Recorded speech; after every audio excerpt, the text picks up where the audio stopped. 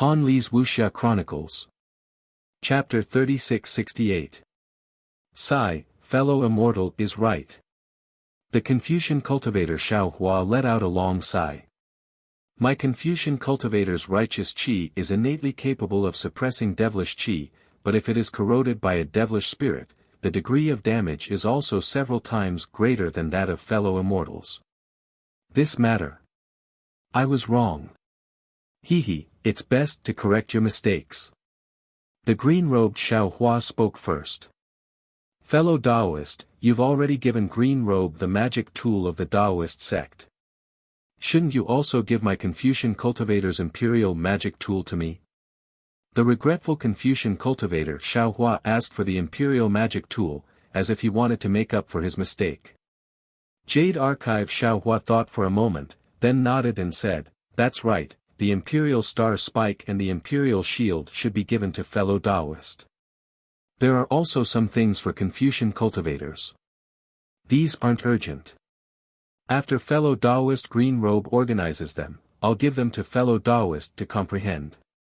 Actually, Confucian cultivator Xiao Hua hesitated for a bit before saying, "I feel that the Confucian cultivator's Tao is a single breath, all the divine abilities are the same as the Buddhist sect's divine abilities, there is still a gap when compared to the Tao sects.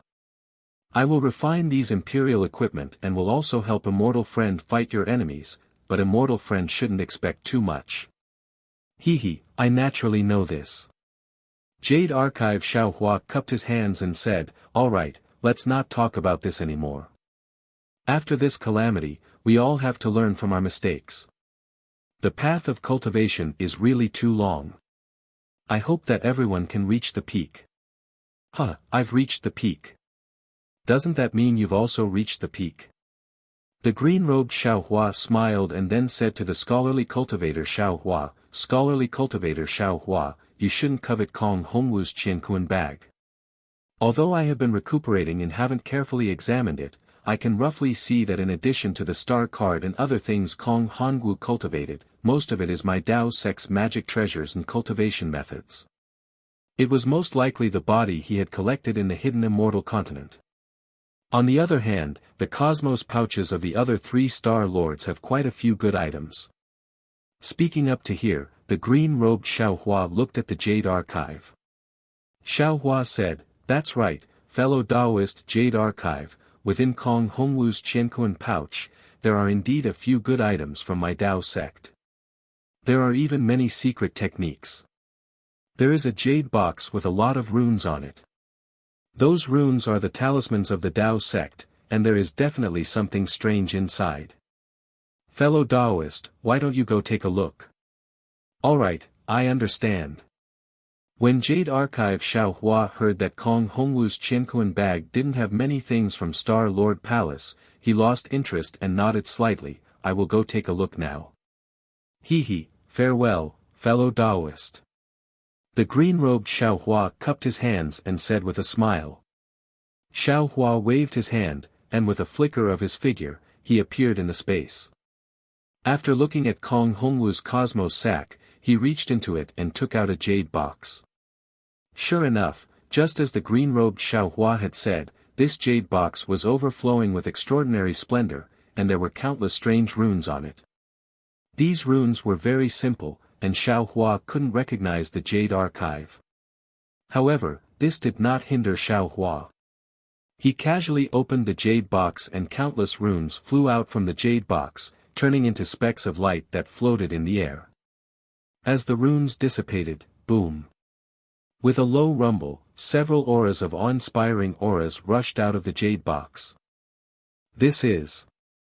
Jade Archive Xiao Hua frowned slightly, looking at the 5 strange imperial equipment that rushed out of the jade box, his heart was indescribably strange. Kong Hongwu is the Palace Lord of Star Lord Palace, and he himself is a Confucian cultivator. Why did he seal these 5 imperial equipment with Tao talismans?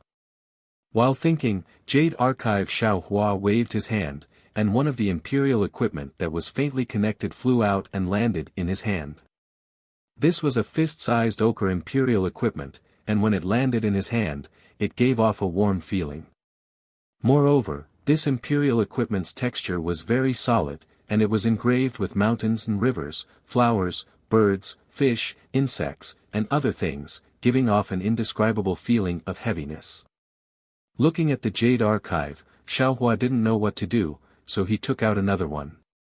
After a while, Jade Archive Xiaohua looked at the 5 imperial equipment. These 5 imperial equipment were obviously a set. It was just that the shapes were different, and the shapes were also strange. Some were like worms, some were like eagles, and some were like bears, and so on. These 5 imperial equipment. I'm afraid they're not simple.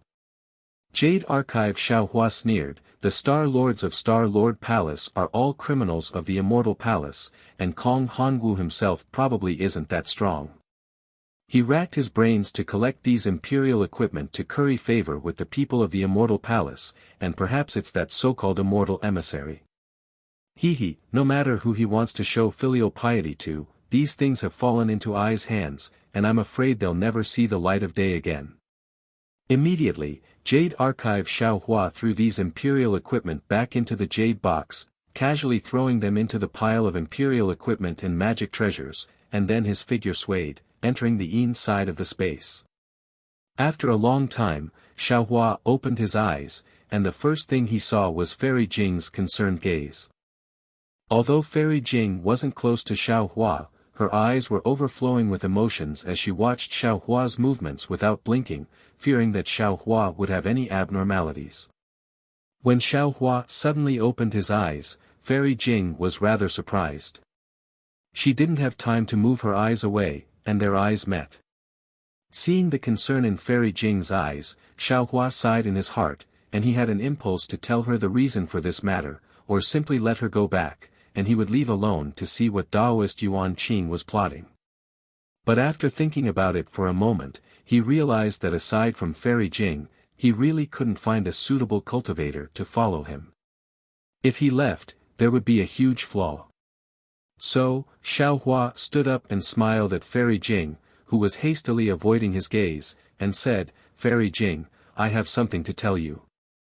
"Fellow Taoist Xiao, please speak." Fairy Jing was clearly somewhat absent-minded. "If one day you discover that this Xiao is deceiving you about something, please don't blame this Xiao. This Xiao has his own difficulties." In fact, these words were quite obvious. If it was under normal circumstances, with Fairy Jing's pure heart, she would definitely be able to hear it. Unfortunately, this woman was currently a part of the situation, so how could she distinguish it?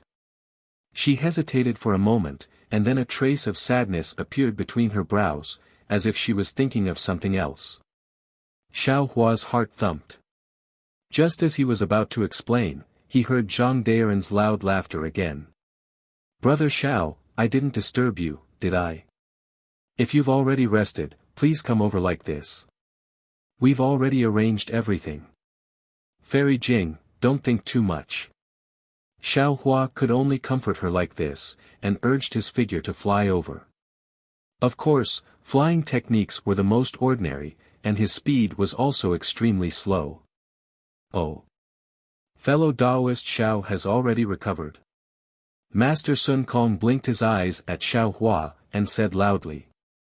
Xiaohua smiled slightly.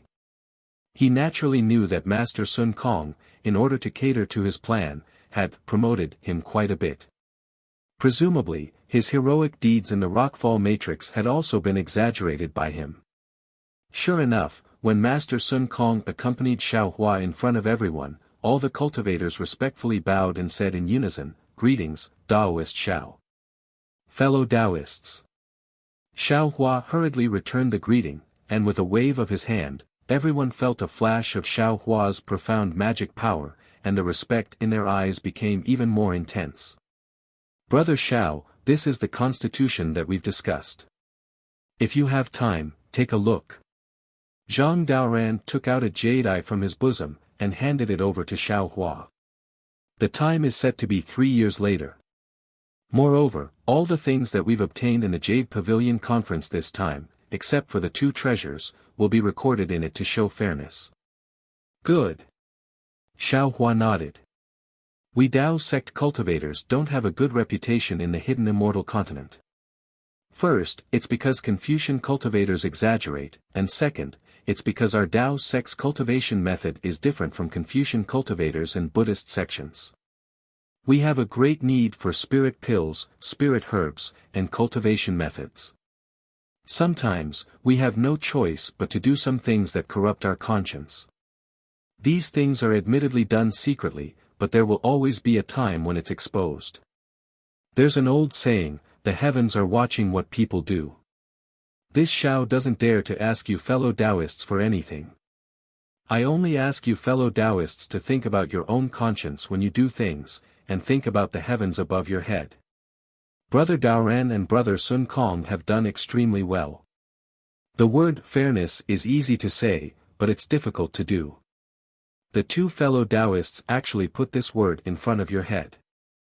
Presumably, all of you fellow Taoists are convinced in your heart. Leaving the treasures you've obtained with other fellow Taoists is also a relief. If this Shao has the opportunity 3 years later, I'll definitely go and participate in the conference at that time. Once Xiao Hua's words came out, the several hundred cultivators had different expressions on their faces. Some looked pensive, some looked disapproving, and even some looked disdainful. Xiao Hua naturally didn't feel that his words could change everything. He already felt pretty good that he was able to seize this opportunity to speak his mind. Immediately after, Xiao Hua waved his hand again, and several hundred jade eyes fell down like rain. 1 or 2 fell in front of each cultivator's eyes. Oh! The crowd of cultivators looked at the jade eyes with puzzlement. They didn't know whether they should take it or not. Xiao Hua cupped his hands and said, "Fellow Taoists, this Xiao has a matter to ask of you. Inside these jade eyes are low-level mental cultivation methods from foundation establishment to enlightened realm. There are also some mental cultivation methods that are different from the current cultivation methods. This Xiao hopes that you fellow Taoists can take these jade eyes back, or pass them on to your own disciples, or gift them to the later generations of Taoist disciples. Of course, if you fellow Taoists can copy them and gift them to Confucian disciples with potential, this Xiao will be even more grateful." "Ha ha ha, that's easy." When Master Sun Kong heard this, he flicked his big sleeve and took the jade eyes in front of him. He said with a smile, "This old man will let the disciples make 10,000 copies and pass them on to other low-level disciples. He, I also have no problem." When the crowd of cultivators heard this, they naturally agreed without hesitation. It was just helping Xiao Hua distribute the cultivation methods. It was simply a matter of lifting their hands. "Many thanks, fellow Taoists." Xiao Hua was overjoyed. He raised his hand and saluted everyone. Then, the crowd of cultivators chatted with Xiao Hua for a while, trying to get familiar with him, and flew away respectively. Seeing that everyone had left, and Master Sun Kong and Zhang Daoran were also about to say goodbye, Xiao Hua thought of something and said with a smile, "Fellow Taoists are the senior experts of my Taoist cultivators in the hidden immortal continent. My Taoist lineage's inheritance will also have to rely on fellow Taoists." Chapter 3669. Then, Xiao Hua told them about his suspicions that Confucian cultivators had tampered with the Taoist techniques. Zhang Daoran and Sun Kong had cultivated for thousands of years and had encountered far more things than Xiao Hua, so how could they not feel anything? However, they had always been minding their own business. They were already very happy that they had obtained the correct techniques, so how could they care about others? Now that Xiao Hua mentioned it, he even took out a lot of cultivation methods to ask them to teach their disciples. Of course, they all agreed. Finally, before the two left, Xiao Hua specially asked them to help him find children with good aptitudes, and there was no limit to the number, the more the better.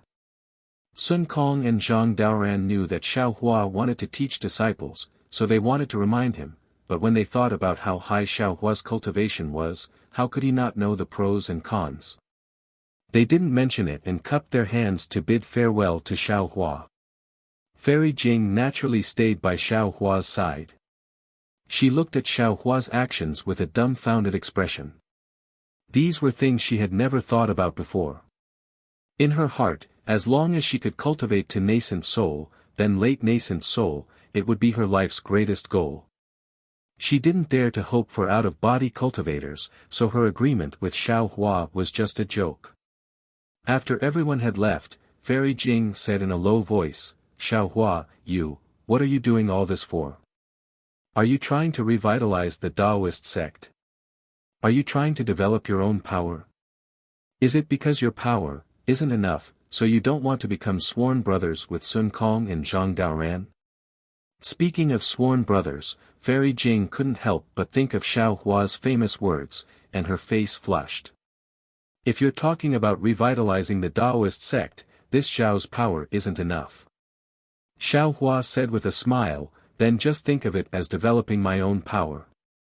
Although this Xiao's cultivation is good, I don't have many disciples under me, and many of them are good and bad. So it's like that. Fairy Jing nodded, but she understood that just developing her own power didn't need to be so troublesome. This is a great man. Fairy Jing couldn't help but praise in her heart. Xiao Hua didn't know that he was so great in Fairy Jing's heart. He waved his hand and said, "Let's go, this Xiao still has some things to do. You have to escort this Xiao." "Of course." Fairy Jing smiled and was abnormally quiet. "Oh, actually." Xiao Hua thought for a moment and finally said, "I didn't suffer such heavy injuries." "Nonsense." Fairy Jing said angrily, "I'm the only one who knows about your injuries. Your nascent soul is damaged, and your dantian is damaged. Why don't you release your nascent soul for me to see?" Xiao Hua sweated. Even if his nascent soul was in perfect condition, it still couldn't be seen by others. He raised his hand, wanting to cast a spell, but right now, he didn't have any magic power in his body, so he could only cast Confucian cultivation techniques. Forget it, this Xiao's nascent soul isn't wearing any treasured armor. Xiao Hua shrugged helplessly. Cheeky. The corner of Fairy Jing's mouth curled up as she spat again. Her expression was one of joy. After flying with Xiao Hua for a while, Fairy Jing was somewhat bewildered and said in a low voice, "Fellow Taoist Xiao, you want to go to the front of Yaotai Mountain?" "Yeah." Xiao Hua said with a smile. This Xiao still has 2 new disciples there, and this Xiao still has some trivial matters to attend to. Fairy Jing advised, "Fellow Taoist Xiao, this time's Yaotai Mountain gathering was really strange.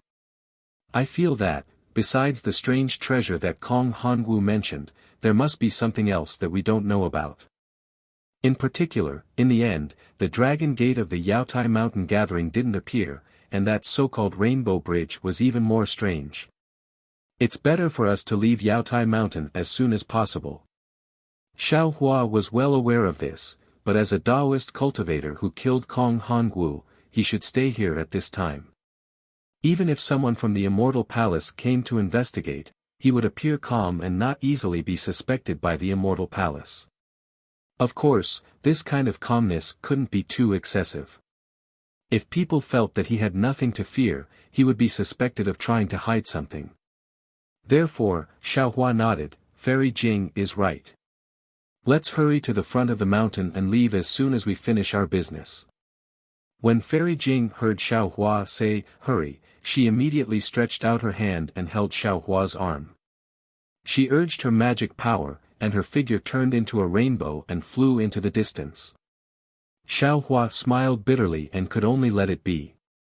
He didn't know where the scorching sun formation was set up on Yaotai Mountain, but it took Fairy Jing more than an hour to bring Xiao Hua to Yaotai Mountain. Perhaps it was because some cultivators had already come here, or perhaps it had already been a year since the Yaotai Mountain gathering began, but the previously lively Yaotai Mountain had become a lot more desolate. Not to mention the tents stationed in front of the mountain, even the Taoist cultivators flying in the air had almost disappeared. Xiao Hua didn't wait for them to arrive and had already released his divine sense. After Chang Yu and Wu Tian sensed it, they immediately flew out from their secluded cultivation and stood respectfully in the air. When Xiao Hua and Fairy Jing arrived, the two looked at Fairy Jing very curiously and bowed. "Greetings, Daoist Xiao, greetings, senior." Xiao Hua smiled and said to the two, "This is Fairy Jing, she saved this old man at the Yaotai Mountain gathering." Then he told them about Changyu and Wu Tian's origins. The two didn't dare to be negligent and said respectfully again, "Many thanks, Fairy Jing." Fairy Jing waved her hand and took out two magic treasures from her bosom, handing them over to the two, saying, "This is the first time we've met. I don't know what hobbies you have, but I obtained these two magic treasures in my early years. Take them." Changyu and Wu Tian didn't dare to take them and looked at Xiao Hua. "Huh, take them," Xiao Hua said with a smile. "In the future, Fairy Jing won't be an outsider. You can treat her as your senior." "Yes, we understand." Changyu and Wu Tian smiled. Seeming to understand something, they reached out to take the magic treasures. Xiao Hua's words were clearly ambiguous. Even if Fairy Jing heard it, her face turned slightly red. But let alone Fairy Jing, even Xiao Hua himself, understood that at this moment, as long as one listened attentively, they would definitely have different meanings unless he didn't say anything. Since Xiao Hua said he could treat Fairy Jing as his senior, Changyu didn't hold back and said in a low voice, "Master, did you succeed?" Disciple heard that this time's Jade Pavilion gathering was a great calamity.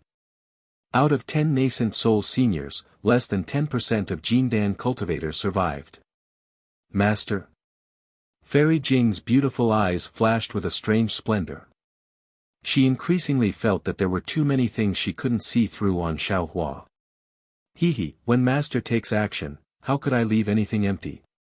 Xiao Hua chuckled, looking very wretched, as if he was going to steal chickens and touch dogs. "Congratulations, Master, you can be the master of a country." Changyu and Wu Tian were overjoyed and bowed to salute. "Congratulations, congratulations."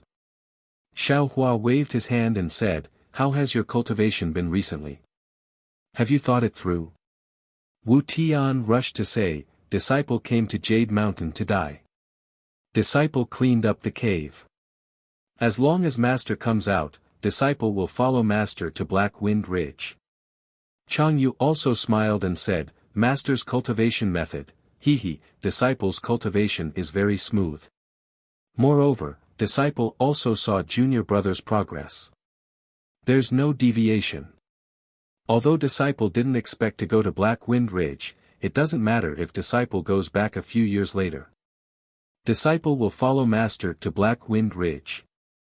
"Good, since that's the case, you all go to Black Wind Ridge first," Xiao Hua said and waved his hand, taking out the jade box containing the lot of the state preceptor from the space. "What? Master, isn't going back to Black Wind Ridge?" Changyu and Wu Tian were stunned. Even Fairy Jing was shocked. "Fellow Daoist Xiao, you aren't going back to Black Wind Ridge? Where are you going? With your current situation, it's better to cultivate as soon as possible." This Xiao Hua was about to explain. Woo! A ray of light appeared in the distance, turning into a ray of light that fell in front of Xiao Hua. Xiao Hua grabbed it with his hand. It was the message talisman he refined. "Oh." Xiao Hua's eyes lit up, and he said with a smile, "We'll talk about this later. This Xiao's good news is coming." Sure enough, after a short while, that 1,000-demon sacred realms Ingpa brought 2 demons over. The 3 of them were wearing strange armors that covered their faces and bodies, but the grayish-white demon clouds under their feet still exposed their identities. Seeing the 3 demons flying over, the doubt on Fairy Jing's face became even stronger.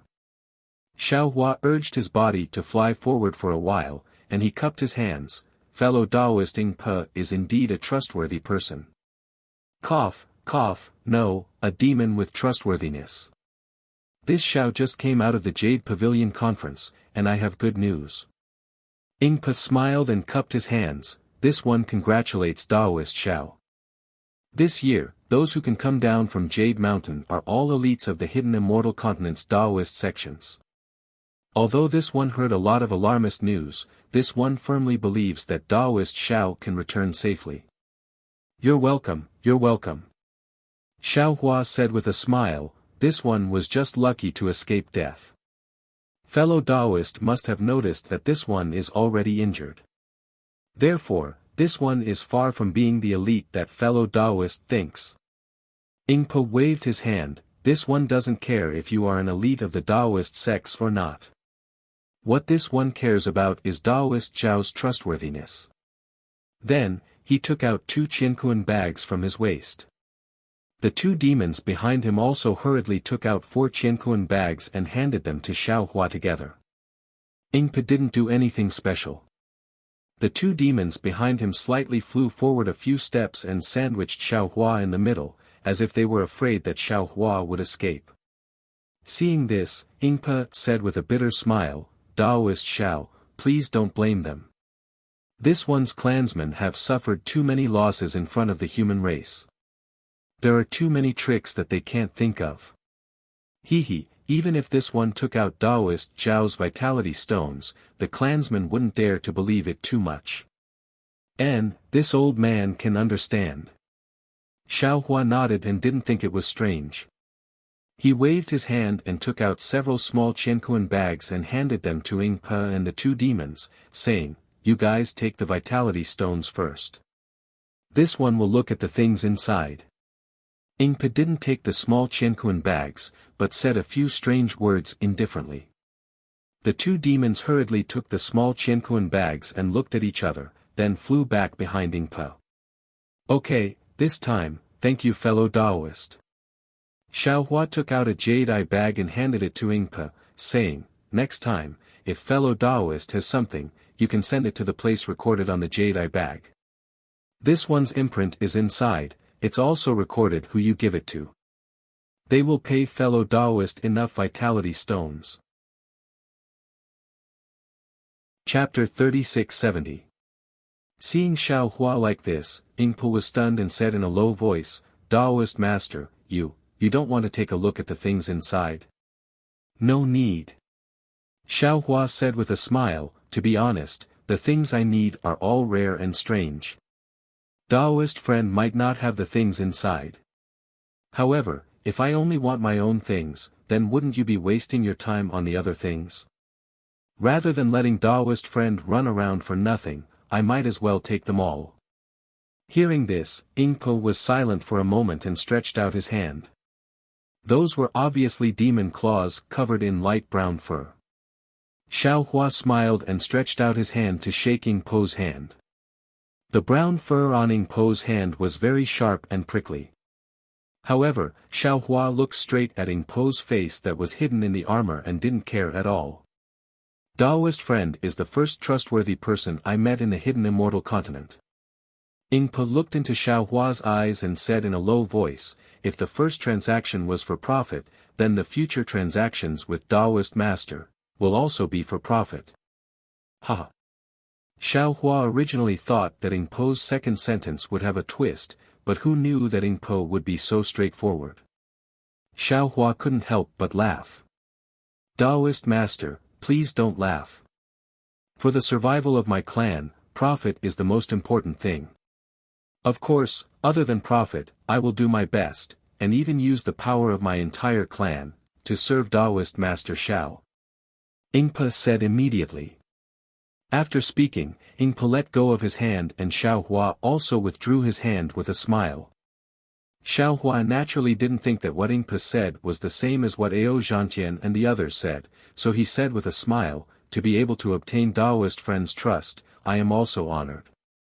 However, I don't know if the primeval stones I took out are enough. If not, how much more do you need? I will make up for it. Ingpo asked the 2 demons several times in a low voice and then said with a smile, Taoist master has more than enough. My clan is very satisfied. If Taoist doesn't have anything else, I will take my leave. I will find the things and send them to the place Taoist master wants. After sending Ingpo off, Fairy Jing brought Chang Yu and Wu Tianfei over and said with a smile, Daoist Master Shao has friends all over the world. Even the demons of the Thousand Demons Sacred Realm are old acquaintances. Not at all, not at all. Xiao Hua waved his hand, it's just that we met during the negotiation. Fellow Daoist Shao, the items in the Thousand Demons Sacred Realm are indeed suitable for Daoist cultivators, but most of them are harmful to the physical body. Fairy Jing reminded him with concern. Fellow Daoist, you must be extremely careful when using them. Yes, thank you for your reminder. Xiao Hua naturally knew that Fairy Jing had good intentions and agreed with a smile. Fairy Jing then asked, also, Fellow Xiao, where are you going instead of returning to the Black Wind Ridge to cultivate? Hee, Fairy, don't be anxious. Come with me to watch a good show, and then I'll tell you. Xiao Hua giggled. He waved his hand and brought Fairy Jing, Chang Yu, and the others to where the alliance was. Not to mention Fairy Jing, even Chang Yu and Wu Tian were confused. They didn't know what Xiao Hua meant. However, when they saw Xue Ping hurriedly flying out of the barracks before Xiao Hua landed, Chang Yu and Wu Tian thought of something. Senior. Xue Ping's face was filled with ecstasy. He bowed and greeted, Junior congratulates Senior on leaving the Jadestage gathering unscathed. Yes. Xiao Hua didn't stop and landed in the largest tent in the alliance. He said as he flew, is your monarch still here? Yes. Xue Ping hurriedly followed. Although he didn't know why Xiao Hua was moving forward in such a hurry, he didn't dare to ask. He smiled and said, my monarch is a benevolent monarch. He emphasizes finishing what he started. He definitely won't leave the Jadestage gathering early. Although there was news before noon that not many cultivators could leave the Jadestage gathering, my monarch still waited here and prepared to be the last to leave. Good. Xiao Hua looked at the tent that was getting closer and closer. He narrowed his eyes and said, did you mention me to Xiao Jun? Xue Ping shrunk his neck and said in a low voice, Junior didn't dare to forget Senior's instructions. Junior didn't mention it. I hope Senior can give my monarch a surprise. Haha, of course, I'll definitely give Xiao Jun a surprise. Xiao Hua laughed loudly. His laughter actually had a different meaning. Xue Ping was stunned and looked at Xiao Hua in surprise. After all, from Xiao Hua's tone, he seemed to be familiar with Xiao Jun. Then, seeing that Xiao Hua was already dozens of feet away from the tent, Xue Ping hurriedly reminded him, say. Senior, my monarch's tent is right in front. Please wait for a moment. Allow Junior to inform him. Xue Ping's forehead was already sweating when he said this, and he was stuttering a little. He already felt that something was amiss. When he thought about it carefully, he immediately realized that there was something strange about it. There's no need to inform him. Xiao Hua said coldly. Xue Ping's heart clenched and he opened his mouth. But, yes, although Xiao Hua was a nascent soul senior and looked down on Xiao Jun, this was the military camp of the Chanyang Kingdom after all. This tent was the golden tent of the monarch of the Chanyang Kingdom. Xiao Hua clearly didn't care about Xiao Jun and the Chanyang Kingdom by barging in so openly. Who dares to barge into my monarch's golden tent? As he spoke, several cultivators dressed in different clothes flew out from the left side of the tent. The cultivator at the front who was at the third grade of essence force shouted coldly. Humph. Xiao Hua snorted coldly. With a sweep of his divine sense, these cultivators stopped in their tracks and hugged their heads with their hands as if they were in extreme pain. Hee, you two are indeed here. I'm sure you already know why I'm here. Xiao Hua swept his gaze and saw two old men in the middle of these cultivators. One of the old men was holding a Buddhist staff. Weren't they the two people who protected Xiao Jian while playing chess in front of the tidal river temple? Xiao Hua, you're Xiao Hua. Once Xiao Hua spoke, the two old men naturally came to their senses. They had seen Xiao Hua and Xiao Jian being intimate, so how could they not know the relationship between Xiao Hua and Xiao Jian? Xiao Hua's appearance didn't change much, but after all, his bearing could change people. How could the current Xiao Hua be compared to the Xiao Hua who was in dire straits and wore Xiao Jian's Daoist robes? Hurry! The old man was about to shout a warning. Boom! Xiao Hua didn't seem to do anything, but the two old men were dragged out from the crowd of cultivators by Xiao Hua. No matter how they opened their mouths, they couldn't utter a single word. Xue Ping was sweating profusely. At this point, how could he not know? He had wholeheartedly wanted to find a strong helper for the single Yang kingdom, but he didn't expect to become Xiao Jun's mortal enemy. Say. Senior. Xue Ping hastily begged. Shut up. Xiao Hua berated. I know what I'm doing.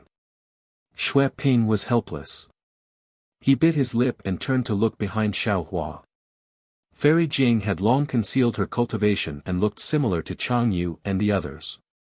The three of them were astonished at first, but when they saw that there were people from the Buddhist sect among these cultivators, they calmed down and thought that there was a rift between Xiao Hua and the Buddhist sect. Therefore, they ignored Xue Ping's gaze. Wu! Xiao Hua flew to the front of the golden tent and raised his hand. The many soldiers standing guard in front of the golden tent were swept aside by the hurricane, and the tent door was immediately opened. Xiao Hua sneered as he landed in front of the tent door. He didn't even look at the nearby armored soldiers who were rushing over. He stepped into the golden tent and said, Xiao Jun, your enemy asked me to come see you. Are you ready? Are you going to return the throne you snatched from someone else? Do you want me to take your head, or do you want to deliver it to me? Do you want me to take away your throne, or do you want me to take away your single Yang kingdom? Boom! Upon hearing this, Xue Ping's head went blank. His body trembled in midair and he almost fell. Naturally, there were many people inside the golden tent. In front of him were several generals with shining weapons in their hands. Their faces were vigilant as they blocked Xiao Hua's path. Behind these generals were several Buddhist protectors. Each of them held a Buddhist weapon in their hands as they looked at Xiao Hua with bright eyes. Layers of telekinesis were emitted from their bodies. Behind these people was a tall and sturdy monarch wearing an apricot yellow hat and a bright yellow embroidered dragon robe. He was frowning as he looked at Xiao Hua with a puzzled expression. Of course, when this monarch saw Xiao Hua's appearance, he immediately understood something and his face revealed a trace of relief. Xiao Hua walked into the golden tent and narrowed his eyes to look at the monarch's appearance. He saw that Xiao Jun, whom he had never met before, looked completely different from Xiao Jian. Xiao Jian was a wretched old man, but this Xiao Jun was not only tall but also had a dignified appearance. He had a square face and large eyes under his thick eyebrows flashed with a dignified divine light. He had a dignified appearance and even his mottled white hair made others feel a sense of respect. What? He looked at Xiao Jun and coldly said, You want to fight with this old man? Without waiting for Xiao Jun to reply, Xiao Hua took a step forward. An invisible force pushed the general, who was at least a grade 2 origin energy, to the side. That general clenched his teeth and raised the treasured saber in his hand. Before he could do anything, Xiao Hua coldly snorted. That general immediately flew away from Xiao Hua's eyes. With a pu sound, he crashed into the side of the golden tent and fell to the ground. Protect the emperor, protect the emperor. A Buddhist cultivator in front of Xiao Jun shouted as he prepared to take out his Buddhist weapon. Stop! Xiao Jun shouted. His face was calm as he said, This is my private matter. It has nothing to do with you. Don't worry, monarch. Even if this cultivator. How could the Buddhist sect cultivators give up? But before they could say anything, Fairy Jing let out a cold snort and released the pressure of a nascent soul cultivator. The Buddhist sect cultivators were all submerged by this pressure and found it difficult to even open their mouths. Fortunately, Fairy Jing only revealed a bit of her power and immediately withdrew her pressure. The cultivators in the tent were all shocked.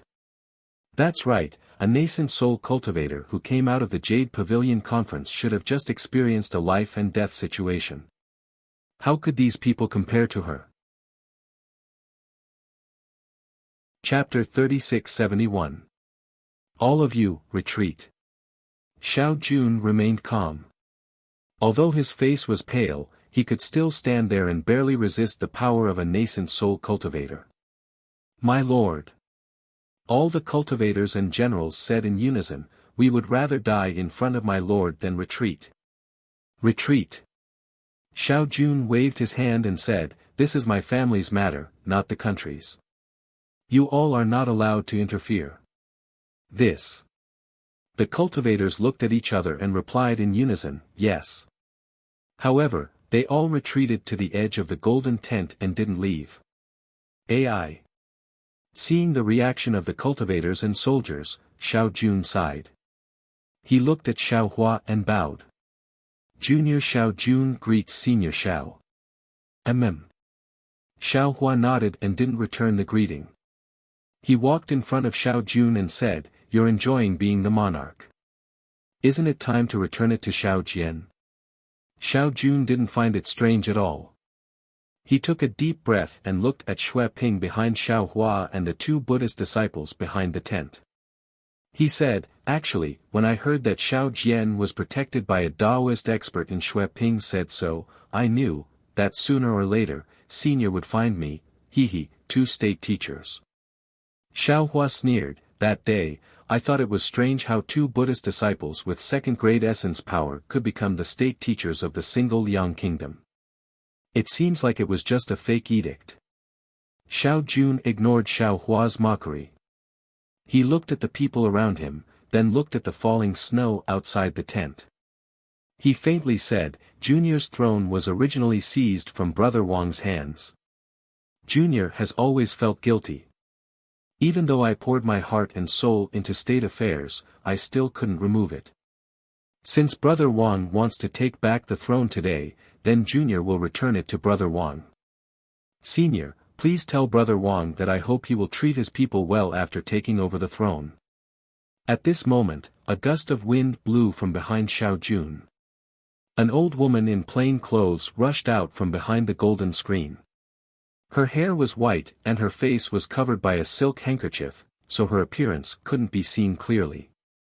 However, as soon as the old woman came out, she immediately stood in front of Xiao Jun facing Xiao Hua's might. She was not afraid at all. She only coldly said, who said my husband's throne was stolen? Others might not be able to recognize Xiao Jian's true face, but how could this servant not know Xiao Jian's background? Xiao Jian is a selfish person who seeks nothing but profit, and is addicted to gambling. How can Senior believe the words of such a person? If Senior insists on listening to only one side of the story, if you agree that you are doing the Tao of Heaven, that you are replacing the people of the single Yang kingdom to choose the king, and that you want to take my husband's life, then I am willing to let my husband die. I hope this servant's death can give Xiao Jian an explanation and allow Senior to calm down for a moment. Gigi. Xiao Jun reached out to pull the old woman away and said in a low voice, this has nothing to do with you. This is a grudge between Xiao Jian and me. Don't get involved. How can this servant not get involved? The old woman named Gigi clearly knew that today's matter would not have a good ending. She said somewhat agitatedly, as early as 40 years ago, you said that this was a matter between you and Xiao Jian, and you didn't want this servant to get involved. And the result? You were deceived by Xiao Jian, and for the so-called family affection, you abandoned this servant. This servant tearfully obeyed royal father's order to marry Xiao Jian, making him the king of the single Liang kingdom. After that, Xiao Jian didn't care about the court, and for the sake of cockfighting, he neglected the country's affairs and even lost several border cities to other countries. This servant came to you to discuss it, but you said that this was a matter between men, and you didn't want this servant to get involved. After that, this servant chased Xiao Jian off the throne and wanted to imprison him. You said that this was a matter of the country, and you didn't want this servant to get involved. Not only did you let Xiao Jian go, you even sent experts to protect him. Look, what did your kindness get in return? It was Xiao Jian's revenge. Xiao Jian repaid kindness with enmity. This monarch can't ask about other people's matters. This monarch only wants to have a clear conscience. Xiao Jun reached out to hold Gigi's hand and said warmly, moreover, Xiao Jian is this monarch's brother, and your husband. This monarch can't let you and I carry infamy. Since today's grudge has come to an end, you don't need to think about other things. All of this was done by this monarch, and it has nothing to do with you. Finished speaking, Xiao Jun looked at Xiao Hua and said, Senior Xiao, you and I have the same surname. This junior doesn't dare to climb up to the same sect. I ask senior to be lenient and just take this junior's life. Gigi is Xiao Jian's original wife, and I presume that he didn't ask senior to take Gigi's life, right? And, Xiao Jian didn't mention this. Xiao Hua lightly nodded. In the heavens, we are willing to be lovebirds, and on earth, we are willing to be intertwined branches. Even if this servant dies, this servant wants to be a mandarin duck with the same name as my husband. Gigi said affectionately, in this life, this servant will only recognize Xiao Jun as my husband. Xiao Jian is nothing more than a treacherous rascal. Facing these two people who were unafraid of death, Xiao Hua was a bit embarrassed. He knew of Xiao Jian's selfishness and his addiction to gambling. However, he didn't expect that Xiao Jian, Xiao Jun, and Gigi had such a deep relationship. Moreover, Xiao Jian's position of monarch was taken away by Xiao Jun, but this position was originally passed down by Gigi's father. If Gigi took it away, it could be considered as returning it to its rightful owner.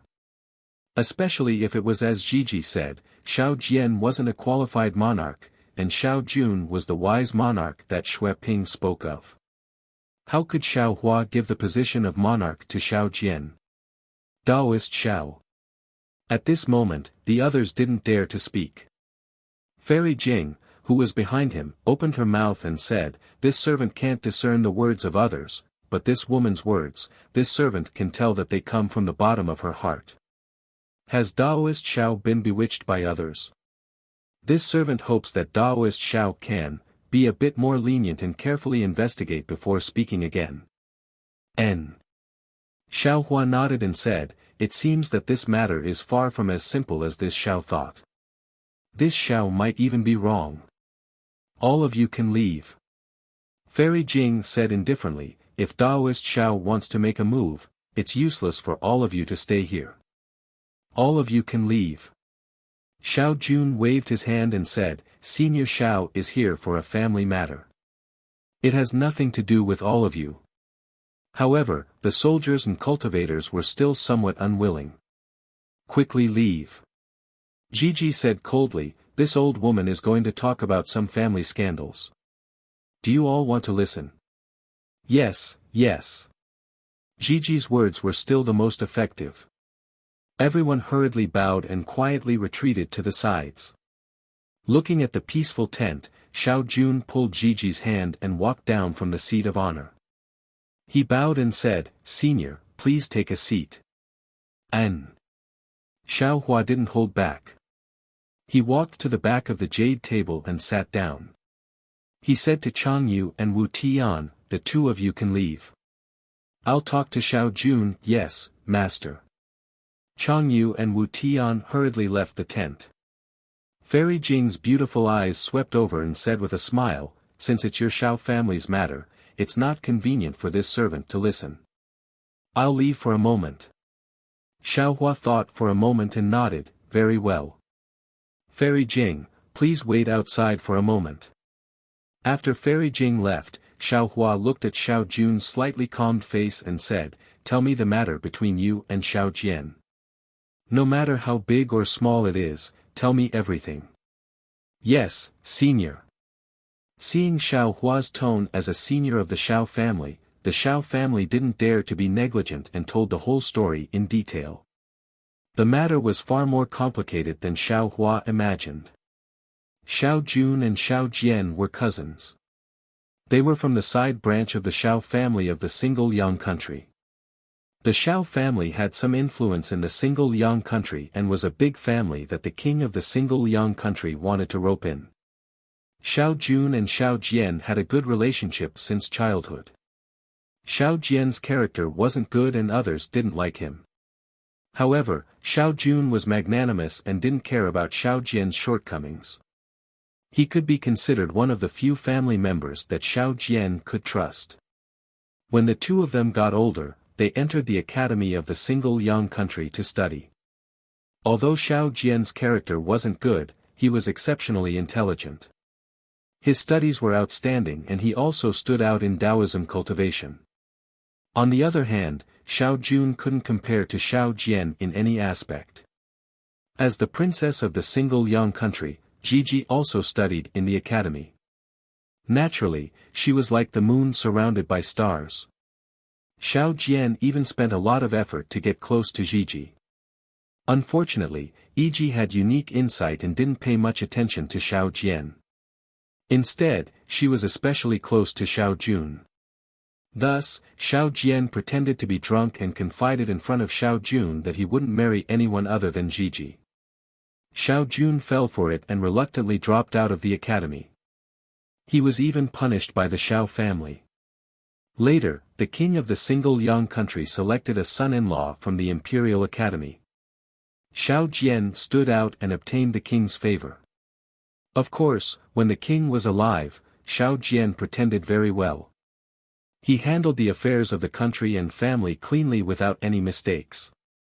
Although Gigi's heart wasn't with Xiao Jian, she didn't think too much about it for the sake of the Single Yang country.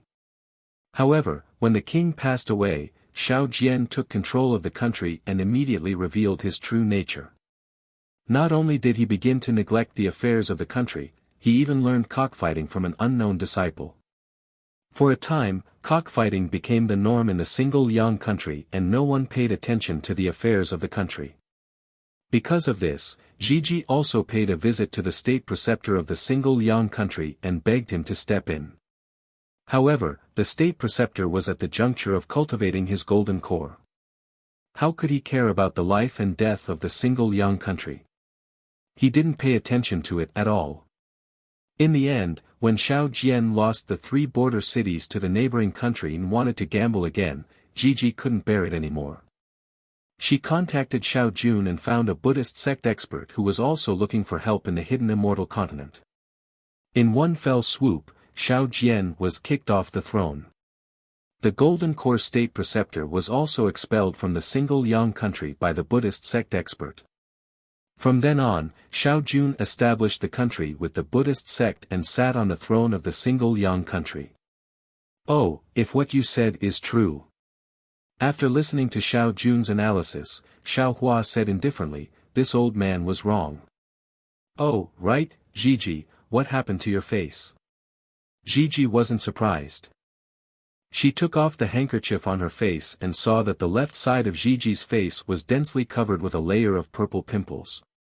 It was very frightening.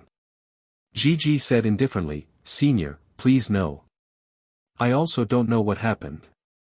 Ever since Xiao Jun left the Imperial Academy, my face has been covered with pimples. Father searched everywhere for a divine doctor but to no avail. Previously, there were only 1 or 2 pimples, but later on, half of my face was covered with them. If it wasn't for my face, how could Xiao Jian be chosen by Father so easily? Chapter 3672. Speaking of this, Gigi rejoiced again, it is also because of this disease that Xiao Jian has never touched me since we got married. I have always let the maidservants by my side accompany me. Only then can I keep Xiao Jun's chastity. Ah! Xiao Hua was quite moved and looked at Xiao Jun. Xiao Jun, you don't dislike Gigi's face. What Junior doesn't like, is the disease on Gigi's face, not Gigi's face. Xiao Jun didn't dare to hide and said in a low voice, facing Gigi's heart, that kind of trust and affection is enough to drown this kind of dislike.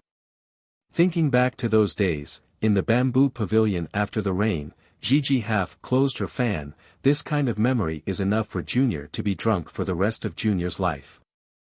You are telling the truth. Gigi slightly curled her lips. Can't you say that you don't dislike it? Xiao Jun smiled and didn't refute. Where was the majestic appearance of a monarch from before? Gigi said to Xiao Hua again, Junior knows that men like beauty, so I have always used a handkerchief to cover it. Previously, Junior still had some doubts about Xiao Jun, but after so many years, he didn't find someone to serve him like Xiao Jian. What else can Junior say? Good. Good. Good. Xiao Hua praised 3 times, what an affectionate and righteous monarch. Senior praises too much. Love fills one's stomach, Junior doesn't feel that there is anything special. Xiao Jun answered honestly again. Che. Although Xiao Hua didn't say anything, he was cursing in his heart. He secretly curled his lips and said, extinguishing the candle, isn't it the same? Of course you don't care too much. This old man is also someone who has experienced it. Then, Xiao Hua stood up and said, Xiao Jun, don't be too proud. This old man has heard your and Xiao Jian's words, but each of you has your own reasons, so this old man can't jump to conclusions. However, based on the affection between you and Gigi, this old man won't take your life. As for whether or not you should give up your throne, this old man will go to Danliang country to take a look. Remember, don't try to send any information to Danliang country, that will be even worse for you. Xiao Jun listened and said with a smile, Senior, don't worry, Junior has a clear conscience, but I ask Senior to investigate openly and secretly. Good. Xiao Hua clapped his hands and beckoned, Gigi, come here, let this old man see your face. Huh. Gigi's body trembled, and her voice trembled, Senior, do you have any ideas? I don't know. Xiao Hua lightly said, if you are willing, this old man can give it a try. Xiao Jun said anxiously from the side, if Senior has a way, Junior. Junior is willing to give up the throne. Why would I want your throne? Isn't it tiring enough? Xiao Hua waved his hand, stretched out his hand, and squeezed the purple lump on Gigi's face. Then, he put his finger in front of his nose and smelled it for a moment. After that, he frowned and said, this is the poison of the bamboo heart. It's caused by the birth of insects in the bamboo heart in a cold place. It's quite rare. Do you particularly like bamboo? Yes, my house in the Imperial Academy is all made of bamboo. Seeing Xiao Hua expose her in a single breath, Gigi couldn't help but tremble again. She hurriedly replied, moreover, that bamboo house doesn't see the sun all year round. When you go back, move away the thing blocking the bamboo house, or burn the bamboo house. Xiao Hua waved his hand and said. Gigi smiled bitterly, that bamboo house has already been burned by Xiao Jian. Oh. Xiao Hua understood that this was Xiao Jian's action of being jealous of Xiao Jun and Gigi's relationship. He replied, this old man can cure this poison, plop. Xiao Jun no longer cared about his status as a monarch. He knelt in front of Xiao Hua and begged, Senior, please help. Half a day later, 4 figures flew out from the alliance of the Single Yang Kingdom and headed towards the direction of the Single Yang Kingdom. After flying for an hour, seeing that the snowflakes gradually stopped, Fairy Jing was puzzled and asked, fellow Taoist Xiao, since you have already treated Gigi's illness, and you think that Xiao Jun is a loyal and affectionate monarch, then, why do you still have to make a trip to the Single Yang Kingdom? What I have heard and what I have seen are not important. Xiao Hua smiled and said, the most important thing is the choice of the people of the Single Yang Kingdom. Moreover, whether Xiao Jian's words are true or not, is too important to the Jiang country. Therefore, I have no choice but to make a trip to the Single Yang Kingdom. Of course, Fairy Jing didn't know what Xiao Hua was thinking. She didn't ask and only smiled, is this the reason why you didn't return to the Black Wind Ridge? Not all. Xiao Hua shook his head and said, I didn't return because someone else did. They are more suitable than me. Oh. Them. Fairy Jing turned to look at Chang Yu and Wu Tian and asked curiously, just the two of them? How can they compare to a real person? Hee, of course it's not them. Xiao Hua smiled mysteriously and said, I have even better help. Fellow Taoist also knows how to keep people in suspense. Fairy Jing pursed her lips and smiled. Xiao Hua scanned with his divine sense and pointed to the distance and said, let's go. When we get there, I will ask my helper to come out and meet with Fairy Jing. Ask him to come out. Fairy Jing was even more bewildered. Fellow Taoist can't have brought out the fellow Taoist from the Jade Pavilion meeting in his Qiankun bag, right? Ha, that's right. Can't I? Xiao Hua laughed. When they landed on the foot of the mountain, Xiao Hua looked around and threw out a jade talisman. After setting up the capital star array, he made a grabbing motion with his hand. A dozen waves rose from the foot of the mountain and sealed the space within a few hundred meters. This is the great heavenly cycle. Star array. Fairy Jing's gaze was a bit blank and her mouth was bitter. Looking at the changing scenery around her, she couldn't help but blurt out in disbelief. Xiao Hua smiled and nodded, Fairy Jing has good eyesight. However, this star array isn't complete. I still haven't figured out a few parts. It's not a few parts, it's 100. Fairy Jing stopped being surprised and said with a smile, as far as I know, the Great Heavenly Cycle Star Array needs 365 talismans. Fellow Taoist Xiao just cast out less than 100. At this point, Fairy Jing suddenly realized something, and her face flushed. She smiled and said, I understand. Fellow Taoist Xiao is indeed an unparalleled talent. You can already set up a simple Great Heavenly Cycle Star Array with the least number of talismans. Fairy Jing, if you like it, when this matter is over, follow me back to Black Wind Ridge. There is a relatively intact Great Heavenly Cycle Star Array there. Xiao Hua invited her in a timely manner. However, Fairy Jing didn't agree as readily as Xiao Hua expected. Instead, she hesitated and finally lowered her head, saying, we'll see, okay. Xiao Hua didn't think much and patted his head. Buzz. The mountain and river seal made a rumbling sound and flew out of his meridians.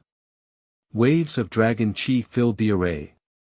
This is a nation weapon. Fairy Jing was naturally an experienced and knowledgeable person. When she saw Xiao Hua take out the mountain and river seal, she immediately understood something. However, she was a bit confused and stared at Xiao Hua, as if she wanted to see something from him. Xiao Hua patted his hand, and Su Tingzi and the 9 golden core cultivators flew out of the mountain and river seal and landed on the ground. Although Su Tingzi's cultivation hadn't fully recovered, his face was already flushed, and the magic power around him was faintly surging. He should be fine. The other 9 golden core cultivators also seemed to have restrained their divine light. Although it was unknown how much their injuries had recovered, it seemed that Xiao Hua's pills had already taken effect. Su Tingzi stood on the ground and looked around. He cupped his hands and said, Taoist Xiao, have you left Yaotai Mountain? Greetings, Senior Xiao.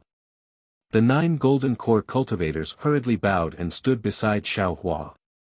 They had already sworn a blood oath on Yaotai Mountain, so they were naturally considered Xiao Hua's disciples. Of course I left Yaotai Mountain. Xiao Hua smiled and pointed at Fairy Jing. Come, let me introduce you. This is Fairy Jing, and this is Su Tingzi. Greetings, Fairy Jing. Greetings, fellow Taoist Su Tingzi. The two of them exchanged some pleasantries. Xiao Hua then pointed at the 9 Jindan cultivators and said, these 9 cultivators swore a blood oath within the Yaotai Mountain's Grand Formation to pledge their loyalty to me. I then brought them out of the Yaotai Mountain. Afterward, Xiao Hua pointed at Chang Yu and Wu Tian and said to the 9 people, these are my disciples. You should familiarize yourselves with them first. Yes. Chang Yu saw that the 9 were all late-stage golden core cultivators and knew that they would be Xiao Hua's helpers in the future. He obediently agreed and brought Wu Tian to greet the 9 golden core cultivators. Taking advantage of the golden core cultivators' greetings, Xiaohua smiled and said to Su Tingzi, "Fellow Taoist Su Tingzi, I've already fulfilled my promise to you. Our cooperation on Yaotai Mountain ends here. Fellow Taoist, you can leave now. Don't worry, don't worry." Su Tingzi waved his hand and said, "I missed the show on Yaotai Mountain in order to lure the enemy. I still want to listen to Taoist Zhao's explanation. Oh, actually, I was also injured by the formation in the end." Xiaohua smiled and said, "In the end, I was still discovered by Fairy Jing and was brought out of Yaotai Mountain by her." "How is that possible?" Su Tingzi couldn't believe it. "Even with fellow Taoist Zhao's cultivation, you were still heavily injured." "Nothing's impossible," Xiaohua said indifferently. This time, less than 20% of the golden core cultivators and less than 40% of the nascent soul cultivators were able to come down from Yaotai Mountain. "It's normal for me to be injured." "Ah. So many Taoist disciples died."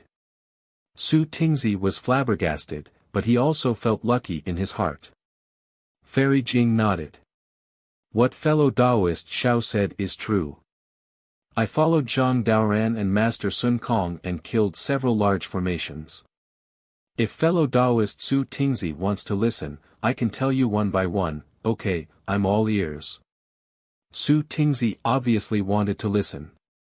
Unexpectedly, Xiaohua smiled and said, "Don't be anxious. If you want to listen, let's listen together." "Ah. There are more people." Su Tingzi and Fairy Jing were stunned. Xiaohua smiled mysteriously and shook out 2 late-stage nascent soul cultivators, Shui Mingzi and Ao Zhantian, from the mountain and river seal. Then, dozens of golden core cultivators fell out like dumplings. Su Tingzi and Fairy Jing were dumbfounded. Although the 2 of them were both early-stage and mid-stage nascent soul cultivators and weren't very famous, Shui Mingzi and Ao Zhantian were late-stage nascent soul cultivators comparable to Taoist Wada. The 2 of them could recognize them at a glance. They never thought that, the 2 of them would come out of Xiaohua's mountain and river seal. Chapter 3673. Shui Mingzi and Ao Zhantian were stunned at first, but they soon understood. They looked at each other and greeted Xiaohua. Su Tingzi and Fairy Jing also hurried over. After the dozens of golden core cultivators greeted them, they also walked over to Changyu and Wu Tian and greeted each other again. "Don't be anxious, don't be anxious." Xiaohua smiled again after the situation calmed down. "There are still some fellow Taoists who haven't arrived yet." Puff puff puff. The mountain river seal trembled again, one after another. Fairy Jing was flabbergasted as more than 30 nascent soul cultivators and dozens of golden core cultivators walked out. It wasn't just Fairy Jing, Changyu, and Wu Tian. Even Su Tingzi, Shui Mingzi, Ao Zhantian, and the other nascent soul cultivators who were brought out by Xiaohua were dumbfounded. After all, they were taken in by Xiaohua one by one, so they couldn't see anything. Now that they all came out, they could see the results. These were dozens of nascent soul cultivators and hundreds of golden core cultivators. Which country or Taoist cultivator could control so many nascent soul and golden core cultivators? There were dozens of nascent soul cultivators, early, mid, and late nascent soul cultivators, and some of them were familiar with each other. At this moment, those who knew each other greeted each other, and those who didn't know each other introduced themselves. It was a lively scene. Apart from Xiaohua, who stood at the head of the table, Fairy Jing, Su Tingzi, and the others were also present. Fairy Jing, in particular, was tactful enough to sneak into the group of mid-nascent soul cultivators and exchange greetings with a few of them. After the time it took to eat half a meal, the noise in the hall gradually died down. Xiaohua looked around and coughed twice, then raised his voice. Fellow Taoists, although everyone was talking, they were all paying attention to Xiaohua. When they heard Xiaohua speak, everyone immediately stopped.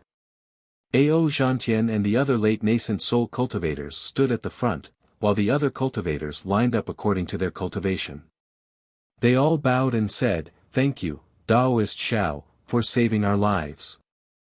As he looked at the nascent soul stage and golden core stage cultivators that filled the place, Xiao Hua's little tail was slightly raised. Right, when Xiao Hua was on the Dawn Rain continent, he had only seen a few nascent soul stage cultivators. Now, these nascent soul stage cultivators that were comparable in number to the Dawn Rain continent had to bow down to him and even serve him for 1,000 years. How could Xiao Hua not be complacent? However, Xiao Hua's complacency only lasted for a moment. He immediately raised his hand and said with a smile, "Everyone, there's no need to thank me. This is also a coincidence. Moreover, the heavenly Tao didn't want to cut off the descendants of my Tao sect, so it borrowed my hand. If you want to thank someone, you have to thank the Tao sect seniors in the heavens." He he. Ao Zhantian smiled bitterly as he looked at Xiao Hua's harmless smile. He felt extremely bitter in his heart. He had seen Xiao Hua's angry smile before. The soaring dragon shears were even sharper than a sword, hanging above his head. Why didn't the senior from the Taoism appear at that time? Why did he have to swear a blood oath and serve Xiao Hua for 1,000 years to come up with an excuse? Similarly, Xiao Hua didn't care about what others thought and said, "This is also a sign of the prosperity of my Tao sect. You may not know that the Jade Pavilion meeting this time is a trap for Star Lord Hall to massacre my Tao sect cultivators." At this point, Xiao Hua raised his eyes to look at Fairy Jing. Fairy Jing hid among the nascent soul cultivators and gave Xiao Hua a desperate look. It seemed that she didn't intend to speak. Xiao Hua smiled. He naturally understood what Fairy Jing was thinking. He had obtained the memories of Sun Horse of Star and Tail Fire Tiger. After coming out, he also listened to Zhang Daoran and Master Sun Kong's analysis. Naturally, he knew more than Fairy Jing. It was naturally more appropriate for him to explain than Fairy Jing. Then, Xiao Hua explained the arrangements and plans of the Confucian cultivators on the Jade Mountain, as well as the losses of the Tao sect cultivators. All the cultivators present, whether they were early golden core or late nascent soul cultivators, had a great change in expression. The trace of dissatisfaction and unhappiness in their hearts from being forced to swear allegiance had now completely turned into rejoicing. If they hadn't met Xiao Hua, they would have already fallen on the Jade Mountain. Since they could live, why should they care too much? After Xiao Hua finished speaking, he looked at the changes in everyone's expressions and said with a smile, "Since the Tao sect seniors borrowed this Xiao to rescue you, then this Xiao would like to thank the Tao sect seniors for giving this Xiao an opportunity to work together with everyone to contribute to the Tao sect of the hidden immortal continent." At this point, Xiao Hua didn't wait for everyone to speak and immediately changed the topic. He scratched his head and said with a smile, "Actually, I won't hide it from everyone. When it comes to contributing to the Tao sect of the hidden immortal continent, this Xiao also feels that it's a bit empty. Long before this Xiao came to the Jade Mountain, this Xiao only had one goal, which was to get the Imperial Preceptor's signature and establish my own country. I want to be a comfortable retired emperor and enjoy the happiness of one side. Even when I saw all of you, I only felt a kind of warmth and emotion. To be able to gather so many Taoist cultivators together in the hidden immortal continent where there are so many Confucian cultivators is really a very happy thing. It's far more interesting than this Xiao hiding in the cave and quietly cultivating. Therefore, I have a wish. Even if we don't contribute to the Taoist sect, even if we don't fight against the Confucian cultivators, even if we drink wine and enjoy the flowers and talk about the sword when we are busy, I want to gather all of you together so that we can enjoy the joy of cultivation. The happiness of cultivation. All the cultivators were dumbfounded. This was the first time they'd heard of the phrase, the joy of cultivation. Perhaps they'd experienced this sort of joy when they just entered the aura refining realm. It was the pleasure of grasping a divine ability for the first time, a comfort that surpassed that of ordinary people. However, as their cultivation grew more difficult and as the years passed, this sort of joy had long since disappeared. Aside from foul winds and bloody rain, there was only infighting and scheming, and even mutual deception. One bottleneck needed to be broken through one after another, one opponent needed to be killed one after another, one conspiracy needed to be cracked one after another. This kind of endless life seemed to have become the main theme of cultivation, making them unable to see any hope. Sometimes, many people would ask themselves, why did they cultivate? Was it for the sake of divine ability? Magic power? Lifespan? They had divine ability, they also had magic power, and their lifespan was even more extraordinary. However, when thousands of years of cultivation were dominated by boredom, slaughter, and fear, who would still think about the benefits of lifespan? Where was the happiness? Of course, everyone was different. There were also many ambitious cultivators who found their own position in this long cultivation life and found the so-called happiness of cultivation. Seeing everyone in a daze, Xiaohua faintly smiled and said, Confucian cultivators often say that there is beauty in books, and there is a house of gold in books. This Xiao doesn't know whether there is beauty in books or not, but this Xiao knows that this is the happiness of Confucian cultivators. Since the cultivation of Confucian cultivators is so happy, why can't the cultivation of Taoism be happy? Of course, this Xiao also doesn't know what this happiness is. I will have to ask everyone to search for it together with this Xiao. Once again, this Xiao thanks everyone. When everyone heard this, they understood that Xiaohua was helping them cover up the awkwardness of being forced to work for them. They were at a loss because they didn't know whether Xiaohua's words were true or false. They didn't know what this happiness of cultivation was. Good. Taoist Zhao's words have broken the sky in the well. This old man's Tao heart has been shaken. This so-called happiness of cultivation, this old man has never thought about it before. After cultivating for thousands of years, this old man should calm down and think about it carefully. Taoist Xiao, this old man wants to go to the Black Wind Mountain Range to study the Tao with Taoist Xiao. I don't know if Taoist Xiao will allow it. Xue Mingzi understood Xiaohua's thoughts. Xiaohua laughed and cupped his hands. Taoist Xue Mingzi can go, how can this Xiao not be happy? We will only study the Tao and discuss the Tao, not fight to the death. We will only see the Tao of heaven and not talk about the difference between Confucian and Taoist. Good. This old man also wants to go. Ao Zhantian hurriedly clapped his hands. Seeing that Xiaohua had given them such a big step and such a great ambition, how could the cultivators who had made the blood oath not know how to take advantage of the situation? In the end, even the cultivators who hadn't sworn blood oaths were overjoyed. It was rare for them to be so enthusiastic about the same thing. Good, Xiaohua waved his hand and a large pile of jade eyes flew out. This is the location of the Black Wind Mountain Range and a message from this Xiao. Take it and go. Fellow Taoists, you are all people with great achievements in cultivation. You are all trustworthy. I look forward to drinking and chatting with you fellow Taoists a year later. This old man will definitely go. I hope Taoist Zhao's immortal wine can satisfy this old man. Ao Zhantian took the jade eyes with a smile. He looked around and said, Taoist Xiao, please open the formation. This old man doesn't have the ability to break Taoist Zhao's formation. He, fellow Taoist Ao, please. Xiaohua smiled and opened a corner of the capital Heaven Star formation. Ao Zhantian didn't stand on ceremony and cupped his hands. This old man will take his leave first. We will meet again at the Black Wind Mountain Range. Please. Xiaohua returned the gesture and sent Ao Zhantian away. Seeing Ao Zhantian leave so easily, Xue Mingzi and the others were relieved. They said their goodbyes and left. Soon, only Fairy Jing, Su Tingzi, and Xiong Yi were left in the formation. There were also about 20 golden core cultivators. Su Tingzi didn't say anything. He frowned as if he was thinking about something. Xiong Yi also had a puzzled look on his face.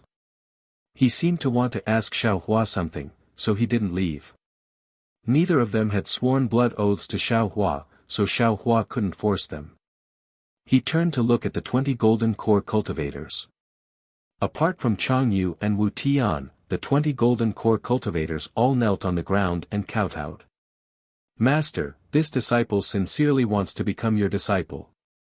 Please accept us. Hiss. Fairy Jing sucked in a breath of cold air. Su Tingzi's expression changed slightly. As for Xiong Yi, his eyes flashed with a hint of fanaticism. He, get up. Xiaohua helped the golden core cultivators up and said with a smile, it's not impossible to become my disciple. However, this old man wants to see how your temperaments are. For now, you will all be in-name disciples. Chapter 3674. Thank you, Master. All the Jindan stage disciples were wild with joy. After all, they knew better than anyone the difference between being an apprentice and being loyal to a master. Cultivators who had died once could see more clearly than others, and many taboos were nothing more than smoke in their eyes. I don't have the ability to guide you one by one for now. All of you stay with Changyu at the side. Once we return to Black Wind Ridge, I'll let all of you know that joining my sect is the best choice you'll ever make in your lives. Oh, it's the best choice besides joining my Dao sect. Yes, disciple understands. Xiaohua's words were somewhat unsteady, but it made many golden core disciples feel warm in their hearts. After agreeing in unison, they stood aside. Xiong Yi. Xiaohua asked with a smile, I promised you that I would take you out of the Jade Pavilion gathering.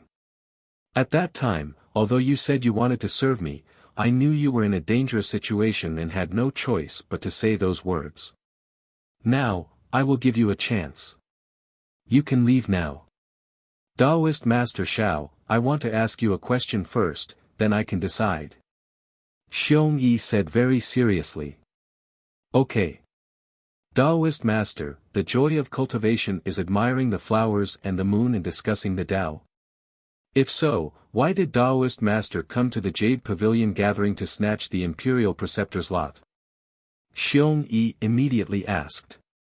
Let's not talk about cultivation first. Xiaohua smiled faintly and explained, just talking about happiness, there are many kinds of happiness in the secular world. Drinking wine can make you happy, singing can make you happy, dancing can make you happy, having a lot of friends can make you happy, having power over the world can make you happy, having millions of soldiers can make you happy, and even, adjusting your breath in your spare time can make you happy. There is only one kind of happiness, but there are endless ways to be happy. Everyone's happiness may be different. I hope to pursue the happiness of cultivation, but I said before that I don't know what happiness is. That's why I want to discuss the Tao with you all. Some fellow Taoists like alchemy, maybe refining 9th grade pills can make them happy. Some fellow Taoists like refining tools, maybe refining spiritual treasures can make them happy. Of course, there may also be fellow Taoists who like power, like building a country, like fighting against Confucian cultivators. When the purpose of building a country surpasses the needs of cultivation, this kind of fighting will naturally make fellow Taoists happy. Besides, to experience the joy of cultivation, there's a price. There's no such thing as happiness or pain for no reason in this world. Especially on the hidden immortal continent. If our Taoist cultivators want to be happy, they might have to build on the foundation of the pain of Confucian cultivators. After speaking up to here, Xiaohua let out a long sigh and looked up into the sky.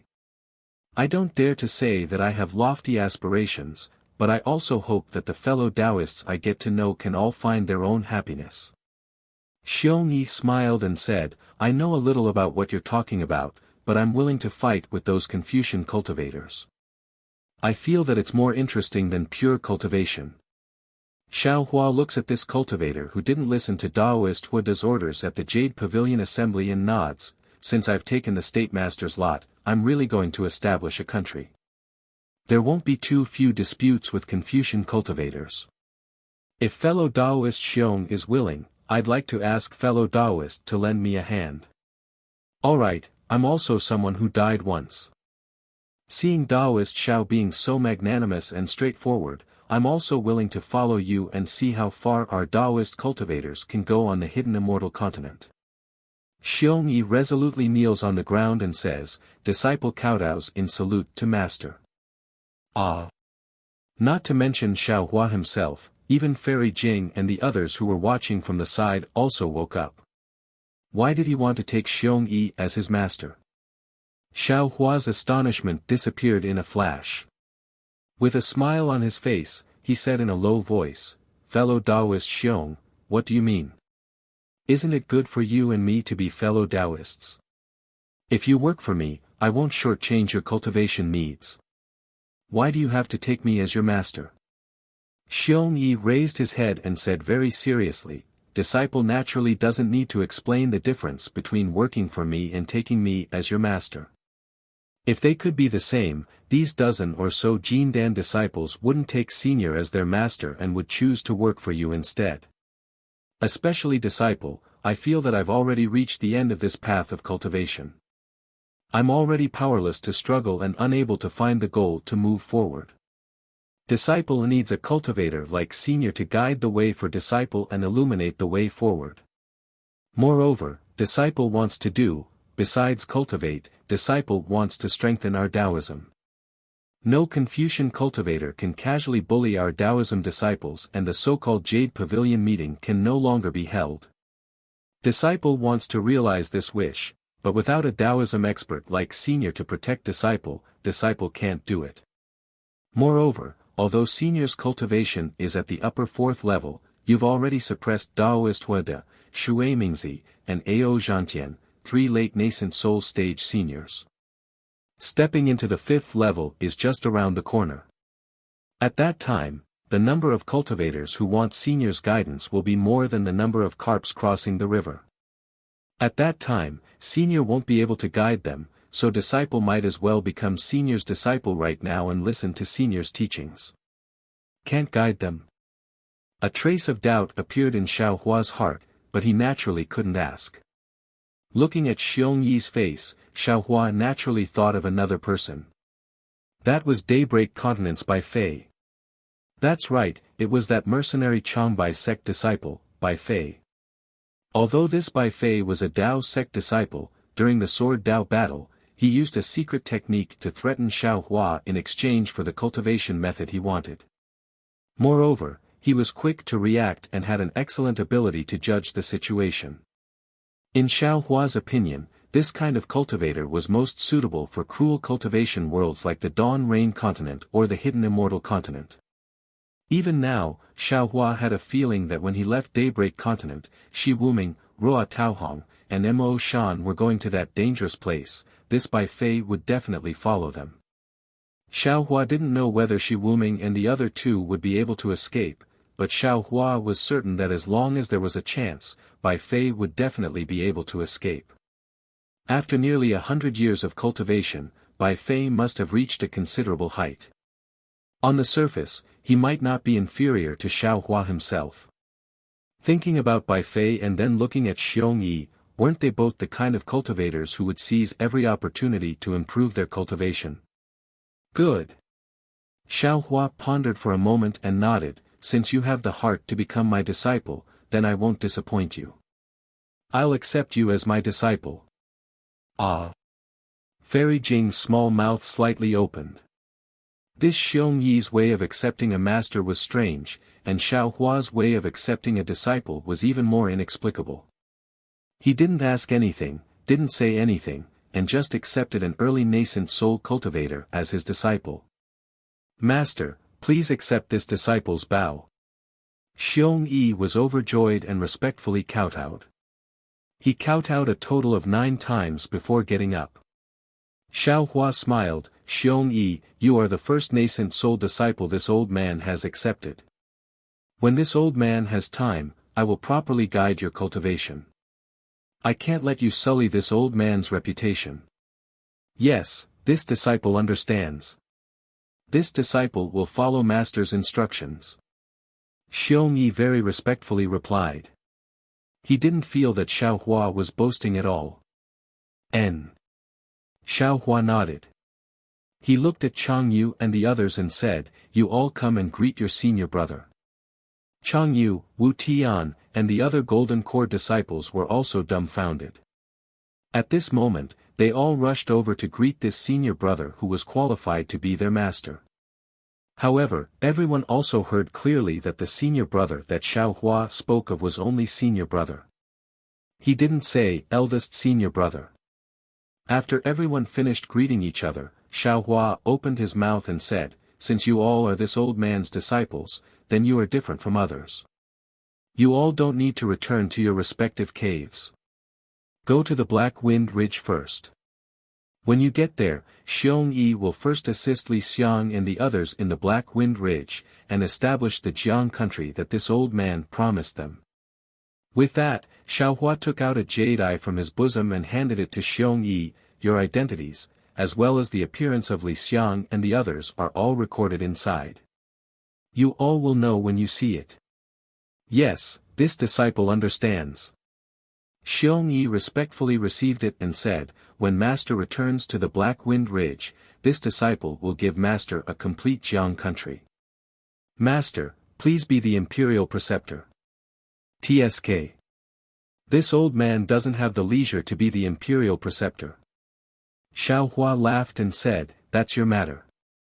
Go." Seeing that Xiao Hua was urging him and didn't give him the imperial preceptor's lot, Xiong Yi probably already entrusted it to someone else. However, Xiong Yi didn't care. After bowing and saluting, he led the 20 or so Golden Core disciples into the sky. With a wave of his hand, a small flying boat actually landed in front of them.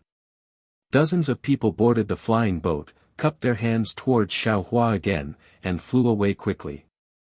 Daoist Xiao. Seeing that there were only 3 people left in the Great Formation, Su Tingzi thought for a moment and said, "This one knows that Daoist Xiao has the intention to guide me, but this one, fellow Daoist, are you afraid?" Xiao Hua asked, hitting the nail on the head. Su Tingzi was stunned and immediately nodded, "That's right. If Daoist Xiao didn't save so many nascent soul cultivators and didn't accept so many Golden Core disciples, as disciples, to be honest, this one really wants to pledge loyalty to Daoist Xiao and cultivate together with Daoist Xiao, just like in the Jade Pavilion conference. However, Daoist Xiao's movements are really too big. Although Star Lord Hall's Kong Hongwu might not notice Daoist Xiao right now, he will pay attention to all the Daoist cultivators who came out of the Jade Pavilion conference. When he sees Daoist Xiao's movements, he will definitely take action. Daoist Xiao, it's not that this one doesn't have confidence in Daoist Xiao, but this one is really clear about the methods of Confucian cultivators. A small Star Lord Hall, which only controls the Jade Mountain that is several tens of thousands of li wide, was able to kill several hundred nascent soul cultivators and several thousand Golden Core cultivators of my Daoist sect. It can be said that they almost wiped out all the Daoist cultivators of the hidden immortal continent. If they really send out. Not to mention immortal soldiers and generals, even if several aristocratic families join forces and send out fierce generals, Daoist Xiao, do you think you can resist them? He, fellow Daoist, you're too extreme. Xiao Hua said with a smile, I invited these fellow Daoists here just to share the joy of cultivation with them. I didn't say that I wanted to oppose Confucian cultivators. Then what about fellow Daoist Xiong Yi? Su Tingzi stared at Xiao Hua and asked. Chapter 3675. Establishing a country. Didn't I come to the Jade Pavilion gathering to obtain the Imperial Teacher's lot? Isn't it just following the requirements of the Confucian cultivators and establishing a country in the name of the Imperial Teacher? Xiao Hua shrugged innocently. Su Tingzi bitterly smiled. Biting words is the specialty of Confucian cultivators. I didn't expect Daoist Xiao to understand this as well. Xiao Hua sternly said, fellow Daoist is correct. I am acting under the rules of Confucian cultivators. I don't have the slightest intention of overstepping my boundaries. The reason I allowed fellow Taoist to stay until now is to give fellow Taoist the leeway to choose.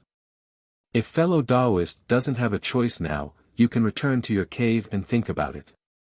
Fellow Taoist helped me with your life, so I will definitely treat fellow Taoist well. Su Tingzi's expression slightly changed when he heard Xiao Hua mention this. Killing a Star Monarch of Star Monarch Hall. Xiao Hua was extremely daring, and Su Tingzi could be considered to be helping the tyrant. If Star Monarch Hall really pursued this matter, he would be heavily punished. Su Tingzi cupped his hands and bid farewell. This matter. I hope Taoist Xiao can give me some time to think about it. Fellow Taoist, please. Seeing Su Tingzi looking at the formation with some fear, Xiao Hua pulled his hand, and the formation was immediately torn apart. Su Tingzi cautiously flew out of the formation and directly flew 300 meters before letting out a sigh of relief. He was the only cultivator who didn't agree to cooperate with Xiao Hua. Moreover, he had seen Xiao Hua kill Star Monarch Hall's Star Monarch Mu Xian.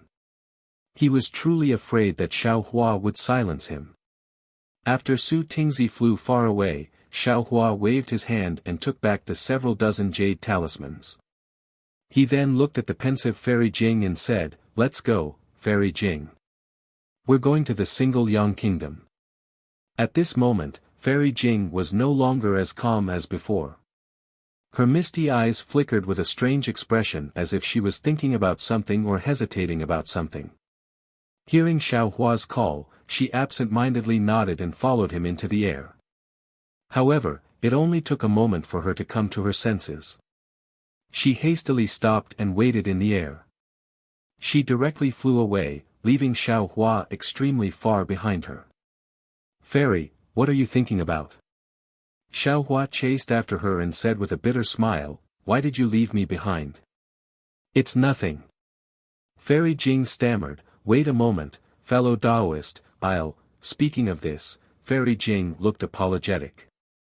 "My mount was originally Yinghua, but it was seriously injured in the Jade Pavilion gathering to save me, so I had to ask you to take a flying boat." Soon after, Fairy Jing took out a small flying boat. After Xiao Hua got on, she activated her magic power and flew into the distance. Xiao Hua sat cross-legged on the airship and meditated for half a day with his eyes closed. Seeing Fairy Jing's silent appearance, he smiled and said, "Fairy Jing, do you have something you want to ask this Xiao?" Sigh. Fairy Jing sighs and turns her head. She looks at Xiao Hua with her beautiful eyes and says in a low voice, This concubine doesn't want to ask. I just find it strange. Fellow Taoist, you have so many nascent soul cultivators by your side, and any two of them you pick are more powerful than me. Wouldn't they be more suitable to escort you than me? Why did fellow Taoist choose this concubine? Xiao Hua smiled and said, "It's very simple. It's because you were the first one to notice my serious injuries. Moreover, in order to cover up the news of my injuries, I could only choose you." Fellow Taoist. Fairy Jing slightly shook her head and said in self-mockery, "This concubine thinks I can already see through people's hearts. But in front of you, it seems like I'm an idiot. This concubine really doesn't understand what fellow Taoist means." Oh. Hearing this, Xiao Hua said in all seriousness, "Fairy Jing, although you and I have just met, you were able to save this Xiao. Moreover, in order to cover up my injuries, you walked hand in hand with this Xiao in front of all the cultivators. This Xiao will never forget your actions. Therefore, this Xiao won't hide anything from Fairy Jing." Speaking up to this point, Xiao Hua was somewhat tongue-tied. After all, he had already told her that if he hid anything from her, she shouldn't blame him. Seeing Xiao Hua's embarrassment, Fairy Jing pursed her lips and smiled, saying, "Actually, it's nothing. This concubine already knows that fellow Taoist is using this concubine as a cover to lure others into a trap. This concubine just feels a little uncomfortable. If you had told this concubine earlier, this concubine wouldn't have thought too much about it. Could it be that this concubine would leak it out? He, so Fairy Jing already understands. Xiao Hua said with a smile, this Xiao still thinks that his actions are flawless. Naturally in the eyes of others, but fellow Taoist didn't hide anything from this concubine. There are many things that even Senior Daoran doesn't know about, so this concubine naturally understands. Fairy Jing said with a smile, fellow Taoist, there must be nascent soul cultivators lying in ambush inside your nation treasure. After you and I act as bait to lure those cultivators with ill intentions, fellow Taoist will send them out, right? This. Xiao Hua scratched his head and said with a bitter smile, I won't hide it from Fairy Jing. This Xiao's mountain river seal can only contain those cultivators. There are no others. Ah. That's impossible. Fairy Jing was a little surprised. She looked around and muttered, there aren't any cultivators following us within a few 100 kilometers. Could it be that this concubine misunderstood fellow Taoist? Xiao Hua touched his nose with his hand and thought for a moment, saying, Fairy Jing is right. This Xiao wants to lure people into a trap. Because this person covets this Xiao is very surprised. Because this person has no enmity with this Xiao, and Xiao Hua even helped him. However, this Xiao didn't expect that he would want to harm this Xiao. This Xiao wants to know why. In particular, he has seen this Xiao's cultivation and strength. This Xiao really wants to see what his trump card is. Sigh, fellow Taoist is a bit careless. Fairy Jing said worriedly, fellow Taoist's injuries won't heal for several years. This concubine's strength is limited, Xiao Hua smiled and waved his hand. It doesn't matter. This is only a guess of this Xiao's, and it might not be true. Moreover, this Xiao feels that that guy isn't so stupid as to really chase after this Xiao. That's good. Fairy Jing smiled sweetly. Now that fellow Taoist said this concubine's heart is still a bit anxious and on edge. Xiao Hua rolled his eyes and said while looking at the sky, this Xiao originally didn't want to say it, but who asked someone to think so much? He. Fairy Jing laughed, as if she hadn't relaxed for a long time. The two of them were silent for a moment, and Fairy Jing asked again, this concubine feels that the happiness of cultivation, that fellow Taoist talked about to those nascent soul cultivators is very interesting. It seems to have enlightened this concubine, as if this concubine's previous cultivation had deviated. Xiao Hua smiled and said, what if this Xiao says that this is nothing but a lie, a drawing of a pie, or a fantasy? Would Fairy Jing be very disappointed? I would. Fairy Jing's face turned bitter. Actually, this concubine also thought about it before. The Confucian cultivators of the hidden immortal continent are really free and unfettered, and the Buddhist sects of the Western Paradise also cultivate Western Paradise. Even the demons of the Thousand Demon Sacred Realm should be incomparably free. Why is it that our Tao sects are bullied and controlled like this? Is there no paradise that belongs to our Tao sects? There is. But it's not here, nor is it at this time. Xiao Hua nodded with certainty. Oh. Fairy Jing's eyes flashed with surprise. Then fellow Taoist Xiao, tell me, where is it? When is it? There will be such a day. There will also be such a place. Xiao Hua made a solemn vow and said, this Xiao will let you see that the cultivators of my Tao sect can freely fly in the sky.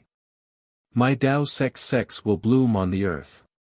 My Tao sect's seniors will soar into the sky from time to time. There will be a smooth path of cultivation in front of us. Perhaps at that time, this Xiao will talk about the happiness of cultivation with Fairy Jing. Establishing a sect. Fairy Jing's eyes flashed with a trace of a smile. Previously, when I saw fellow Taoist Xiong Yi, and those 20 Jindan disciples call fellow Taoist Xiao Master, this concubine is very fond of you. It feels like a home. Fairy Jing, with your nascent soul middle stage cultivation, you can naturally accept disciples, right? Xiao Hua said with a smile. Fairy Jing wryly smiled and shook her head. This concubine isn't as ambitious as fellow Taoist. I don't dare to attract the attention of Confucian cultivators. At this point, Fairy Jing suddenly thought of something and asked, by the way, fellow Taoist Xiao, when Shui Mingzi and Ao Zhantian were here, why didn't you tell them about the alliance between Zhang Daoran and Master Sun Kong? If you told them, wouldn't they be more confident? It's different. Xiao Hua pondered for a moment and said, these cultivators are fundamentally different from the 200 people that Zhang Daoran and Master Sun Kong brought. Fellow Taoist, please enlighten me. Fairy Jing didn't understand and said with a smile, this concubine is confused. To put it bluntly, these cultivators that I brought were deserters from the Jade Pavilion conference. Although they experienced bloodshed, they didn't experience life and death. They didn't persevere to the end. It can be said that their nature is cowardly. In the future, when there are few storms, perhaps they will choose to run away again. If this Xiao had told them about my alliance with Zhang Daoran and Master Sun Kong, with their knowledge, they would have immediately understood the size of this force. Perhaps they would have been scared away. How could that be? Fellow Taoist, you can't bring them out for no reason, right? Fairy Jing looked at Xiao Hua with a smile. Of course. Xiao Hua says with a smile, everyone has been forced by this Xiao to pledge their loyalty to me for several hundred to 1,000 years. Otherwise, do you think that this Xiao's happy cultivation would be able to move these old ghosts who have cultivated for several thousand years? That's what I said. Fairy Jing was full of smiles. How could they take the bait so easily? That Su Tingzi, fellow Taoist Xiao, has been earnestly persuading fellow Taoist Xiao for so long, and he's still only considering it. Just as they were talking, a divine sense swept over from afar. This divine sense was very hurried and swept over the flying boat as if it was casual, then swept elsewhere. However, it was only a moment before the divine sense swept back and circled around Xiao Hua for a moment before immediately withdrawing. Chapter 3676. Oh. Who is this? Xiao Hua's face was a bit astonished. He looked at Fairy Jing blankly and asked in astonishment, I'm injured, and my spiritual sense is also somewhat damaged. It's hard to tell who it is. Fairy Jing was startled, but she soon understood. She blinked her eyes and said, this cultivator's cultivation should be at the middle nascent soul stage, but I'm not familiar with his spiritual sense. It's not a fellow Taoist I'm familiar with. It shouldn't be Taoist Hua De either. Oh, Xiao Hua nodded and stood up. He looked into the distance and said with a smile, is that the fellow Taoist who came to see me off? Perhaps. Fairy Jing didn't dare to stop the flying boat. She continued to fly into the distance, but she was secretly on guard. After all, they had been flying for so long, and they had yet to see any nascent soul cultivators. Perhaps Xiao Hua was right about this sudden appearance. Fairy Jing. A moment later, a voice that Fairy Jing wasn't familiar with came from the distance. Please wait a moment. Fairy Jing slightly tilted her head and thought for a moment. Her expression slightly changed, but soon returned to normal.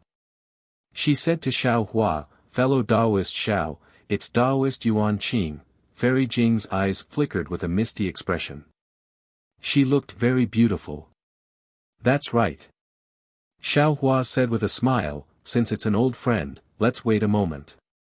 All right. Fairy Jing looked at Xiao Hua's appearance and could only helplessly nod. She tapped her foot and the flying boat stopped in midair. After a while, Taoist Yuan Qing flew over. His face was slightly flushed and his forehead was unexpectedly sweating. Taoist Xiao. Taoist Yuan Qing called from afar. Why are you flying in this direction? I thought you were going back to Black Wind Mountain. You flew towards Yu province for a long time. So it's fellow Taoist Yuan Qing. Xiao Hua smiled and cupped his hands. I had some matters to attend to. Liang province, so I didn't directly return to Black Wind Mountain. He. Daoist Yuan Qing descended from the sky and glanced at Fairy Jing. I'm afraid you're not really going to Liang province.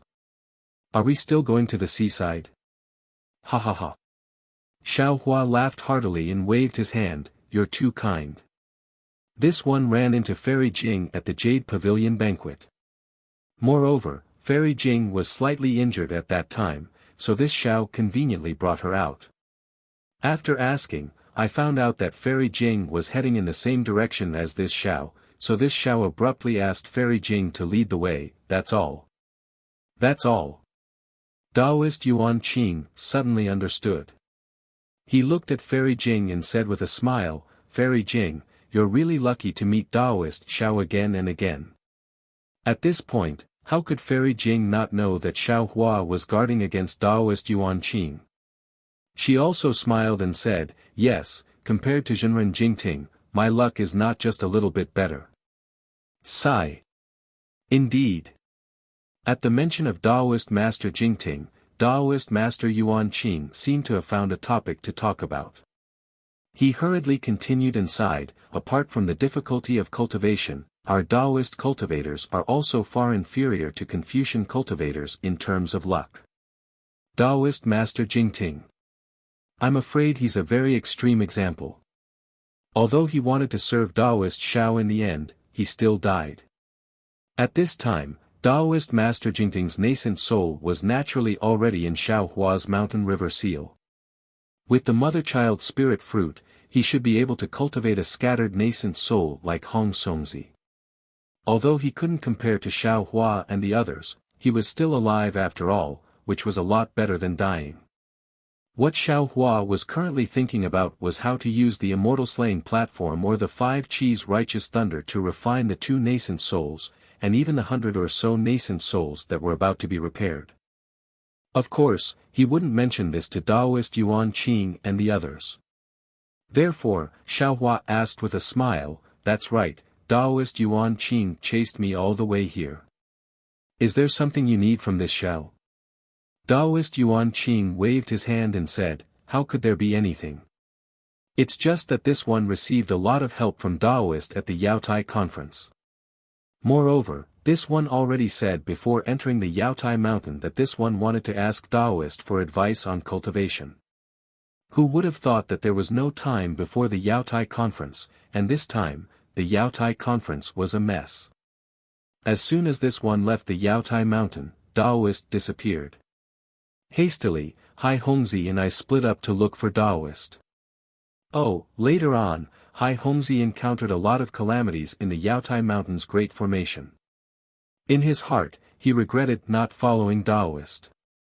He even wanted to apologize to Daoist. It's fine, it's fine. Xiao Hua said with a smile, it's all in the past.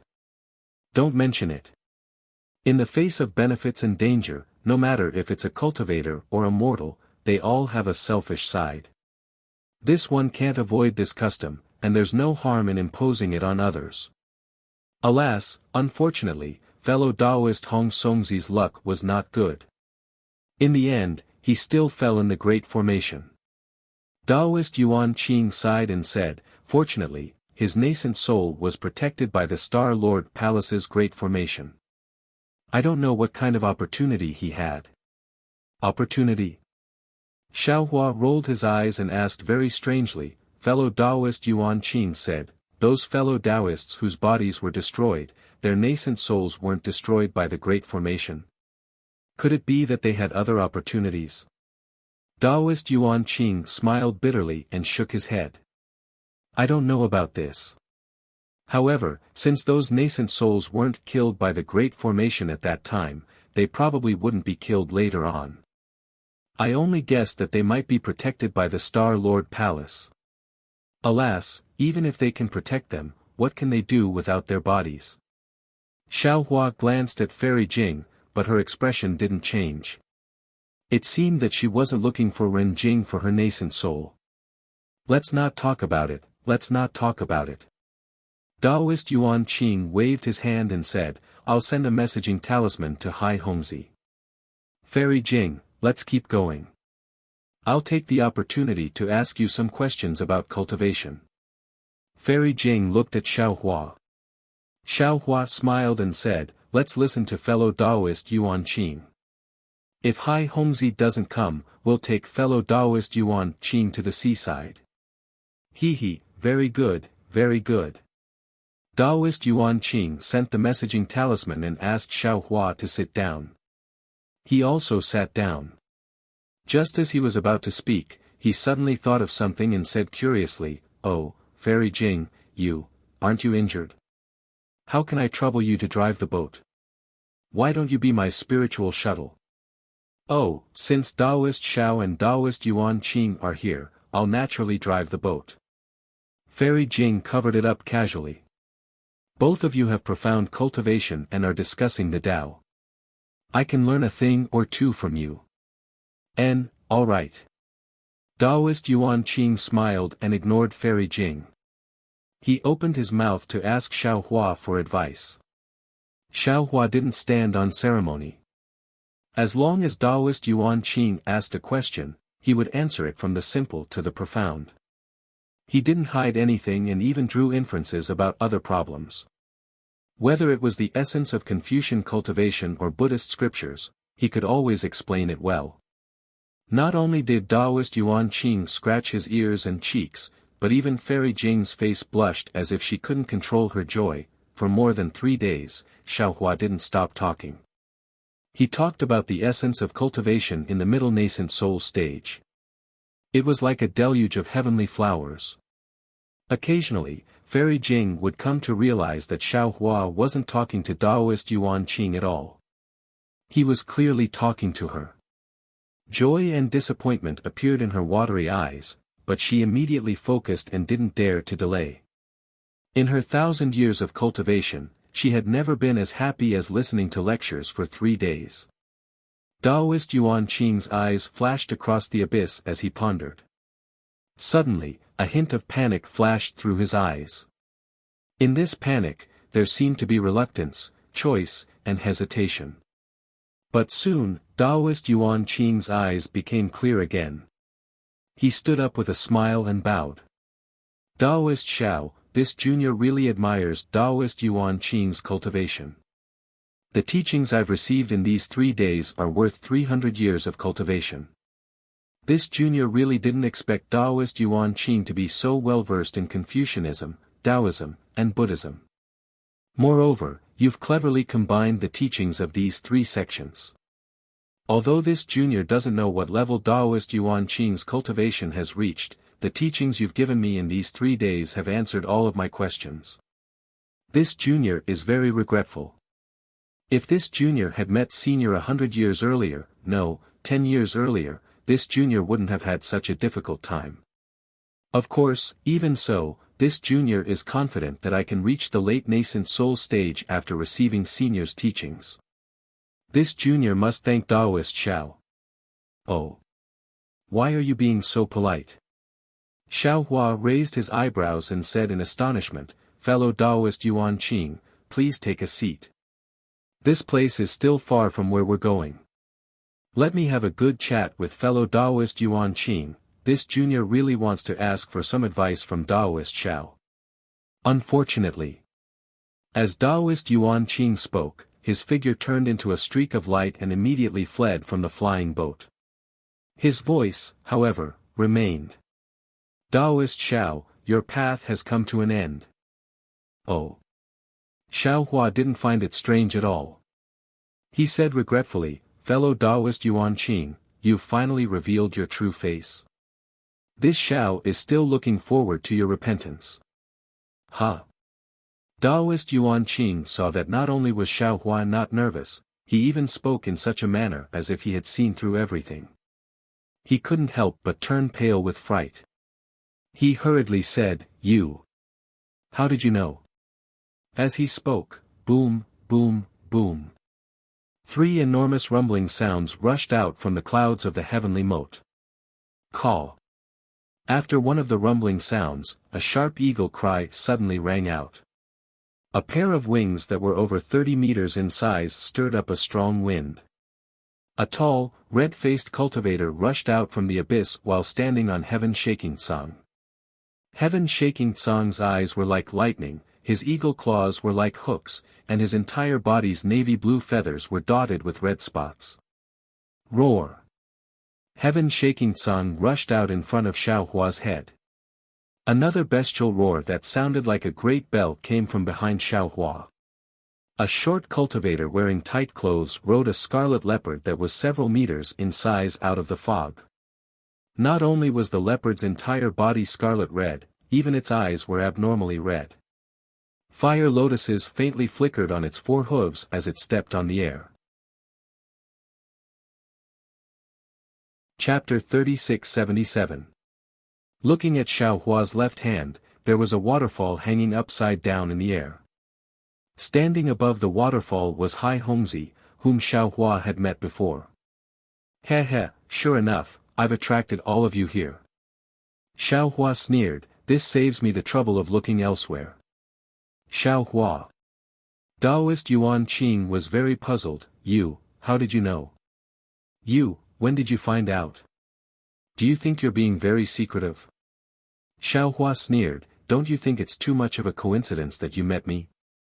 There are thousands of people participating in the Jade Pavilion meeting, how did you meet me all of a sudden?" Hearing this, Taoist Yuan Qing sneered, I was going to welcome Hong Songzi at that time, but I didn't expect you to be there. Didn't I take advantage of the situation? Isn't what you're saying a bit too far-fetched? Then, in the first formation, you clearly knew that Taoist Xiangtian was related to Fairy Xiangfeng, so why did you let your two-headed snake fight with Taoist Xiangtian? You were so anxious to provoke a fight, didn't you want me to meet Taoist Xiangtian face to face? Do you think I'm an idiot? Xiaohua laughed. Taoist Yuan Qing nodded, "You're right, this was my mistake. I was a bit impatient, but you can rest assured that Taoist Xiangtian's death. I've already found someone to tell Fairy Xiangfeng about it. I'll take your head to Fairy Xiangfeng. You're really a troublemaker." Xiaohua sighed, "Before the Jade Pavilion meeting, I was still worried about Fairy Xiangfeng's revenge, but now I don't care. Do you think you can escape from the four of us?" Hai Hongzi sneered. Unfortunately, Xiaohua ignored Hai Hongzi and said to Taoist Yuan Qing, "Also, when you snatched the jade box in the formation, you didn't snatch it yourself, but called my name and asked me to do it. Isn't this the trick that Fairy Jing used to call Taoist Jingting's name? I've done this kind of thing before, how could I not know? It was at that time that I became suspicious of you." Taoist Yuan Qing's face darkened. "Actually, now that I think about it, you pulled me, Hong Songzi, and Hai Hongzi to participate in the Yaotai gathering together before the Yaotai gathering.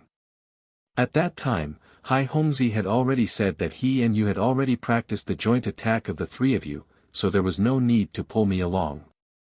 This itself was also a flaw. I don't think Hai Hongzi knew about your plan at that time, right? Also, I beat you at your own game twice. One time, I killed Jing Mubai, and the other time, I killed Soaring Heaven. You didn't help me even once, right?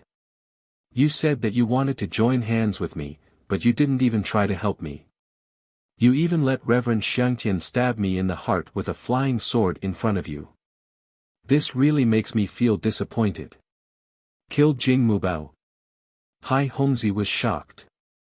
The other two cultivators also had strange expressions on their faces. Xiaohua, what's the use of saying this now?" Immortal Yuan Qing could not allow Xiaohua to continue speaking. He laughed out loud and said, "Even if you have the ability to kill a Star Lord, you were seriously injured at the Yaotai banquet. Lying in the red clouds, you did not even have the slightest feeling. How could you possibly be a match for us now? Don't tell me that it wasn't Fairy Jing who brought you out of the Yaotai gathering. Don't tell me that it was Fairy Jing who used her magic power all the way, and you didn't use any magic power at all. Don't tell me that your cultivation was destroyed. Don't tell me that you didn't go back to the Black Cloud Ridge and went somewhere else. Don't tell me that you were afraid that others would kill you on the way." As he spoke, he looked at Fairy Jing's expression and smiled. Fairy Jing, this old man doesn't know how you were bewitched. When you saw the dying Xiao Hua, you didn't even care about your own life to save him. If you didn't make that choice back then, you wouldn't have died today. Ah. Fairy Jing raised her eyebrows and said in surprise, what? You were there that day? Yes, he was half a step earlier than you. Xiao Hua said with a smile, unfortunately, he was frightened by my plan to beat you at your own game. He thought it was my plan this time, so he didn't dare to make a move. When he wanted to make a move, you came. But when he wanted to make a move on you, the formation was broken. So he had no choice but to endure until now. How do you know everything? Daoist Yuan Qing looked as if he had seen a ghost, his face pale. Xiao Hua shook his head slightly. There are still many things I don't know. I don't know why you want to kill me. I also don't know why I've told you so much in these 3 days. You clearly know that my cultivation is far above yours, but you still want to kill me. Fellow Taoists. Daoist Yuan Qing didn't answer Xiao Hua. Instead, he turned to Hai Hongzi and the other two and said, now that things have come to this, there's no need to retreat. Xiao Hua killed Star Monarch Jing Mushuan of Star Monarch Palace. He won't let this news leak out. Regardless of whether he still has magic power or not, he won't let us live. Moreover, fellow Taoists, don't worry.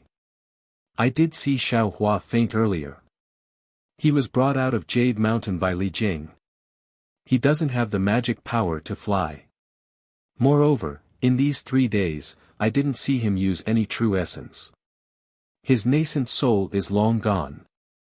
When Hai Hongzi and the others heard this, their expressions became calm. At this time, Daoist Yuan Qing said to Xiao Hua, as for why I want to kill you, you can rest assured. I'm not an idiot. I definitely won't tell you. However, I can tell you that even if you preach in front of this old man for 3 days, this old man will still kill you. Because as long as we kill you, the 4 of us, will no longer be restricted by Confucian cultivators. We can live freely in hidden immortal continent. Arrogant people like you don't know how powerful the Confucian cultivators on hidden immortal continent are. Only death awaits you if you go against them. Enlistment. Enlistment by Confucian cultivators. Xiao Hua said coldly, henceforth, you'll become a lackey of Confucian cultivators. They don't need to care about you and let you live or die, but do you really have your own freedom? Whether I have freedom or not, this old man doesn't know now. This old man only knows that your head is the proof of our allegiance. Daoist Yuan Qing's face was somewhat ferocious. In fact, long before this old man stepped on the flying boat, this old man had some plans to persuade you to join the Confucian cultivators. But after listening to your speech, this old man immediately gave up this idea. With you in front, this proof of our allegiance, isn't it more important than others? Moreover, this old man also understood why those Confucian cultivators wanted to kill you. You're the second Grand Mist ancestor. Who are those Confucian cultivators? Xiao Hua asked. Ha! Daoist Yuan Qing laughed loudly and pointed his hand. Daoist Xiao, do you think I'm a 3-year-old child? Daoist Yuan Qing, don't take out this kind of inferior trick and make a fool of yourself. Daoist Yuan Qing, you're still thinking about how to get out of trouble and how to escape from our attacks, right? Alas! Xiao Hua sighed and glanced at the rather nervous Fairy Jing. He shook his head and said, our Dao sect's disciples were originally weak in the hidden immortal continent. The Jade Pavilion gathering even drew out the greedy Dao sect's disciples from their seclusion. 60% of them were killed in Star Lord Hall's net. Well, it could be said that less than 70% of them survived.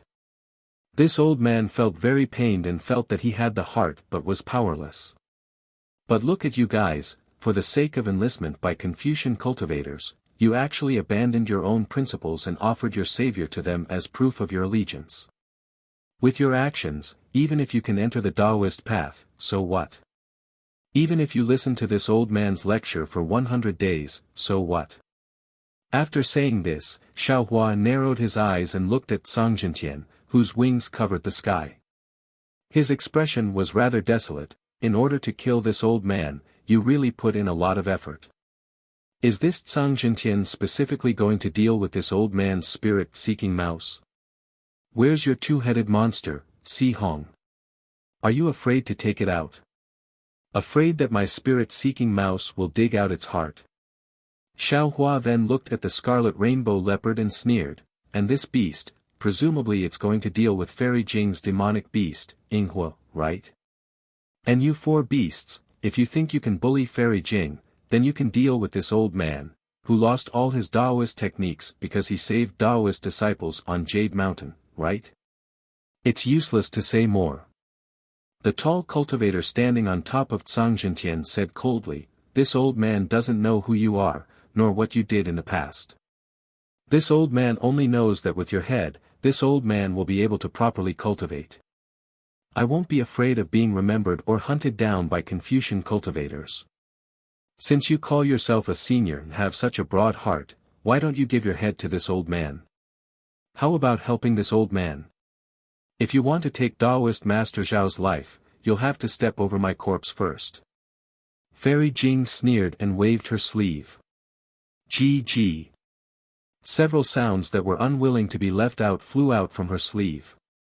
The demonic beast, Yinghua, swayed its big ears and a bewitching light flew out from its eyes. Xiaohua was slightly taken aback because Yinghua seemed to be in good spirits and didn't seem to have any serious injuries. It was far from what Fairy Jing had said earlier. Xiaohua looked at Fairy Jing with some doubt. At this moment, Fairy Jing had already walked in front of Xiaohua and blocked him with her figure that couldn't be considered weak. Hee. Sure enough, you two are in love. Daoist Master Xiao, you have such good luck with women. Another cultivator standing on a rainbow leopard opened his mouth and laughed loudly. His eyes flashed with a dirty look. Participating in the Jade Pavilion gathering and being able to obtain the heart of a nascent soul female cultivator is more precious than any treasure. But rest assured, Daoist Master Xiao, your luck with women, this old man will enjoy it for you in the future. Xiaohua didn't pay attention to that cultivator's gaze. He looked at Daoist Master Yuan Qing and nodded, for this ambush, you've really put in a lot of effort. Not only did you find Song Jintian, who naturally restrains seeking spirit mice, you even found a demonic beast that Yinghua is afraid of. To be honest, to be able to arrange all this in such a short time, you're definitely a genius. Killing you is truly a pity. Chapter 3678. Daoist Master Yuan Qing wasn't moved by Xiaohua's words and coldly said, this old man didn't arrange it. It's just that your luck is too bad, and it's also because Confucian cultivators are too powerful. No matter what you say now, it's useless. This old man has already observed that no cultivators have passed through the surrounding 50 kilometers in the past 3 days. Don't even think that a cultivator will come and save you. That's the biggest joke in the world. This is the first time I've heard someone say that my luck is bad. Xiaohua laughed heartily as he looked at Fairy Jing's rabbit-like demon beast. Although it looked very fierce, it actually cowered under the gemstone-red gaze of the rainbow leopard expert in the distance, and its body trembled from time to time. Thus, he said to Fairy Jing, who was standing in front of him, Fairy Jing, put away your bewilderment. We don't need it to deal with these beasts. No. Fairy Jing refused without hesitation and patted her Qiankuan bag. It was the jade pendant that Xiaohua had seen before. As soon as the jade pendant rushed out of the space, it immediately emitted a tenacious brilliance that protected Fairy Jing and Xiaohua. Fairy Jing then opened her mouth and spat out a magic treasure that looked like a shell. The shell emitted a tricolored brilliance and slowly expanded. A fierce, desolate, and even fishy aura emanated from the shell. Fairy Jing's face was cautious, as if she really didn't care about her own life. There was a rare stern look in her eyes that was like smoke and ripples. Many thanks, Fairy Jing. Xiao Hua sighed and whispered behind her, it's good that Fairy Jing is so considerate. As for taking action, that's my business. After saying that, an auspicious cloud appeared under Xiao Hua's feet and carried him into the sky. Xiao Hua waved his hand, and Little Silver flew out of the space. Sure enough, as soon as Little Silver, who had always been obedient, flew out, sky-shaking heavens raised its head and screamed. Its wings flapped as if it wanted to rush over. Little Silver shrunk its neck and immediately flew into Xiao Hua's hand. It hid its small mouse face behind Xiao Hua's thumb, revealing only half of its mouse eyes. Who knew if it was really afraid or just faking it? Xiao Hua completely ignored Little Silver's show-off. With a flick of his middle finger, he motioned for Little Silver to fly towards the rainbow leopard. He then waved his other hand, and a black shadow mixed with golden light flew out of his hand. It was none other than the divine power centipede which had appeared on a demon cloud. Ah! Taoist Yuan Qing was a little stupefied. He indeed didn't expect Xiao Hua to have two demon beasts. But when he saw the divine power centipede, he sneered and waved his hand. Fellow Taoists, success or failure. As long as we kill him, his demon beasts and the treasures in his Qiankuan bag from the jades in his Qiankuan bags.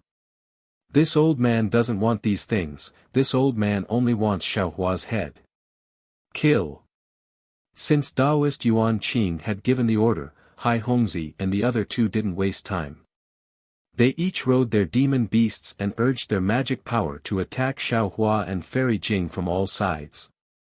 Heh heh. Xiao Hua sneered. Chirp chirp. When the divine power centipede heard this, it immediately unleashed its might. With a hiss, strange runes surged around its body. Then, with a burst of demon chi, it grew to several feet long and pounced at sky-shaking heaven's abdomen. Little Silver, who had been flying slowly in the air, suddenly sped up. There was even a rumbling sound in the air, but it was only for a moment before a silver curve, almost invisible to the naked eye, pounced at the rainbow leopard's back. Roar! Sky-shaking heavens roared. Roar! The rainbow leopard also roared. The two demon beasts jumped up together and took the initiative to fly out from under the two nascent soul cultivators. Their eyes flashed with a flirtatious light. They were clearly very excited and cared a lot about their opponents. Woo woo! While the demonic beasts were fighting, Taoist Master Yuan Qing's halberd let out a wave-like cry. Hai Hongzi's magic weapon that was like a waterfall let out a mighty roar that was even more powerful than Fairy Jing's shell magic weapon. The two nascent soul cultivators activated their divine thoughts and the transcendence energy around their bodies transformed into two huge hands, grabbing towards Xiao Hua. Ha ha ha. Xiao Hua laughed and shook his head slightly.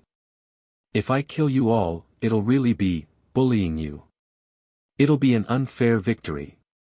As he spoke, sword chi flashed around Xiao Hua's body. Thousands of sword lights suddenly burst out from Xiao Hua's body. Then, Xiao Hua opened his mouth and 4 flying swords of different colors rushed out. The thousands of sword lights surged with sword chi and turned into 4 giant swords that flew towards the 4 cultivators. The sword chi was imposing, the sword light was cold, and an austere aura sealed off the entire area. You're a Confucian cultivator. Taoist Yuan Qing was shocked and his face turned ashen. After all, the position of Xiao Hua's sword was enough to block one of Ming Hao's halberd's attacks. Without Fairy Jing's help, Xiao Hua would still be undefeated in a 1 versus 4 battle. Xiao Hua sneered. You think I'm all talk and no action? After listening to me for 3 days, I'm afraid that you're only thinking about how to kill me, right? I'm impossible. You're proficient in Buddhism, Taoism, and Confucianism. Taoist Yuan Qing didn't dare to believe it. At this moment, 4 loud sounds rang out as the flying sword struck Ming Hao's halberd. Ming Hao's halberd, which hadn't been damaged even during the Jade Pavilion conference, was instantly pushed back several meters by Xiao Hua's flying swords. A deep crack appeared on it, and it looked like it was about to break. With Ming Hao's halberd in such a state, Hai Hongzi's magic weapon was even worse. With a loud bang, the sword light was split in half, and Hai Hongzi's figure flew back several meters, his face dark red. The other two cultivators were even more miserable. Not only were their nascent soul's hands shattered, but their left and right arms were also shattered by the sword light. Their faces flashed with astonishment, as if they had never seen such tyrannical sword chi before. Let's go. Taoist Yuan Qing was indeed an ambitious and ruthless person. Seeing that Xiao Hua was unstoppable, he immediately made a decision. We don't need to tangle with him. As long as we pass the news of him attacking Star Lord Palace's Star Lord well to Mount Yaotai, Senior Kong Hongwu will naturally personally take his dog head. Aoo. At this moment, the arrogant rainbow leopard let out a miserable roar, leaving behind its last sound in this world. Then, its body fell from the sky. That cute little silver swung its body and carefully used its little paws to wash its face in the air. It was unknown whether it was because of mysophobia or because it was shy. Hiss. The thin and small cultivator sucked in a breath of cold air. He didn't know that he was even more shocked that his arm was injured by Xiao Hua, but before he could urge his body to fly back, Ga. An extremely heavy hissing sound came from afar. The demonic cloud in the sky suddenly flourished, and then a bloody light suddenly appeared. The sky-shaking heavens was actually split in half from head to toe by a black light. Taoist Yuan Qing was scared silly. He had really calculated for a long time and thought of many possibilities, but he still neglected to consider that Xiao Hua actually had the cultivation of a Confucian cultivator. Even if his dantian was shattered and his nascent soul was destroyed, he still couldn't be Xiao Hua's opponent. This so-called demonic beast divine power centipede was even more unexpected, and he didn't even consider it. After all, it was already good for a Taoist cultivator to have a demonic beast as a companion. How could they raise a second demonic beast? Go, go, go. This was Taoist Yuan Qing's only thought at this time. Trembling with fear, he didn't dare to stay any longer. Unfortunately, this simple thought couldn't be realized now. Just when the four nascent soul cultivators wanted to urge their magic power to escape, they suddenly felt an incomparably powerful force confining them. Oh, it couldn't be said to be confinement, because there wasn't the slightest bit of magic power fluctuation. It was a kind of pure power. Taoist Yuan Qing turned pale with fright. He hurriedly rubbed his hands, and several rays of light suddenly appeared in the void. The light around Taoist Yuan Qing violently trembled, and cracks that could be seen with the naked eye appeared in midair. The hand of a nascent soul. When Hai Hongzi saw this, a familiar feeling spontaneously arose, and he couldn't help but involuntarily cry out. You, how can your divine sense, how can it be so strong? Another nascent soul cultivator was so scared that he trembled slightly, and said in a low voice, Are you a nascent soul cultivator? Go to hell. Xiao Hua didn't answer, and indifferently opened his mouth, like a god in the sky. The actions of these four people were no different from bandits. What was special was that they had superhuman divine abilities. If they were left in the world, they would only be able to kill more Taoist cultivators. Following Xiao Hua's words, the four divine senses were like hammers, rushing down, and a rumbling sound rang out in the air. See. Falling stone array. Fairy Jing had already put away her magic treasure, and when she heard the familiar whistling sound, she couldn't help but think of the huge falling stone that made her tremble with fear. Facing this divine sense hammer that was comparable to falling stars, the four nascent soul cultivators' faces were ashen. They finally understood why Xiao Hua wasn't afraid of them. With such a strong divine sense, even if he didn't have a dantian, then, so what? Fight! Taoist Yuan Qing let out a heart-wrenching roar, and just as he opened his mouth and spat out a mouthful of blood essence, a withered green wooden vine flew out. Boom! Light flashed around Daoist Yuan Qing's body, and the strong impact instantly tore his body into pieces. A 6-foot-long nascent soul flashed inside his body, and its figure slightly drifted, as if it was about to teleport. Unfortunately, when Xiaohua stretched out his hand, the space around the nascent soul was like iron, and the nascent soul couldn't disappear after squeezing for a moment. Xiaohua waved his hand, and the nascent soul immediately fell into his hand. Xiaohua didn't hesitate to stretch out his left index finger, and a faint crystal thread entered the space between the nascent soul's eyebrows. After a moment, several dark green lights flashed between Xiaohua's eyebrows, and strands of ghost-like light once again fell between the nascent soul's eyebrows. After that, there was nothing after that. Facing a cultivator like Xiaohua who was able to kill a cultivator of the upper 5th level of essence energy, how could 3 nascent soul cultivators of the middle 4th level of essence energy be his opponent? The bodies of the 3 cultivators were shattered by the divine sense hammer, and after Xiaohua searched their souls, the 3 nascent souls were stored in the mountain river seal. In the future, even if they came out, they could only wear the Daoist robes of the green-robed Xiaohua. A painstakingly planned ambush was only a wedding dress for someone else. Chapter 3679. Seeing Xiaohua deal with 4 cultivators who were more powerful than her so easily, Fairy Jing had an indescribable feeling in her heart. It was as if she had been cheated, but also as if she was relaxed. She even felt that it was only natural.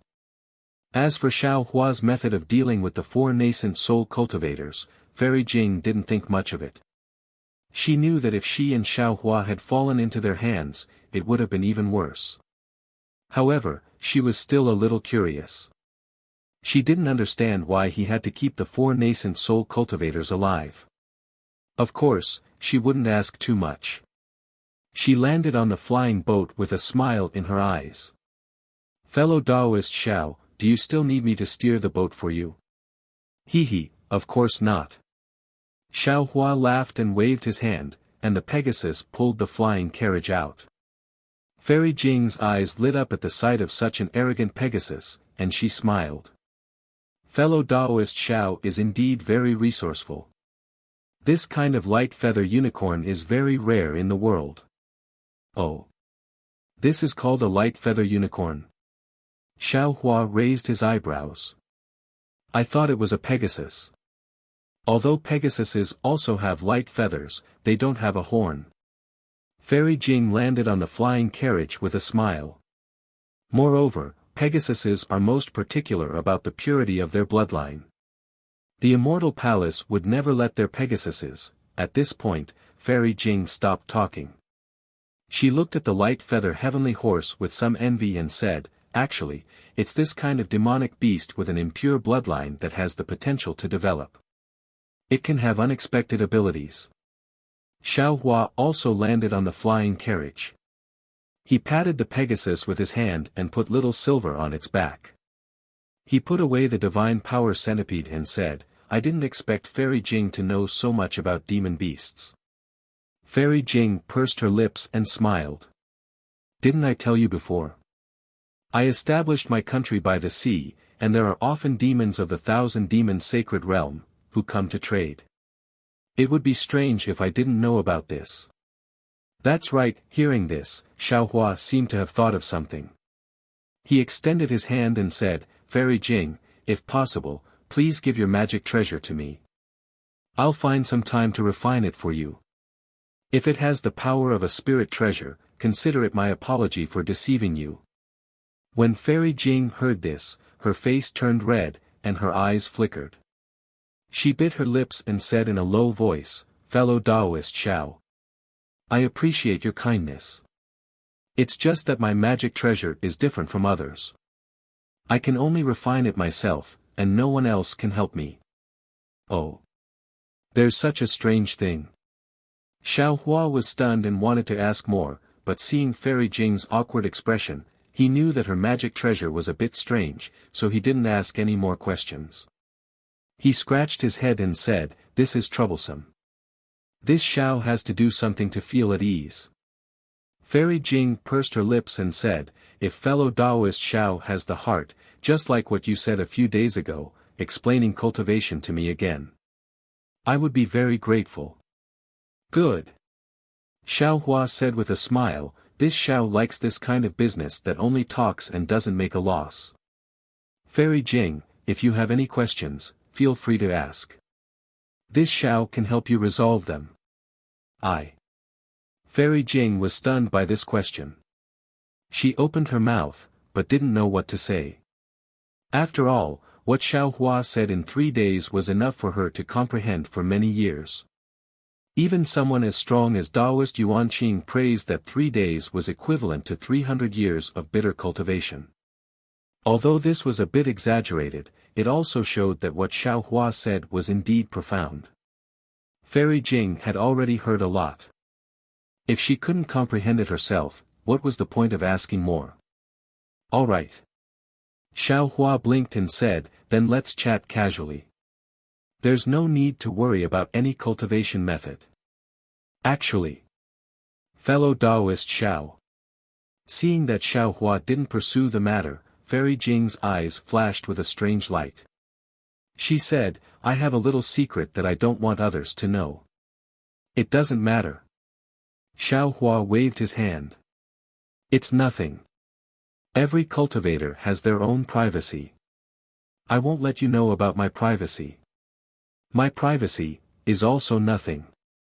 Fairy Jing thought for a moment and asked in a low voice, "I wonder what fellow Taoist thinks about the monsters of the 1,000 Monsters Sacred Realm." "Monsters?" Xiao Hua was stunned. He thought for a moment and smiled. "Monsters are monsters and humans are humans.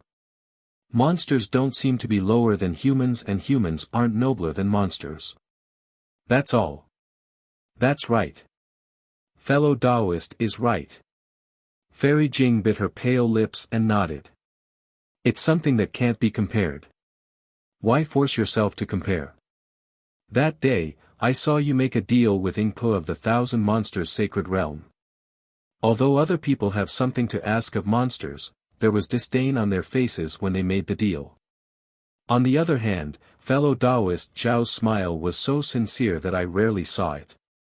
So, I really feel that, in the eyes of fellow Taoist, monsters and humans are equal." "Fairy Jing, you're making me embarrassed." Xiao Hua scratched his head. "But we both have our own needs. I've never thought of such a high level." Speaking of this, Xiao Hua blinked. He seemed to have thought of something and a strange light appeared in his eyes. Sure enough, Fairy Jing blushed and said shyly, "Fellow Taoist Xiao must have already guessed that my bloodline isn't pure. I have monster blood flowing in my veins." "Is that so?" Xiao Hua smiled. "What's so strange about that? Do you think I'm a Confucian Taoist?" He.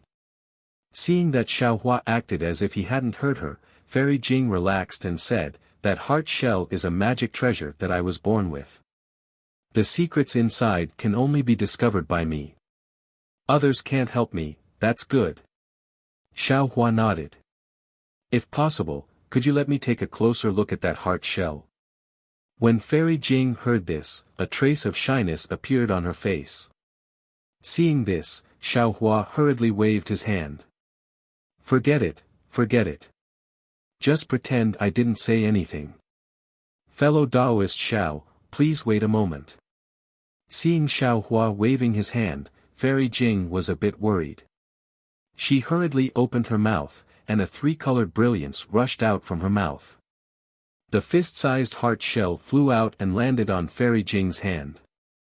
Fairy Jing handed the heart shell to Xiao Hua without hesitation and lowered her head. "Fellow Taoist Xiao, please take a look."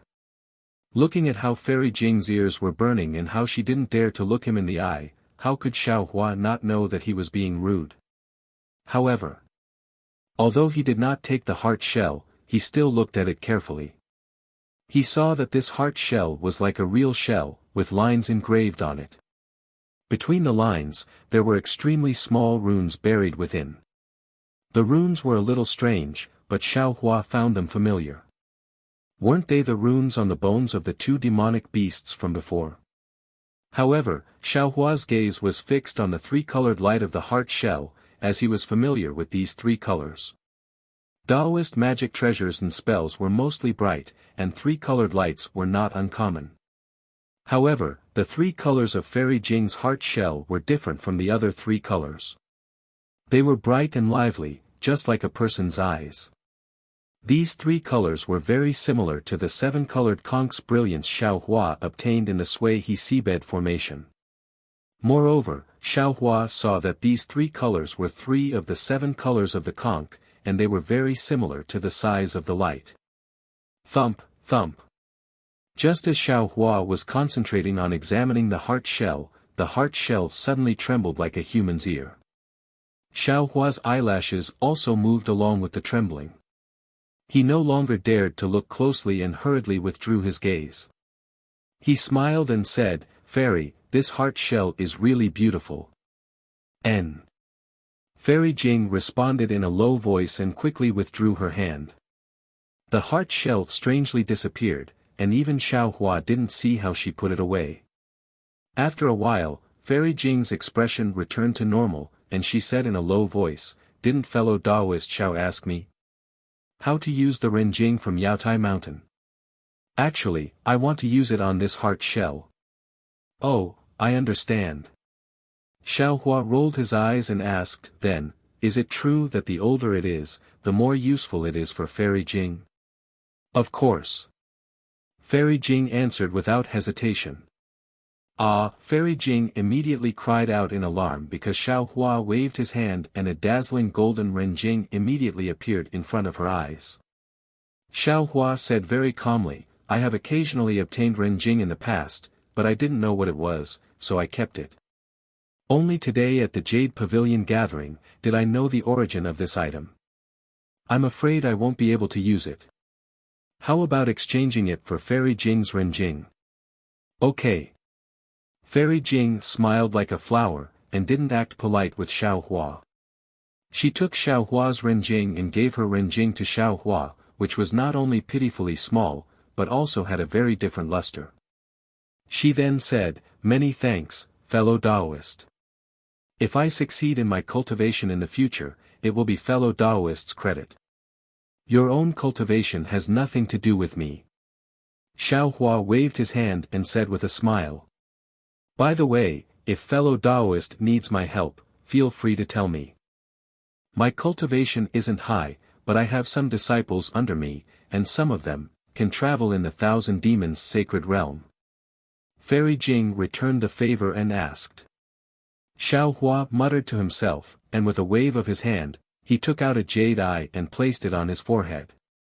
After a moment, he handed it to Fairy Jing and said, "I don't know if Fairy Jing has seen this before, or if you know what it is." Fairy Jing took the jade eye and looked at it. A look of disbelief appeared in her eyes, but after a moment, she murmured, "That's not possible. That's not possible." Xiaohua's heart moved, and he stared at Fairy Jing, waiting for her reply. Unexpectedly, Fairy Jing raised her head and said, "This thing. I haven't seen or heard of it before. However, I'll help fellow Daoist look for it.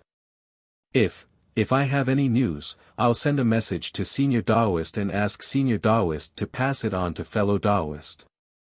"Okay." Xiaohua said with a smile, "I'll have to trouble Fairy Jing. However, if Fairy Jing has any news, it's better to directly send it to me.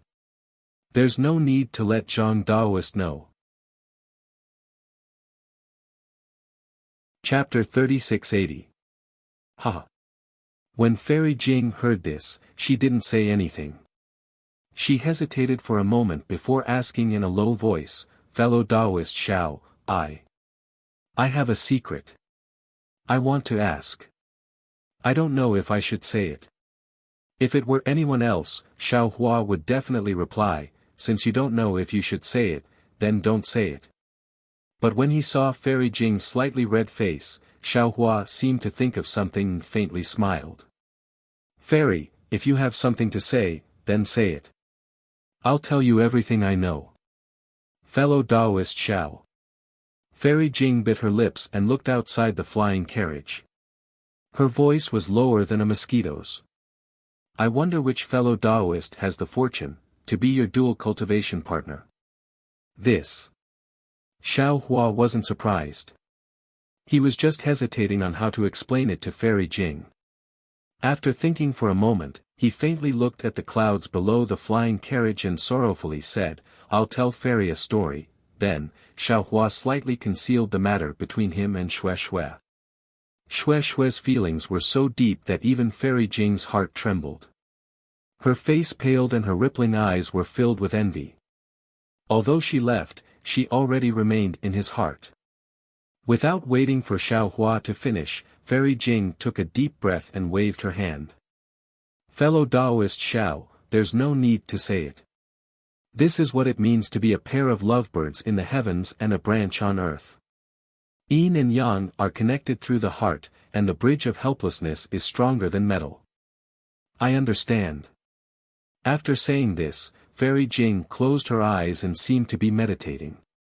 Xiao Hua sighed in his heart and also closed his eyes to comprehend the powerful divine sense technique. In the silence, the Pegasus had already flown far away. The scenery below the flying carriage changed and many cultivators passed by. Xiao Hua had already changed his Taoist robes and looked like a scholar. Moreover, there was an early nascent soul stage female cultivator on the flying carriage, so no one dared to cause trouble. Seeing the sky turn dark and the Pegasus' brilliance illuminated half the sky, Fairy Jing opened her eyes and seemed to be in a good mood. She pursed her lips and smiled. Fellow Taoist, this light feather heavenly beast is truly amazing. If it was in the hands of others, it would be a disaster. That's right. When this Xiao's cultivation was still low, I didn't even dare to use it.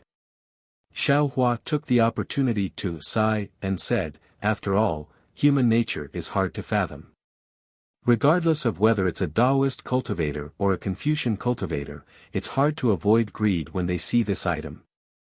Oh, by the way, why did Taoist Yuan Qing want to kill you? Fairy Jing didn't seem to want to ask this question at first, but after showing the shell to Xiao Hua, their relationship seemed to have gotten closer. Then, after hearing Xiao Hua's story, their relationship seemed to have gotten even closer. As they chatted, Fairy Jing inadvertently brought it up. Xiao Hua smiled bitterly and said, actually, it's very simple. I'm on the profound yellow rankings. Huh, I see. Fairy Jing was startled, and then she said with a smile, I have to congratulate fellow Taoist Xiao. From now on, you can become famous in the hidden immortal continent. Any cultivator who wants to be famous will break their heads to find trouble with you. Oh, is fellow Taoist on the profound roll or the yellow roll? Xiao Hua rolled his eyes at Fairy Jing and said with hidden bitterness, Fairy Jing, do you think I've lived long enough? With my cultivation, how can I be on the profound roll? What's your rank on the yellow roll? Fairy Jing didn't find it strange and asked with a smile. Not high, not high. I just got on the profound roll. Xiao Hua shook his head and said. Just got on the profound roll. Fairy Jing shook her head even more, those Confucian cultivators are blind. With fellow Taoists' cultivation. I'm afraid you can get into the top 100. Yes, this was before I participated in the Jade Pavilion gathering. Xiao Hua sneered and said, I never thought I could be on the profound yellow roll. I'm afraid it's the doing of the Copper Pillar country's king. Although Taoist Yuan Qing didn't say it, and he didn't have a specific name in his memory, I'm sure that the person behind this is definitely related to the Copper Pillar country in countless ways. Speaking until here, Xiao Hua was slightly startled, as if he thought of something. He didn't have many enemies on the hidden immortal continent. The Copper Pillar country was one, and the other was the Duanmu family.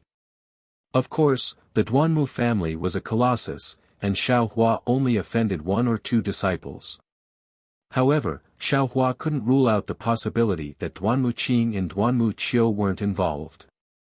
Moreover, Xiaohua didn't know about the profound yellow roll before. He just found out from Taoist Yuan Qing's memory that it was a hidden Confucian power on the hidden immortal continent, the profound yellow roll. It was a bounty list set up by the Taoist disciples who had grudges with Confucian cultivators. The profound roll was ranked 180, and the yellow roll was ranked 360. The difference between the profound roll and the yellow roll was in strength.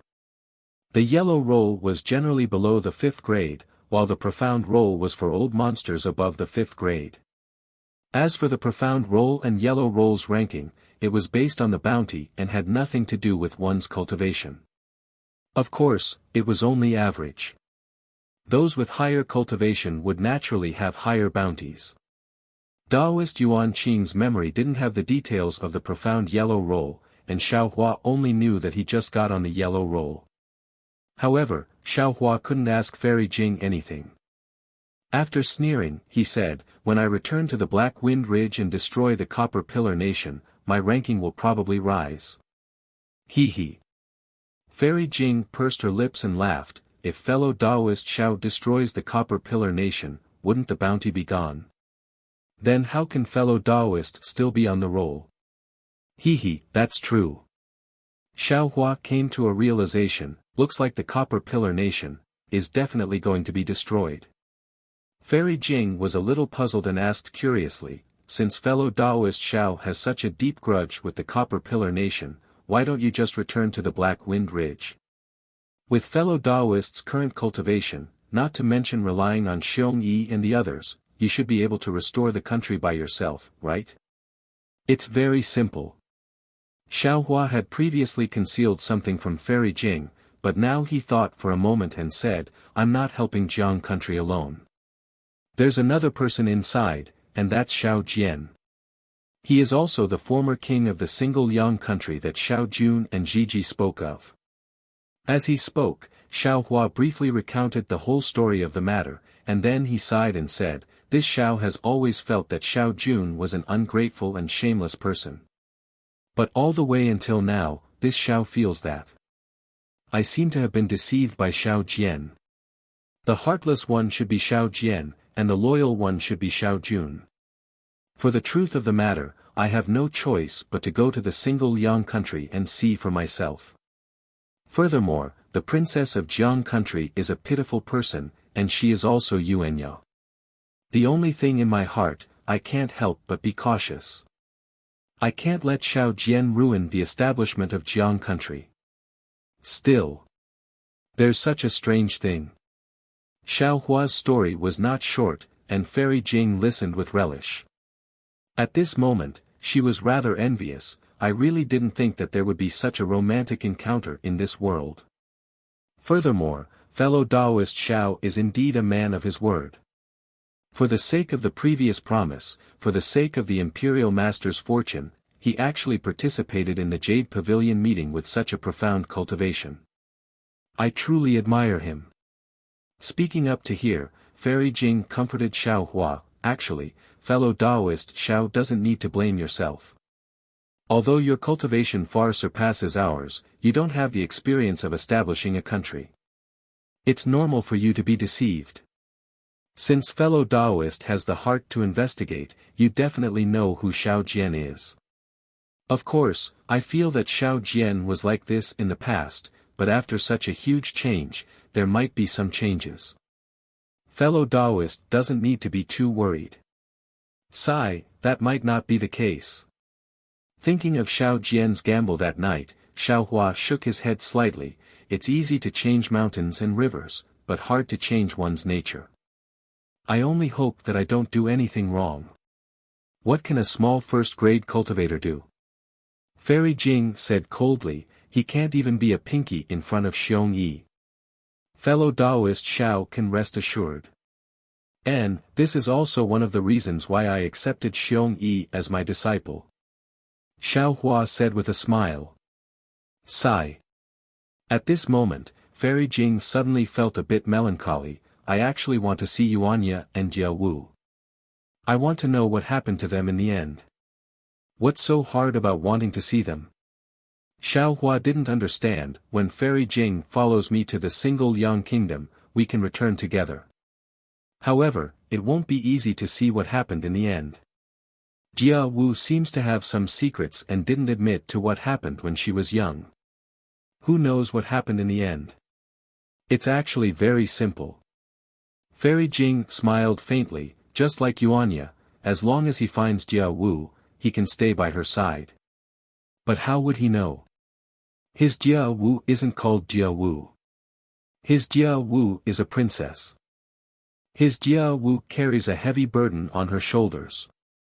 We can't let him do as he wishes. Fairy Jing is right. However, isn't this too different from Fairy Jing going to the Black Wind Ridge? Xiao Hua said with a bitter smile.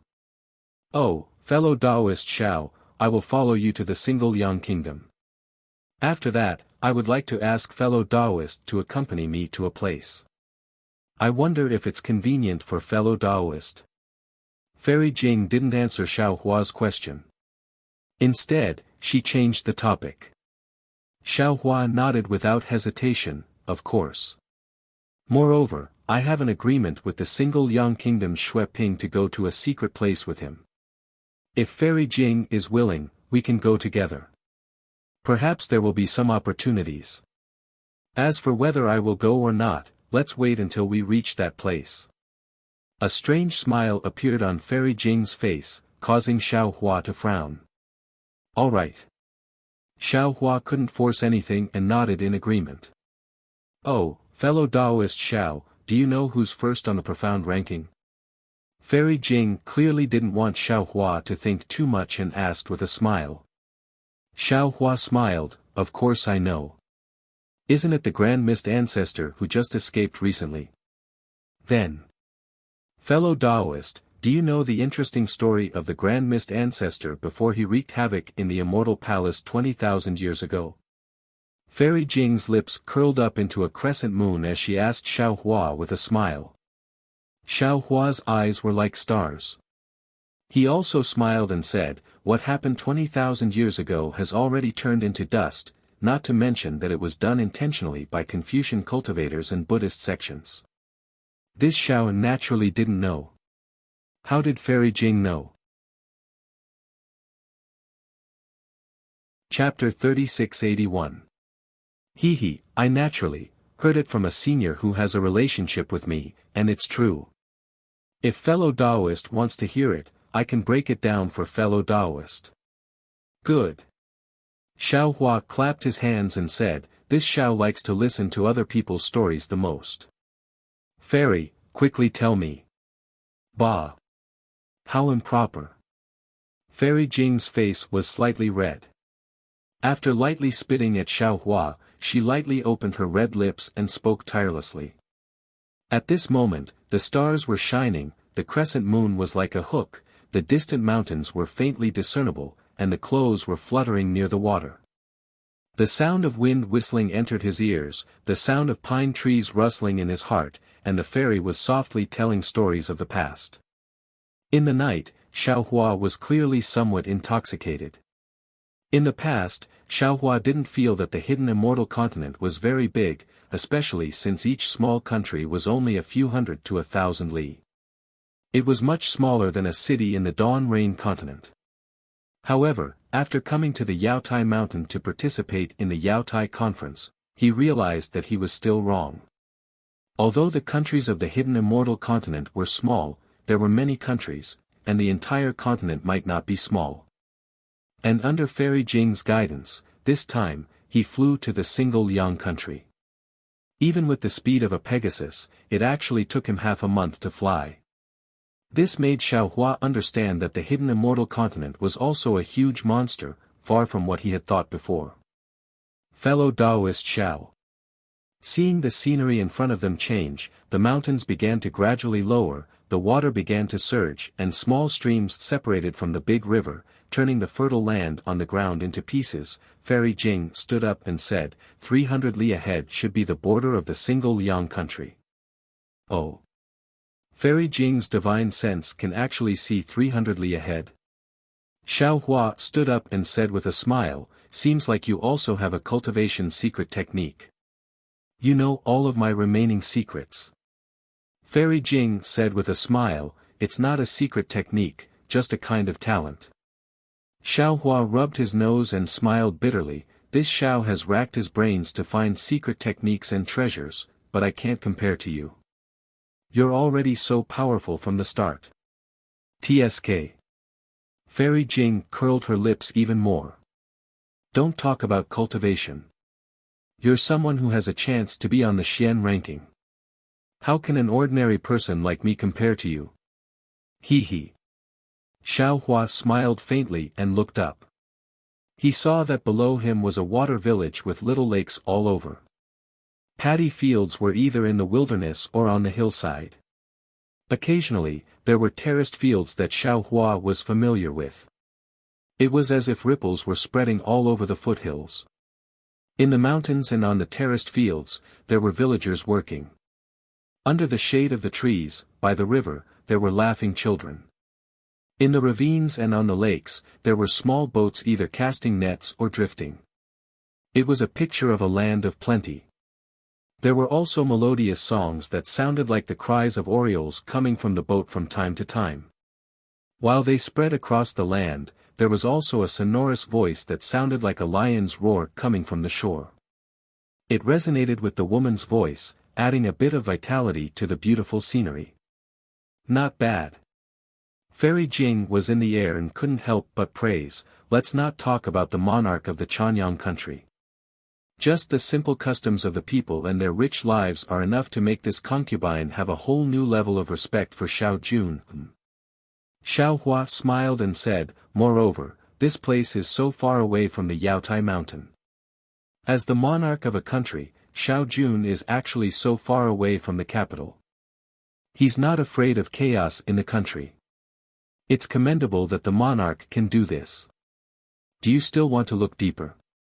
Fairy Jing asked with a smile. There shouldn't be any need.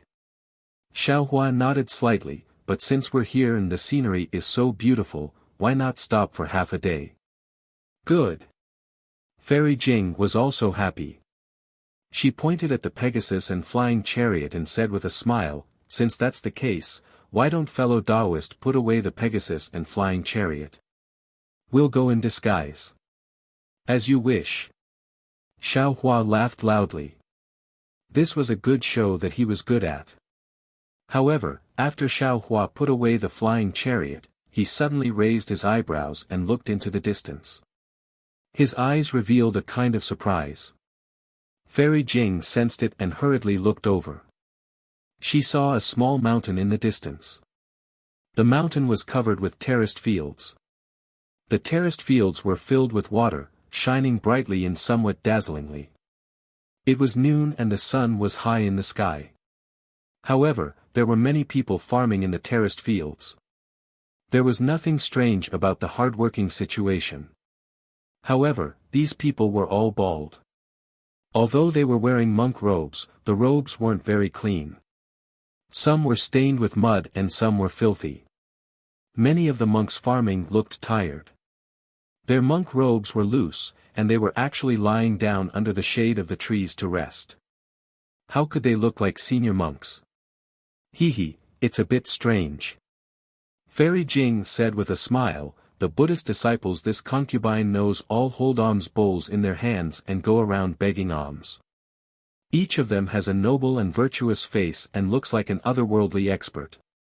Why are the monks here so vulgar and want to farm by themselves? I'll go down and take a look. Xiao Hua had a smile on his face, looking very interested. When the two descended from the sky, their appearances hadn't changed, but their clothes had been changed. Xiao Hua was wearing Confucian robes and holding a folding fan in his hand, looking like an elegant young master. Fairy Jing had changed into ordinary clothes. However, since she hadn't changed her appearance, her beauty was still far beyond that of ordinary people. The two walked along the road for a while, but all the people on the road, whether they were in a carriage or walking, couldn't help but look at Fairy Jing. Many people even drooled. Xiao Hua bitterly smiled and transmitted, Fairy Jing, why don't you change your appearance a bit? If you go and look like this, why would we need to descend from the sky? Hee hee. Fairy Jing covered her mouth and laughed. She followed Xiaohua into the nearby forest. When she appeared in the distance, her appearance had become ordinary. That's more like it. Xiaohua smiled and narrowed his eyes at the terraced fields in the distance. He quickly walked over and saw an old monk sitting on the ground resting. He walked forward and cupped his hands, Amitba. Grandmaster, please. I don't dare, I don't dare. When the old monk heard Xiaohua call him Grandmaster, he hurriedly got up from the ground and put his palms together. This old man is just an ordinary monk. I don't deserve to be called Grandmaster. If young master doesn't mind, you can call this poor monk Chonghong. Oh, Master Chonghong. When Xiaohua heard the old monk's name, he knew that although the old monk wasn't young, his seniority was really low. He didn't hold back and called him master. Benefactor is too polite. Calling me old monk is enough. At this moment, the old monk seemed to realize that he should call this young master benefactor. However, when he heard Xiaohua call him master, the old monk was very happy. His face was flushed red. Xiaohua smiled, Master Chonghong is too stubborn. Whether it's a master or a monk, isn't Chonghong a monk? What other changes can there be? Xiaohua's words were very Buddhist. If it was a senior monk, he would definitely secretly nod. Maybe he would have to salute again. Unfortunately, Chonghong scratched his head and said with a smile, young benefactor, this old man has just shaved his head half a year ago. My Buddhist Dharma, to tell you the truth, this old man really doesn't understand. If you have any business, you can go to Chenghui Temple on the mountain. Oh, if young benefactor doesn't know the way, this old man can take benefactor there. No need. Xiaohua said with a smile, I was just passing by and saw that the people were simple and honest. Especially an old monk like Master Chonghong, who was actually working in the fields. I was quite surprised, so I stopped to ask. This old man has been working in the fields all my life. If I don't work, what do I eat? Chonghong scratched his head and smiled. This old man doesn't know what's so strange about this. Come, come. Xiaohua pulled Chonghong and said with a smile, let's sit down and talk. I'm afraid you're tired, so there's no need to stand. Saying this, Xiaohua looked at the stone next to him and sat down. Where was the bearing of a nascent soul master? You're a good young master. Chonghong saw that Xiaohua's sitting posture was very familiar.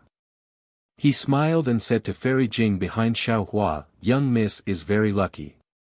This young master who doesn't put on airs must be a good person at home. He won't make young miss angry. Fairy Jing was much older than Chonghong. Hearing the old monk's words, her face flushed red. Her eyes couldn't help but fiercely glare at Xiaohua. She looked around and frowned. How could the ground next to the paddy field be clean? Fairy Jing couldn't sit down casually. Hee hee, young master is also a lucky person. After Chonghong praised Fairy Jing, he didn't forget to praise Xiaohua. Young miss is from a big family. You have good upbringing. Although you haven't been to the countryside, you're willing to stay by the side for young master. In the future, young master's family will definitely be very harmonious. Ha! Xiaohua laughed. He knew that the old monk was talking about the table. He cupped his hands and said, old master, sit down. Let's chat casually. All right. The old monk Chonghong sat down and reached for something at his waist. Unfortunately, it was empty. He smacked his lips and said, sigh, everything is good about being a monk. There's food and drink, and there's work to do. It's a pity that there are more rules. This old man has smoked tobacco for God knows how many years, and now I have to quit. Xiaohua said with a smile, since you can't quit, then don't. Why make things difficult for yourself? That won't do. Old monk Chong Hong hurriedly waved his hand. Since this old man entered Buddhism, I have to abide by the commandments of Buddhism. This old man can't lose face for my Buddhism. Then the old monk looked at Xiao Hua with vigilance. Young master, are you testing this old man? He, monks should call themselves poor monks. Young master should also be called benefactor. Xiao Hua replied with a smile. That's different. The old monk proudly waved his hand and said, that won't do. Just like a senior monk. Chapter 3682. The old monk proudly said, this old man's master said that the title is a mark. No matter what the title is, it's fine as long as others know it. Even if it's Buddha, this old man should praise Amitabha. It's normal for this old man to call him Buddha. At the very least, this old man doesn't open his mouth. It's not wrong for this old man to say it in his heart. But the precepts of Buddhism are that this old monk is fundamentally different from the old farmer. Only by abiding by these rules can this old man be a monk. Otherwise, this old man isn't a monk. Namo Maitreya Buddha. Xiao Hua couldn't help but recite the name of Buddha. He nodded and said, old master is right. This young man is a bit stubborn. Oh. The old monk naturally couldn't hear the difference, but Fairy Jing was a bit stunned. She looked at Xiao Hua strangely. She had never heard the name of Namo Maitreya Buddha before. Young master, what do you want to ask? The old monk regretfully raised his finger and sniffed deeply a few times. He lifted his hand and pulled out a few blades of grass from the ground.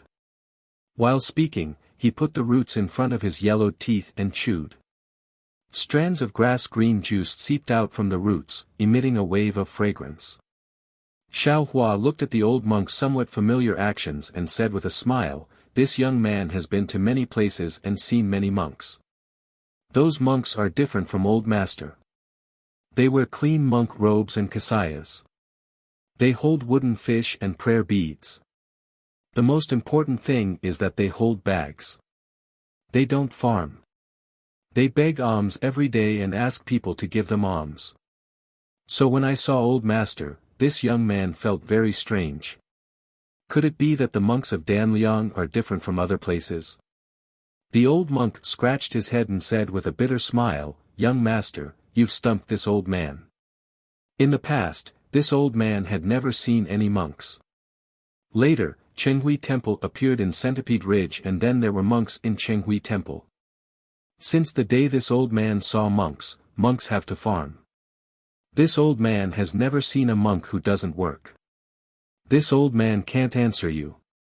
Xiao Hua thought for a moment and said with a smile, Master Chonghong, it's fine if you don't know. In a while, this young man will pay a visit to Chenghui Temple's abbot and ask.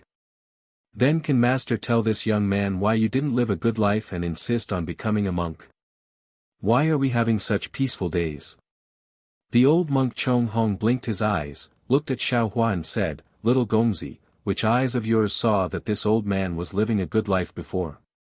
What's wrong with me becoming a monk? Xiao Hua didn't know whether to laugh or cry. It's still my fault.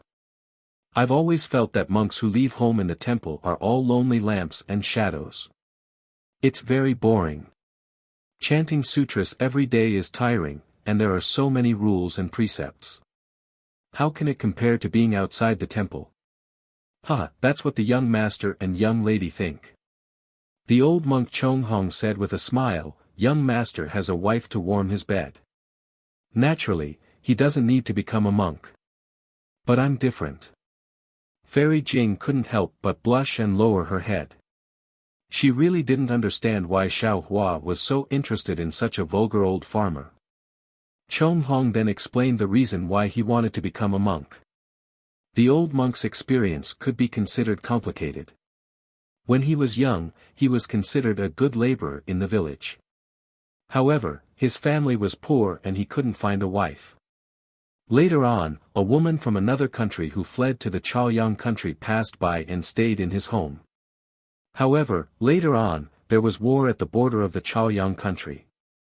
This area became the territory of another country. The people in the village were either killed or fled. The old monk's family was separated during the flight. When the old monk returned, everything had changed. In order to wait for his lost family, the old monk stayed in the village. His family didn't come, but time came. Although the old monk could farm and make a living, it wasn't easy to live alone. If he married again, he would be too old and wouldn't be easy to find. Helpless, the old monk found the Chenghui temple in Centipede Ridge and donated his paddy field to the temple. He even shaved his head and became a monk. Every day, he ate and drank in the temple and farmed the temple's fields. His daily life was taken care of by the young monks of the temple. It was much better than before. Hearing Chong Hong's words, Xiaohua frowned. It wasn't right to say that the Chenghui temple took over the villagers' fields and turned it into their private property.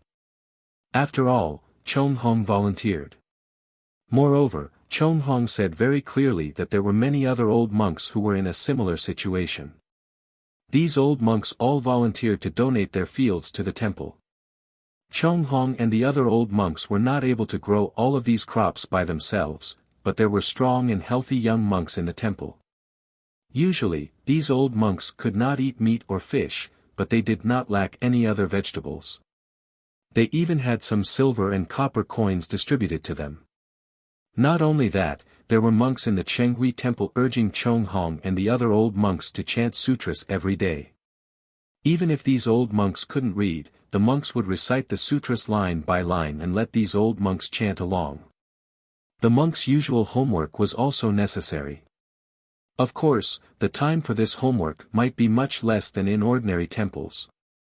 When Xiaohua heard the old monk Chong Hong talk about Chenghui temple, not only were there old monks like them, there were also some orphans who had been acolytes since they were young. Normally, the poor people around Centipede Ridge and those who had difficulties would come to Chenghui temple to find a monk to solve their problems. Xiaohua couldn't help but turn to look at Fairy Jing and whisper, "The old are taken care of, the young are taught, the poor have support, the widows, lonely, and disabled are all taken care of."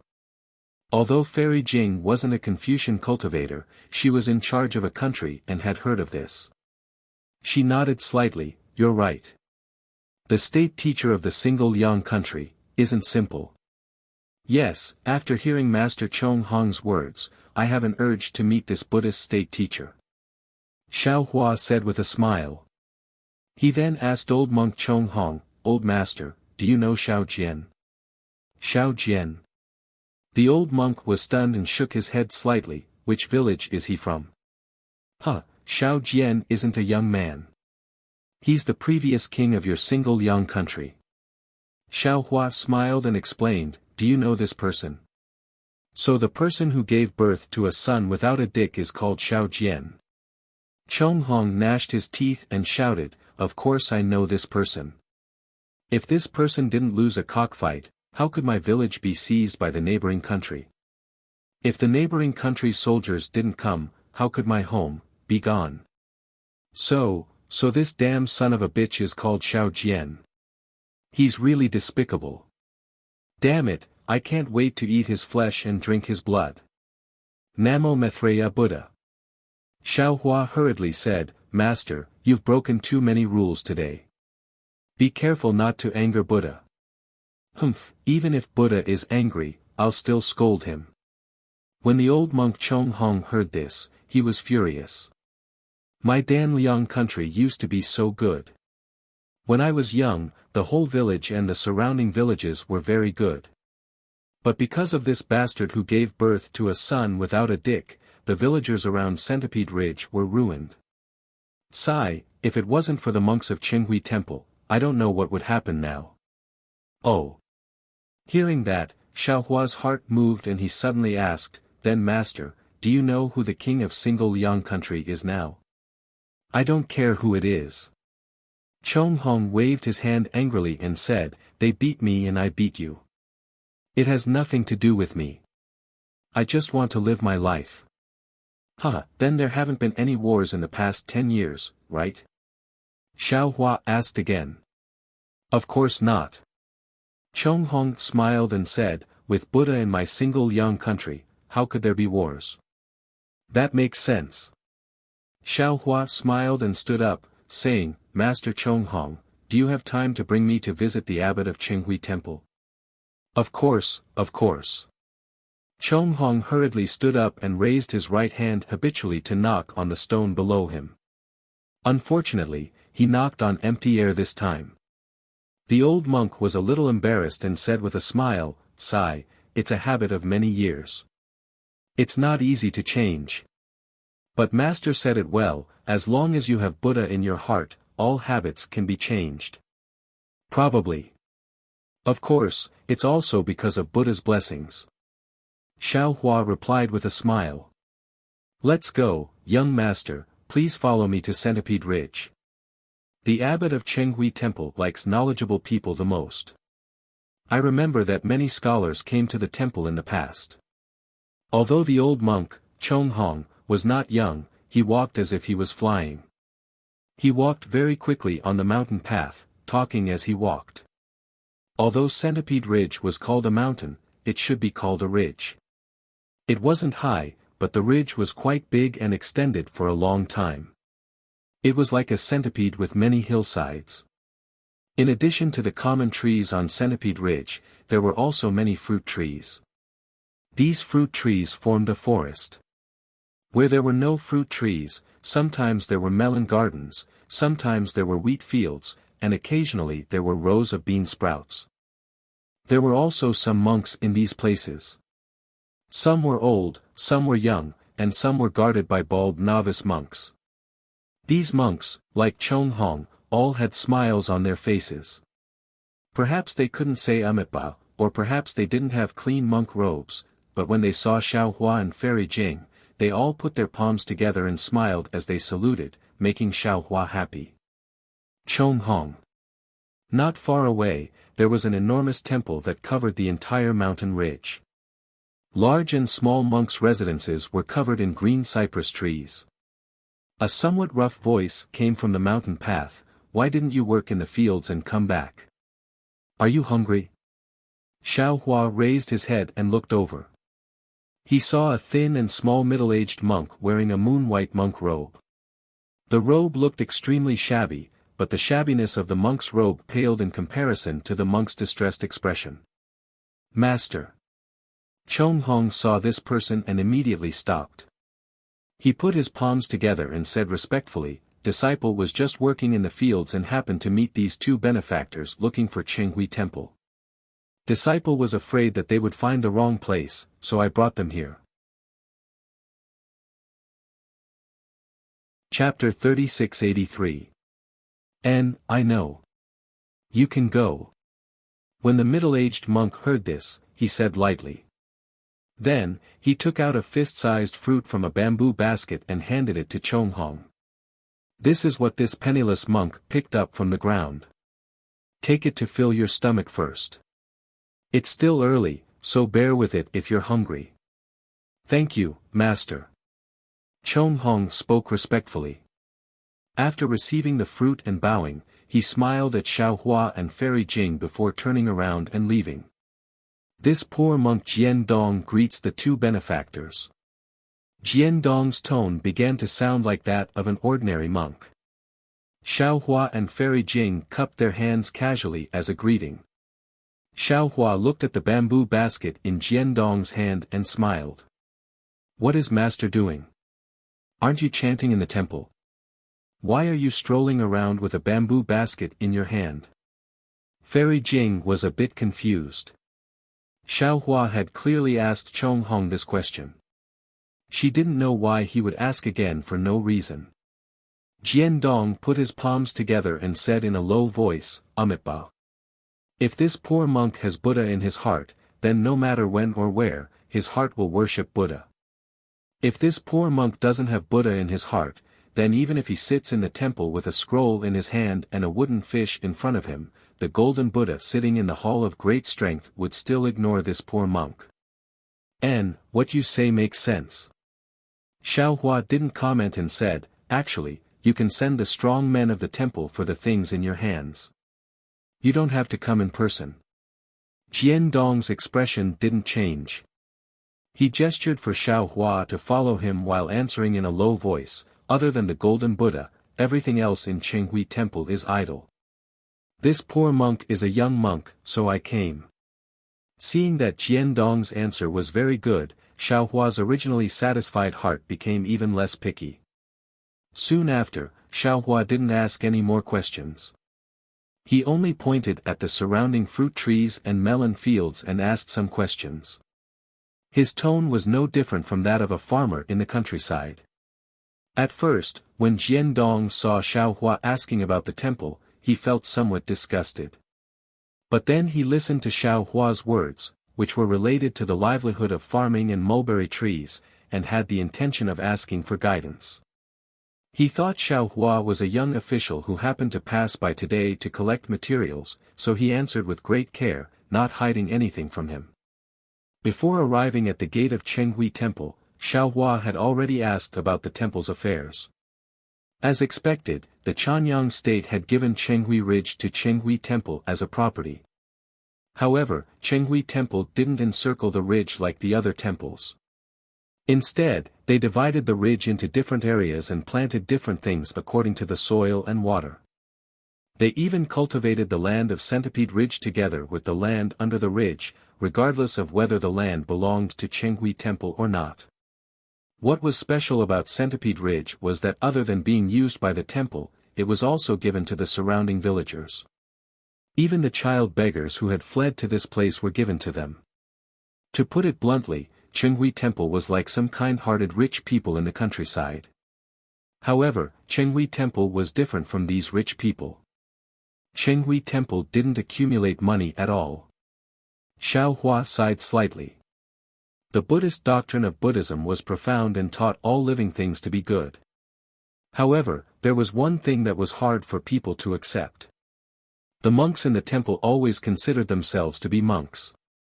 They didn't produce anything themselves and only wanted people to worship them. They called it giving alms and soliciting alms.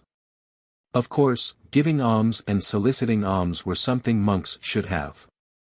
This showed that monks didn't have the foundation to establish themselves and could only rely on the help of people to live. However, most of the monks were eminent monks who gave alms. Most of them still had humanity. In the end, the temple had a lot of land and the monks lived a very rich life. They still had to rely on people who had difficulties to worship them. People had their own eyes, so who would believe in the temple? Who would worship monks?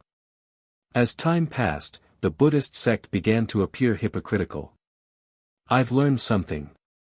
Xiao Hua cupped his hands and said, if all the temples in the world were like Qinghui Temple, then why would there be a longevity town in the hidden immortal continent? Monk Jian Dong didn't seem to know what longevity town Xiao Hua was talking about. He only smiled and said, young benefactor, I'm afraid you came from another country and aren't a citizen of my country. In my country, all the temples are like this. Really? Xiao Hua raised his eyebrows and was somewhat surprised. Jian Dong didn't answer Xiao Hua's words. He looked at the stairs in front of him and then looked at Fairy Jing behind him. He bowed and said, Amitabha. Female benefactor, my Qinghui Temple doesn't allow women to set foot in. Female benefactor, please serve tea outside. Fairy Jing's eyes flashed with slight anger. How could she put this secular temple in her eyes? However, Xiao Hua's smile and warm words calmed her down. You wait here first. I'll come out immediately after I visit the temple's abbot. Xiao Hua didn't say, fairy or fellow Taoist, but it sounded warm, as if there was a kind of indescribable intimacy contained within. Fairy Jing agreed in a low voice. She turned her head and walked towards the mountain plum trees in front of the mountain gate. Benefactor, please. Jian Dong raised his hand and gestured. He took the lead and walked up the stairs to the mountain gate. Xiao Hua didn't release his divine sense, but he had already seen the exterior of Qinghui Temple on the way. This was a regular temple. It looked very big, but the buildings inside were simple. There was a main hall, a meditation room, and there seemed to be a forest of pagodas behind. Moreover, these buildings didn't look very new and were somewhat old. In particular, some places had a lot of moss because of the year-round rain collection. Although the mountain gate and stairs in front of Xiaohua were very clean and tidy, they were also somewhat shabby. They weren't even as bright as the mountain gate of Longevity Town's Shaojin Temple. Xiaohua followed Jian Dong up the stairs and stepped through the mountain gate. What greeted him was a main hall and square. There was an incense burner in the square and incense in the main hall. However, there were sparse villagers kowtowing and offering incense. There were several young novice monks accompanying them. The incense burner didn't seem very vigorous. Chongshi. Jian Dong walked in and took a look. He called out to a young novice monk who was standing in front of the incense burner. Master. The young novice monk carefully placed the incense stick in his hand on the incense burner and hurriedly ran over. He put his palms together and bowed respectfully to Xiaohua. Greetings, benefactor. Take this benefactor to see the abbot. Master will go to the kitchen. Jian Dong instructed the young novice monk. He then said to Xiaohua, this poor monk will deliver tea to the benefactor. Thank you for your trouble, master. Xiaohua nodded. Soon after, under the guidance of the little monk, Xiaohua walked through the main hall and went all the way inside. In the end, he actually passed through the meditation room and came to a pine forest. He saw a slightly withered old monk wearing a shabby kasaya sitting on a mountain rock. He was holding a shiny prayer bead in his hand and his mouth was slightly moving as he chanted. Martial ancestor. The young novice monk didn't dare to approach. He stood still from afar and bowed. A benefactor came to pay a visit. This disciple has brought him here. Who would have thought that the old monk didn't pay any attention to him? He only closed his eyes and slightly moved his hands. He was chanting scriptures word by word. Benefactor. The young novice monk turned his head and said apologetically, Martial ancestor is like this. If you want to wait, you can wait here for a moment. If you feel impatient, please turn back. This little monk still has some matters to attend to and can't accompany benefactor here. After he finished speaking, the young novice monk respectfully bowed and slowly walked away. Looking at his appearance, he was already used to this kind of situation. Moreover, his attitude was definitely not disrespectful. Xiaohua didn't mind that the group of monks had left him hanging. He faintly smiled and quietly stood there, listening to the old monk chanting scriptures. The old monk's voice was extremely soft and even somewhat vague. However, Xiaohua heard it clearly. It was the Vimalaku Sutra. The Vimalaku Sutra wasn't a scripture that ordinary monks often chanted. The things inside were rather obscure. Even Buddha's Sarira Bodhi had read it before, but he didn't understand it too well. When he heard the scriptures, Xiaohua felt somewhat disdainful at first. However, after a moment, a trace of seriousness appeared on his face. He then slightly closed his eyes and quietly listened. The old monk's chanting voice was like a gurgling stream flowing through the pines and into Xiaohua's ears. After a full 4 hours, the sky was already dark, but the old monk still didn't stop. Monk Jian Dong also came twice. When he saw Xiaohua quietly standing there, he didn't dare to disturb him and quietly left. Outside the temple, Fairy Jing took out a praying mat from her Qiankuan bag and sat down. She didn't cultivate and only silently recited Xiaohua's teachings. As for monk Jian Dong's tea, she didn't even touch it. The sky was already dark. Naturally, the monks who were working at the foot of the mountain returned. The group of monks was very well behaved. Their footsteps weren't loud and they didn't make any noise. When they saw Fairy Jing, who still had an outstanding appearance, they didn't dare to look at her too much and carefully entered the temple. Old monk Chonghong was naturally among them. He opened his mouth but didn't say anything and followed the others into the temple. Not long after, the sound of chanting came from inside the temple. Then, the bell rang and waves of the fragrance of vegetarian food came from inside the temple. In the twilight, Jian Dong came back with a basket and some food to invite Fairy Jing to eat. Fairy Jing slightly opened her eyes and looked at him. She only said 3 words, "No need." Then, she ignored Jian Dong. Jian Dong was helpless and could only put the basket next to Fairy Jing. Then, the young monk called Chong Shi stood guard at the side. "This Xiao Hua is a bit strange." Fairy Jing was comprehending the mysteries of Xiao Hua's teachings while also being puzzled. "It's just a temple, what's so good about it? Could it be that there's a hidden Buddhist expert?" When she thought of a Buddhist expert, Fairy Jing's eyes suddenly opened. Xiao Hua had already said that he was proficient in Taoism, Confucianism, and Buddhism. Fairy Jing had seen Xiao Hua's Taoist abilities and Confucian abilities, but she had never seen Xiao Hua's Buddhist abilities. Could it be that Xiao Hua really met a Buddhist expert in the temple? Fairy Jing originally wanted to release her divine sense, but she hesitated. She didn't know if her divine sense would disturb Xiao Hua. Forget it, so be it. Fairy Jing closed her eyes again. Sometimes, waiting is also beautiful. How long can this beauty last? Chapter 3684. The night had passed, and dawn was coming. Thick clouds covered the entire Centipede Ridge, and the land fell into darkness again. Gotcha. Thunder rumbled in the distance, sounding very heavy in the night. Thunder. The young novice monk, who had been sleeping soundly beside Fairy Jing, was immediately awakened by the thunder. He looked around in fright, almost forgetting that he had fallen asleep outside the temple last night. "Benefactress, quickly go down the mountain and take shelter from the rain." The young novice monk naturally couldn't see how many clouds there were in the sky, but he reminded Fairy Jing based on his intuition. Fairy Jing ignored him, still sitting there without saying a word.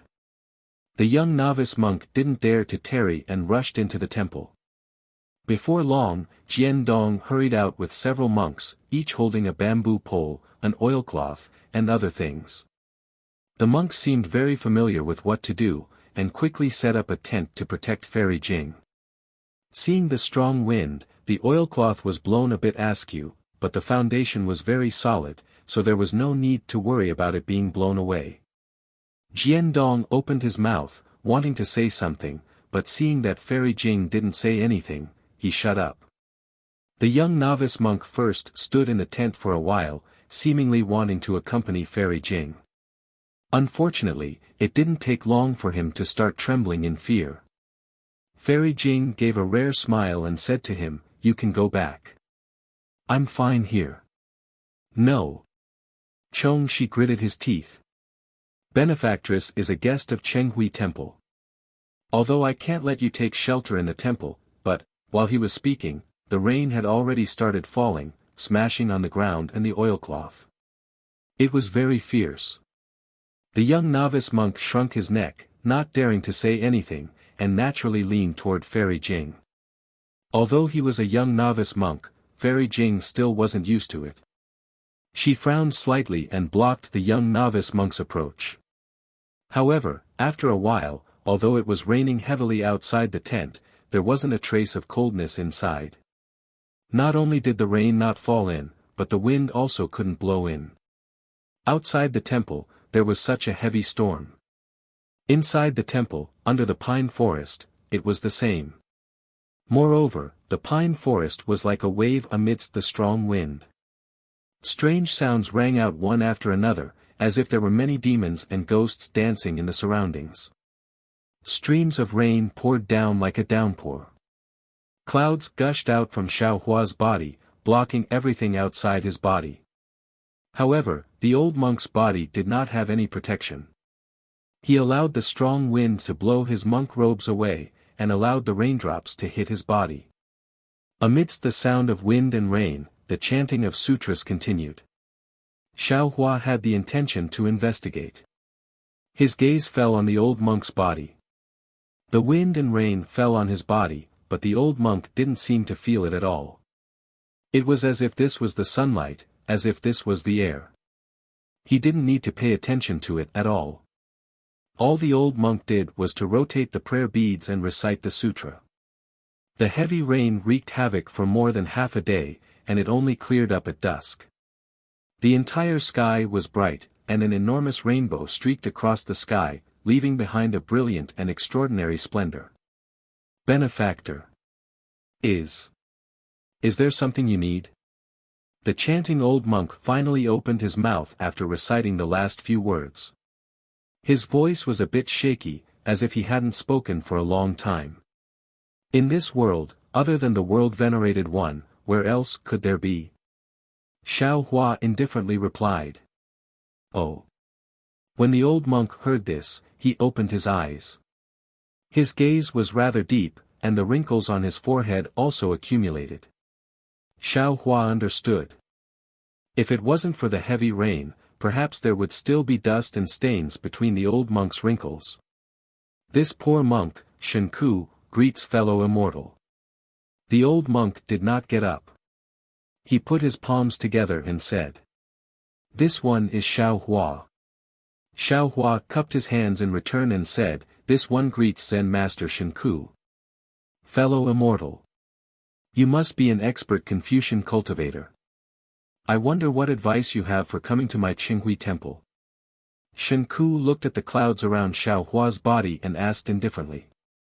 Xiao Hua didn't hide anything and said, On my way here, this one saw your temple's monks farming at the foot of Centipede Mountain Ridge. I also saw the peace of the villagers near Centipede Mountain Ridge.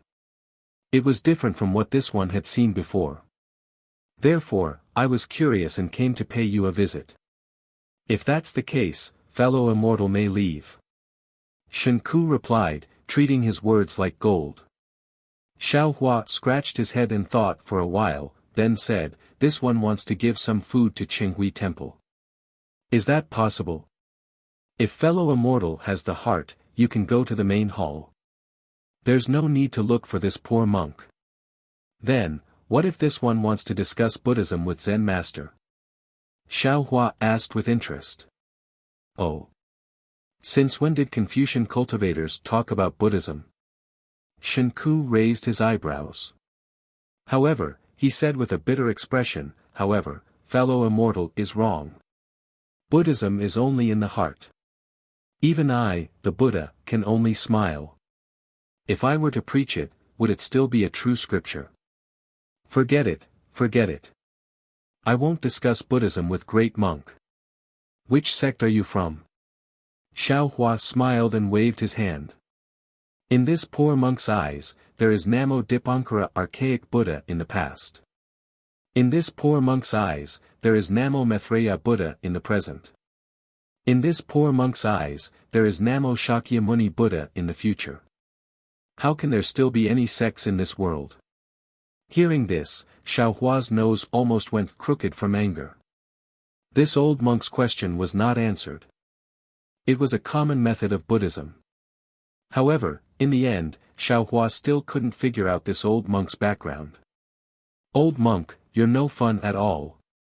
Xiao Hua coldly said, Buddhism pays particular attention to opening the door of convenience. Although this one is a Confucian cultivator, this one also understands Buddhist principles and wants to discuss with Grandmaster. You look like you're rejecting this one at the door, so how can you talk about merit? What cultivation are you talking about? Cultivation is cultivation. Merit is also merit. The two can't be mixed up. Shenku seemed to feel that he had gone too far. His tone softened, My Buddha talks about fate. If benefactor is fated with my Buddha, this poor monk doesn't need to say anything more. Benefactor will naturally enter my Buddhism. If benefactor isn't fated with my Buddha, what can this poor monk do even if this poor monk is eloquent? Then why is this monk sitting as the abbot of Qinghui Temple? Why are there so many benevolent fields around Centipede Ridge? Isn't this merit to attract the villagers to Buddhism? Isn't it to let the light of Buddha shine on the single Yang kingdom? The sea of bitterness is boundless. Repent and you'll see the shore. This poor monk doesn't want any merit. The light of Buddha doesn't need eyes merit to shine on the single Yang kingdom. Shenku replied faintly, this poor monk only knows that cultivation is life. Every action and word is cultivation. Since this poor monk can't get rid of this stinky body, this poor monk can only cultivate day and night. Xiaohua wanted to say something, but Shenku continued, benefactor, I'm afraid you have the same idea as ordinary people. As long as one cultivates, one must break away from worldly affairs. You don't know that everywhere in this world is a sea of bitterness. Even if you hide in a meditation room, it's impossible to be peaceful. Instead, why not go deep into the sea of bitterness to cultivate? Benefactor, you just mentioned merit. Saving one person is merit. Saving 10 people is also merit. It doesn't have to be saving others in times of danger to be merit. The monks of Chenghui Temple, and even the monks of other single Yang kingdom, although they lack the time to chant sutras and meditate, they are also cultivating while working. Moreover, the monks of my single Yang kingdom don't let the people of the world suffer and accumulate merit. Who can say that this isn't merit? Ha, old monk, you're right. Xiaohua laughed. Saving people from suffering is a small merit. Teaching people to get out of suffering is a great merit. There's no need to teach Buddhist principles. As long as you teach kindness, Buddha's light will shine. This Xiao is more and more interested in the state preceptor of the single Yang kingdom. Goodbye. After saying that, Xiaohua cupped his hands at Shenku. Auspicious clouds appeared under his feet, and he rushed into the sky. Outside the temple, Fairy Jing saw Xiaohua come out. She also turned into a rainbow and chased after him. In a moment, the two figures disappeared. Oh. Shenku raised his eyebrows, slightly surprised. Then he closed his eyes and was about to chant sutras. But at this moment, he thought of something and said loudly, Xing Zhu, which disciple brought this benefactor here? This seat has something to ask. Xiaohua flew into the sky with a smile on his face. Fairy Jing saw him and said with a smile, fellow Taoist Xiao seems to have gained a lot from this trip. Yes, indeed. Xiaohua nodded. The Buddhist sect of the single Yang kingdom is different from what this Xiao knows.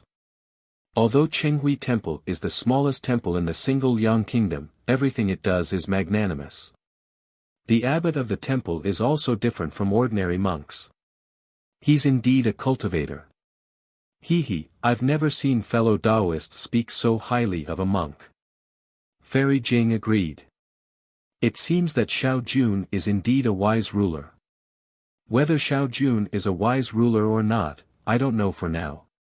But the Buddhist disciple supporting Xiao Jun is an expert. This Xiao is very interested in this Buddhist disciple of an unknown sect. Oh. With fellow Taoist Xiao's Buddhist sect cultivation, you can't tell what sect it is. Fairy Jing pretended to be surprised. Xiaohua waved his hand and said with a smile, this Xiao is just a dabbler. My Buddhist sect cultivation is for Taoist Yuanqing to hear. How much can I know? But this Xiao also knows some secrets of the Buddhist sect. Unfortunately, this knowledge is not enough to see the origin of the Chenghui Temple's abbot. Isn't that simple? This place is only a few hundred miles away from the capital of the single Yang kingdom. We'll arrive in a moment. Fellow Taoist Xiao only needs to visit the state preceptor. Why wouldn't he tell you? Fairy Jing said with disdain. Xiaohua shook his head slightly. Don't be anxious. This Xiao still wants to see, I'll listen to fellow Taoist's instructions. Fairy Jing nodded her head in a virtuous manner. She didn't feel any annoyance beside Xiaohua. She seemed to want this road to be further and further, or even to have no end. After flying for a while, they arrived at another place. Some monks were farming, but there were no mountains here. Instead, there were many lakes. An exquisite temple was built between the lakes and mountains. Xiao Hua didn't hesitate to descend from the cloud. What Xiao Hua didn't know was that not long after he landed, a Buddhist light flew out from the Chenghui temple of the Taowu mountain range. It quickly flew over his head in the direction of the capital of the single Liang kingdom. 2 days later, Xiao Hua once again flew out of the small temple with a smile on his face. Fairy Jing simply used the auspicious cloud technique to follow behind him. When they encountered another temple, Xiao Hua didn't stop but directly flew past it. It seemed that he was satisfied with what he saw in the 2 temples. Chapter 3685. Fellow Taoist, are you not going to go down and take a look? Fairy Jing asked with a smile, clearly trying to find something to talk about. Xiao Hua replied, since I already know, I naturally don't need to go down. Fellow Taoist, aren't you afraid that Xiao Jun arranged this beforehand? Fairy Jing reminded Xiao Hua. If the ruler of a country can arrange farming to such an extent, he must be a wise ruler. Xiao Hua smiled. Fairy Jing, you might not understand farming and don't understand that farming is not easy to fake. Indeed. Fairy Jing also sighed. Although I am in charge of a country, most of the country's affairs are handled by the ruler. I only deal with the provocations of Confucian cultivators and my own cultivation. Right. Speaking of which, I finally understand why Xiao Jun wants to go to Yaotai Mountain. I already know. Fairy Jing pursed her lips and smiled. Although these Buddhist disciples cultivate, not many of them cultivate Buddhist protective divine abilities.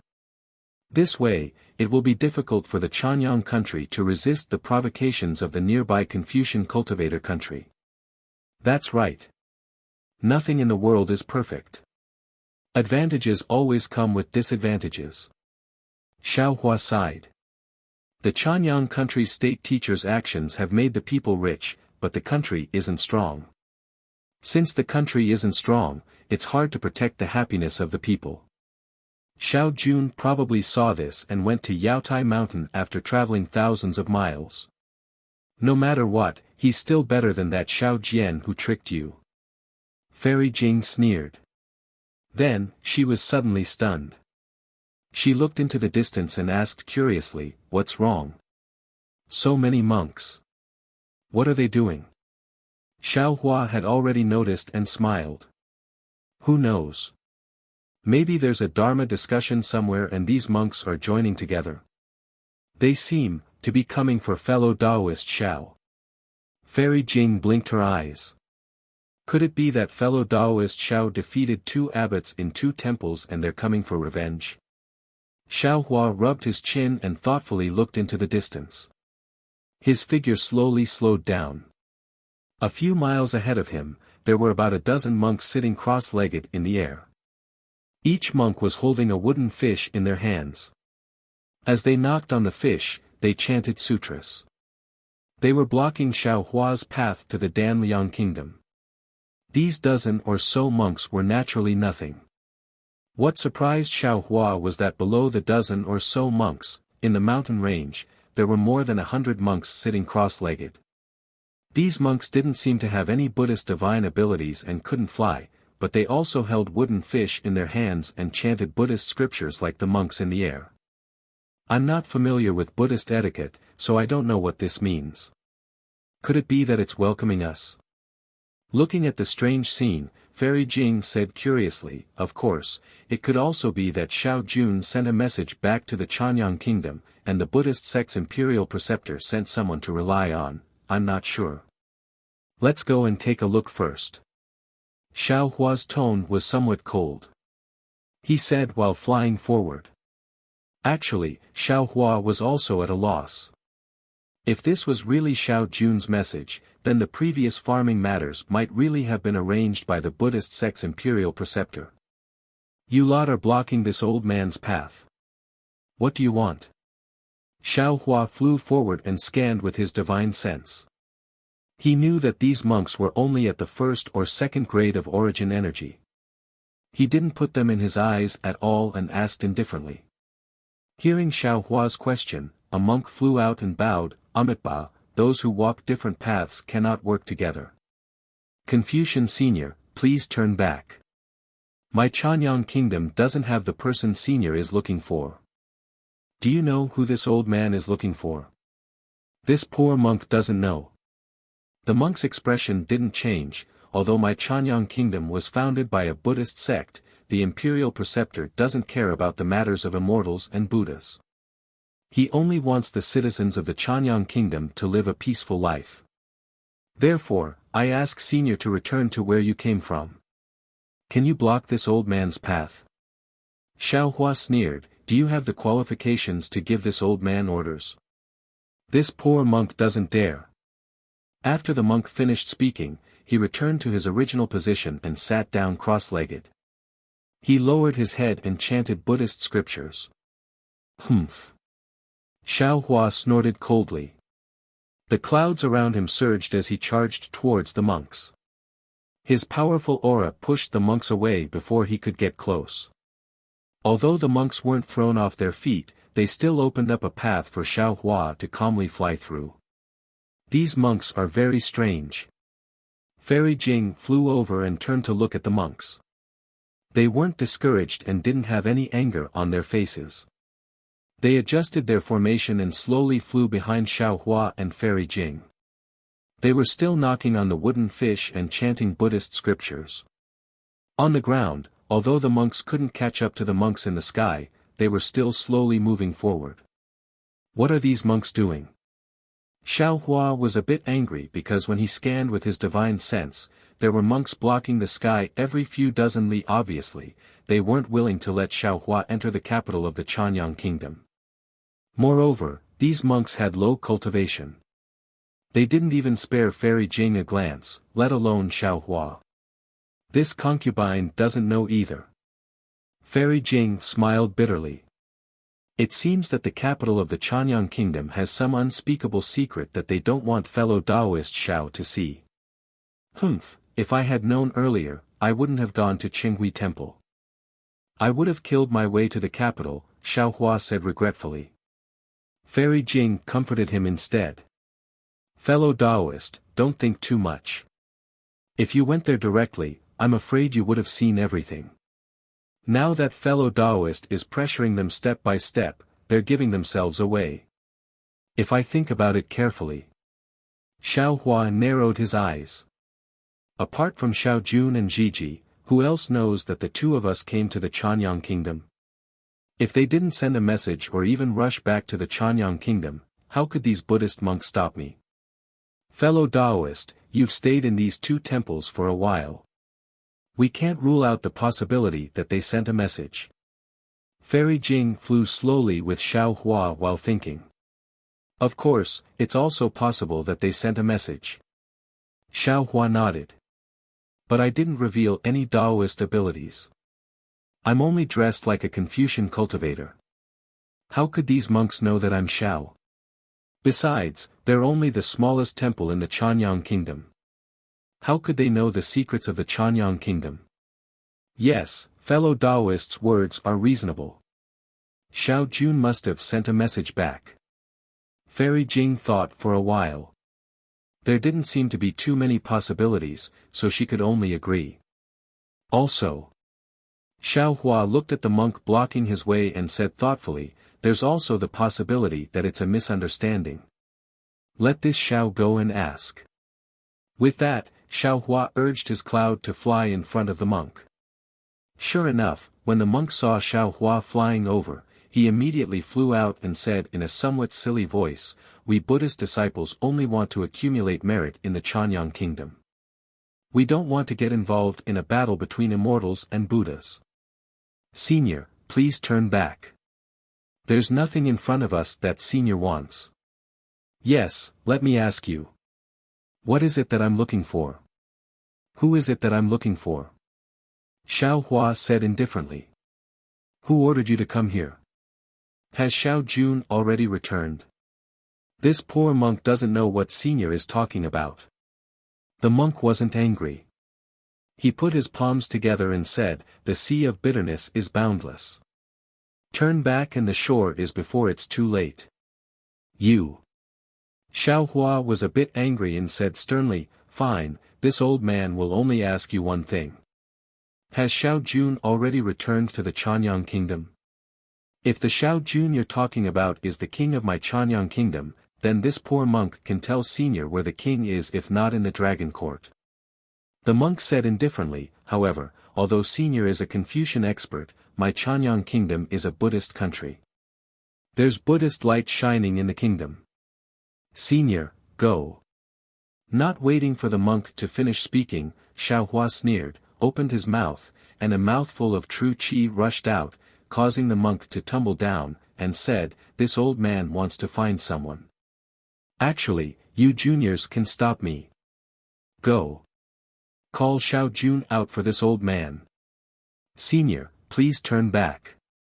Please turn back." When a monk fell down, dozens of monks stood up. The monks behind the monk immediately knocked on the wooden fish and chanted something as though they were chanting scriptures. Each of them even used Buddhist divine arts. Xiao Hua was quite noisy when he heard it. It was like a swarm of flies were flying around his ears. Humph. Xiao Hua raised his hand and wanted to fling it out. However, after thinking about it, he didn't want to waste time with these little monks. He activated the clouds around him and rushed over again. Just like before, he flew away easily. Hee hee. It was rare for Fairy Jing to see Xiao Hua so impatient. She pursed her lips and chased after him. Where is Xiao Jun? Not long after, another group of monks appeared. Their cultivation had clearly increased. Xiao Hua didn't say anything and immediately shouted, "Hurry up and tell him to come see me." Amitba. The unknown monk put his palms together and said, "Senior, please turn back. My family's grandmaster said that the person senior is looking for is not in the Chanyang kingdom. Senior, please don't go any further." Humph. Without waiting for the monk to finish, Xiao Hua flew over the monk's head. The monk could only lead the group of monks to chase after him. "Fellow Taoist Xiao, please calm down." Fairy Jing knew that Xiao Hua was deceived by Xiao Jian and Xiao Jun again and again. She was really angry. She hurriedly whispered, "Perhaps there really is a misunderstanding. And, indeed. I asked where Xiao Jun was, but they said the person I was looking for wasn't here. This person and Xiao Jun might not be the same person." Although Xiao Hua was angry, he didn't lose his head. He nodded and said, "Actually, if they weren't both surnamed Xiao, I wouldn't have bothered with them." "Hee hee, and you say you're not angry?" Fairy Jing heard Xiao Hua say, "I," and chuckled. "All right, there are more monks blocking the way. I'll ask them carefully." Xiao Hua's face was a bit red. The matter between Xiao Jun and Xiao Jian was after all the master of the Chanyang kingdom.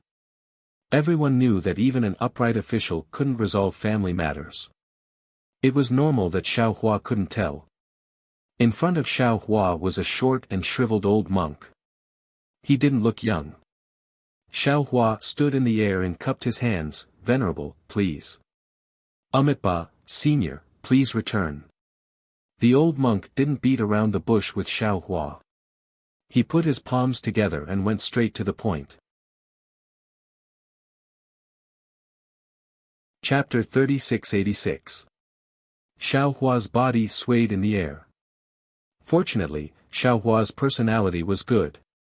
If it was someone else, they would have already attacked. Xiao Hua took a deep breath and asked, "I know you don't want me to go to the Chanyang kingdom because the person I'm looking for isn't there. But the problem is this person Xiao Jun? I'm only looking for Xiao Jun to ask him some questions. I don't want his life. What are you afraid of? Besides, I've already seen Xiao Jun on Yaotai Mountain. Even if I had any ill intentions, I wouldn't have attacked him there. Why must I chase him all the way to the Chanyang kingdom? Or, who do you think I'm looking for?" "Amitba, I don't know." The old monk said he didn't know anything.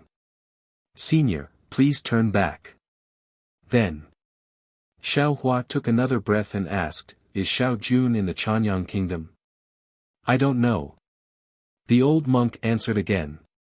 Senior, please turn back.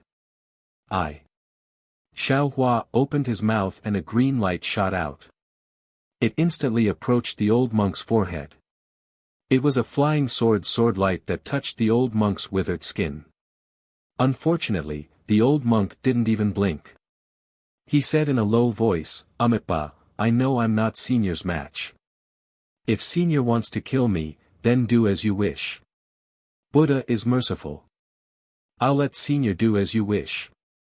You're crazy. Why would I kill someone for no reason? Xiao Hua was so angry that he had nowhere to vent. He snorted and ignored the old monk. His figure rushed into the air and flew away.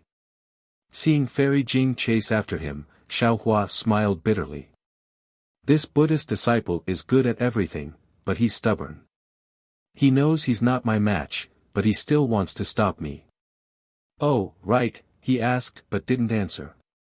Even now, I don't know why they're doing this. Or maybe they don't know at all. Fairy Jing said with a smile. Things are getting more and more interesting. I feel that it's the Buddhist sect's imperial preceptor who has nothing to do with Xiao Jun, that's right.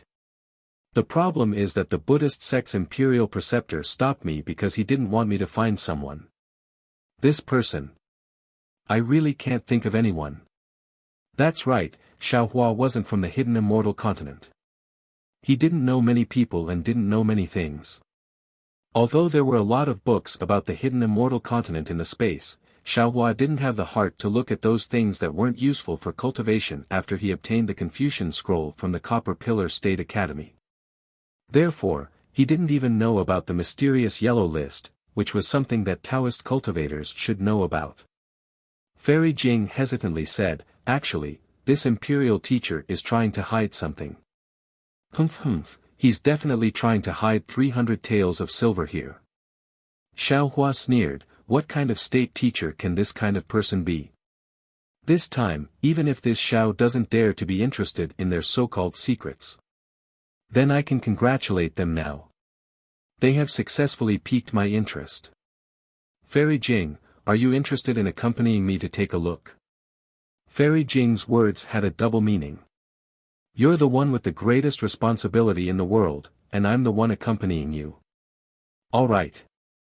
Xiao Hua said with a smile, we won't waste time with these little monks. Let's go directly to the capital city. It was extremely simple for two cultivators of 4th or 5th grade essence force to break away from these monks. Fairy Jing didn't use any divine ability. The auspicious cloud under Xiao Hua's body grew several times larger. He brought Fairy Jing past the group of monks and arrived at the capital city of the Danliang state in just an hour. Naturally, when they were still very far away from the capital city, several faint Buddhist senses swept out from the capital city. However, these Buddhist senses were very indifferent. After discovering Xiao Hua and Fairy Jing, they didn't stop and immediately returned, as if they were just checking whether they had arrived or not. Xiao Hua sensed the Buddhist senses and immediately determined the cultivation of the owner of the Buddhist senses. He coldly said, Humph, you're just a little monk of 4th grade essence force. You actually dare to block this old man's path. Fairy Jing was now very familiar with Xiao Hua. She said self-deprecatingly, AI, that's right. I'm only at 4th grade essence force. This cultivation is really too difficult. Fairy Jing will definitely be able to divide your attention in the future. Oh, you'll definitely be able to astral projection. Right now, you're just accumulating. Xiao Hua said with a smile. Astral projection, astral projection. I'm both looking forward to it and afraid. Fairy Jing's face revealed an indescribable expression. Let's just leave it to fate. Oh. Why? Xiao Hua naturally knew the difficulty of advancing to 5th grade essence force. However, he still pretended to be curious and asked. However, before Fairy Jing could answer, two figures flew out from the direction of the Danliang state's capital city. They stepped on a thin layer of Buddhist light and flew in front of Xiao Hua and Fairy Jing. And, they're finally out. Xiao Hua muttered. His figure stopped in midair. Fairy Jing also urged her auspicious cloud to fly a distance away. This poor monk Jingyi greets fellow immortal Xiao. The monk in front was thin and tall. He wore a shabby monk's robe. His exposed hands and arms were extremely thin. He was simply skin and bones without a trace of flesh. Looking at his head, it was also like a skeleton. There were many wrinkles that looked like they were carved by a knife. Hearing this, Xiao Hua narrowed his eyes and said coldly, "Fellow immortal Xiao. It seems like Great Master Jingyi already knows this Xiao's name. I presume you also know this Xiao's intentions." "Humph." A monk at the side coldly snorted. He waved the shabby monk's staff in his hand. "We have already let so many disciples block you. We don't want to shed all pretense of cordiality with you. Since someone wants to force us to our deaths, then don't blame this poor monk for being impolite. Shut your mouth." Although Jingyi was angry, his tone was still indifferent. "You are a Buddhist disciple. How can you be so competitive like ordinary people? It is also fate that fellow immortal Xiao came to my Danliang state. I'm afraid this is Buddha's test for us." After speaking, Jingyi turned to Xiao Hua and said, "Fellow immortal Xiao, the person you are looking for, is really not in the Danliang state. Please return." Xiao Hua smiled and asked with interest, "Let's not talk about who this Xiao is looking for. This Xiao wants to ask you. Monks don't lie. Are you speaking the truth?" Jingyi indifferently replied, "That's right. This poor monk is not lying. I will not deceive fellow immortal. Since, the person this Xiao is looking for is not in the Danliang state, you can just let this Xiao come to the capital city. Why block this Xiao on the way?" Xiao Hua asked directly. "My Danliang state does not want to get involved in disputes." Jingyi replied, "If fellow immortal Xiao comes to the Danliang state, there will be chaos in the future. Therefore, this poor monk does not want fellow immortal to come." "Then the person you are talking about, who is it?"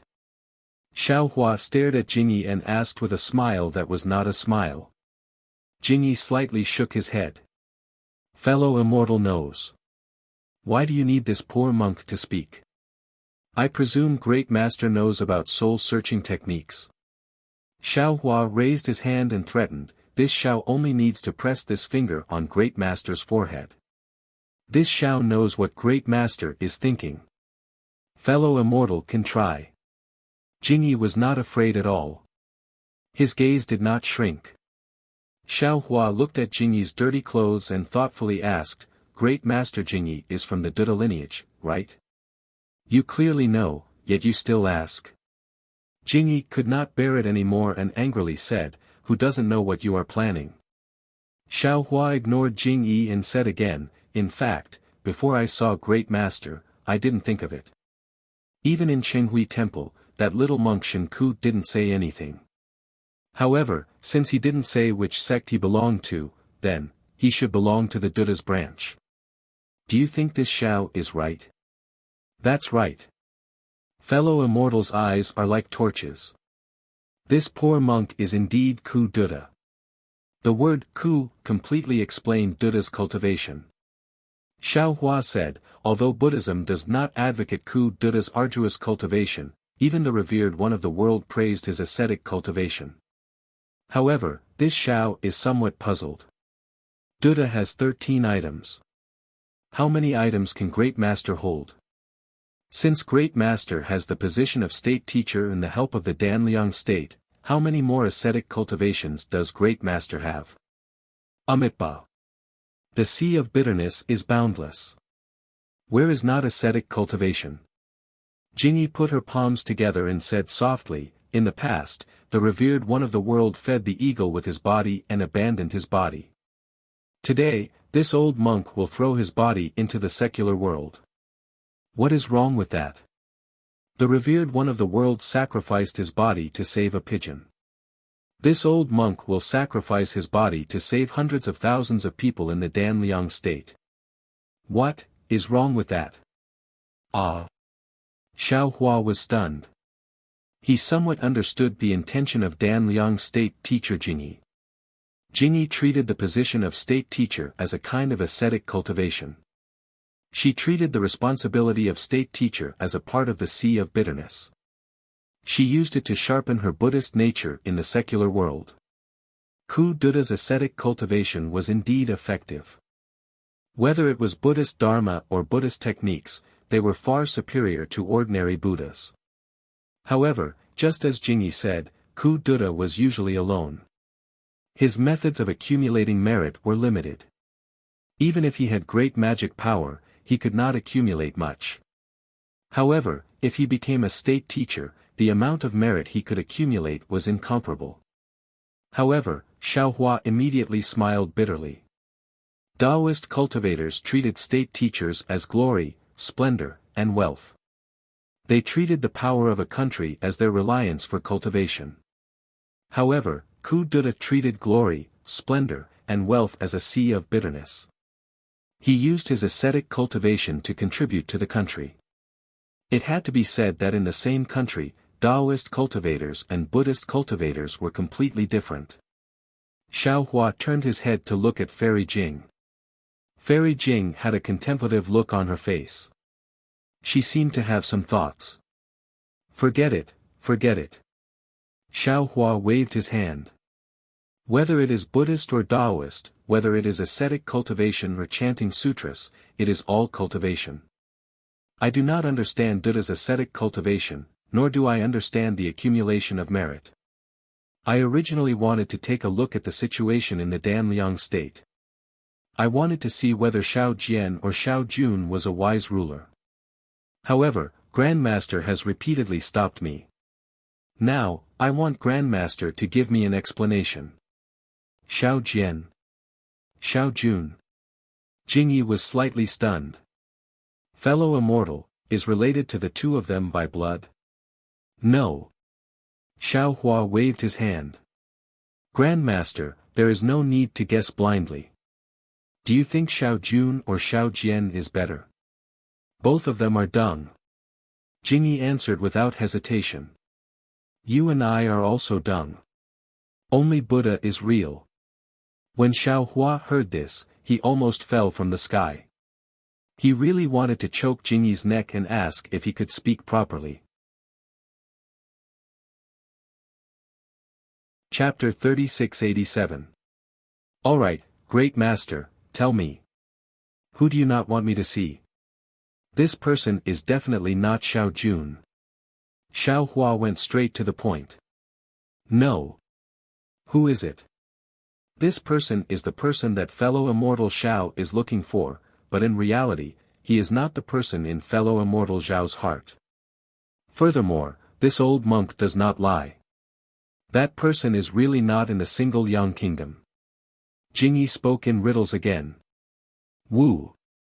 Hearing a huge gust of wind, Jingyi and Jinko suddenly felt as if the space around them had solidified. Not only were they unable to move, even breathing became difficult. Jinko turned pale with fright. The Buddhist staff in his hand trembled and Buddhist light shone brightly. Unfortunately, before his telekinesis could reach the Buddhist staff, he saw Xiao Hua suddenly stretch out his hand and grab Jingyi's neck. He said fiercely, "Little monk, can you speak properly? Who exactly is this person?" Jingyi did not resist and allowed Xiao Hua to grab his neck. He said with a hoarse voice, "This old monk cannot say and does not want to say. If this old monk says, I'm afraid. Fellow immortal Xiao will not be able to leave the single Yang kingdom. I'm also afraid that the single Yang kingdom will no longer exist." Who? Who is so powerful? Xiao Hua was shocked and asked. Sigh. A soft sigh like a spring breeze brushed past Xiao Hua's spiritual will hammer. A Buddhist will that was even more indifferent than Xiao Hua's Buddhist will swept over from the distant mountain. A voice that was louder than a golden bell rang in Xiao Hua's ears, "If you are looking for this old monk, then come over." Martial ancestor. Jingyi escaped from Xiao Hua's hand and immediately knelt in midair. Tears flowed down his face. You. How can you show yourself? You know that this is a trap. Ksitigarbha Bodhisattva said, if I don't enter hell, who will? The voice sighed, but there was no resentment or hatred in the voice. Even though the voice was loud, Xiaohua felt comfortable listening to it. Since Buddha wants this old monk to die, how can this old monk not die? I don't know how many years it will take to get rid of this skin. Now is the time. Martial ancestor. Jinko also knelt, but as his tears flowed, he looked at Xiaohua with resentment. Damn it, he's at least in the embryo formation realm. Xiaohua was truly shocked.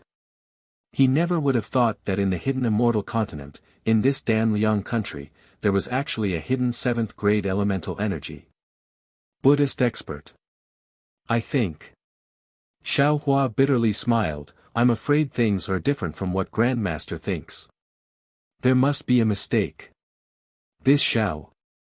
Of course, Xiaohua already knew that he had made a mistake. Furthermore, from the looks of it, this misunderstanding was extremely serious. It was actually related to the life and death of this 7th level origin power expert. Since he had already forced the other party out, how could a mere misunderstanding be resolved? Moreover, Xiaohua immediately understood why clean clothes and those ordinary monks had blocked him. Not only did they not want him to find this Buddhist expert, they also did not want him to lose his life. Fellow immortal Xiao, please. Jingyi stood up. Her expression returned to normal as she raised her hand.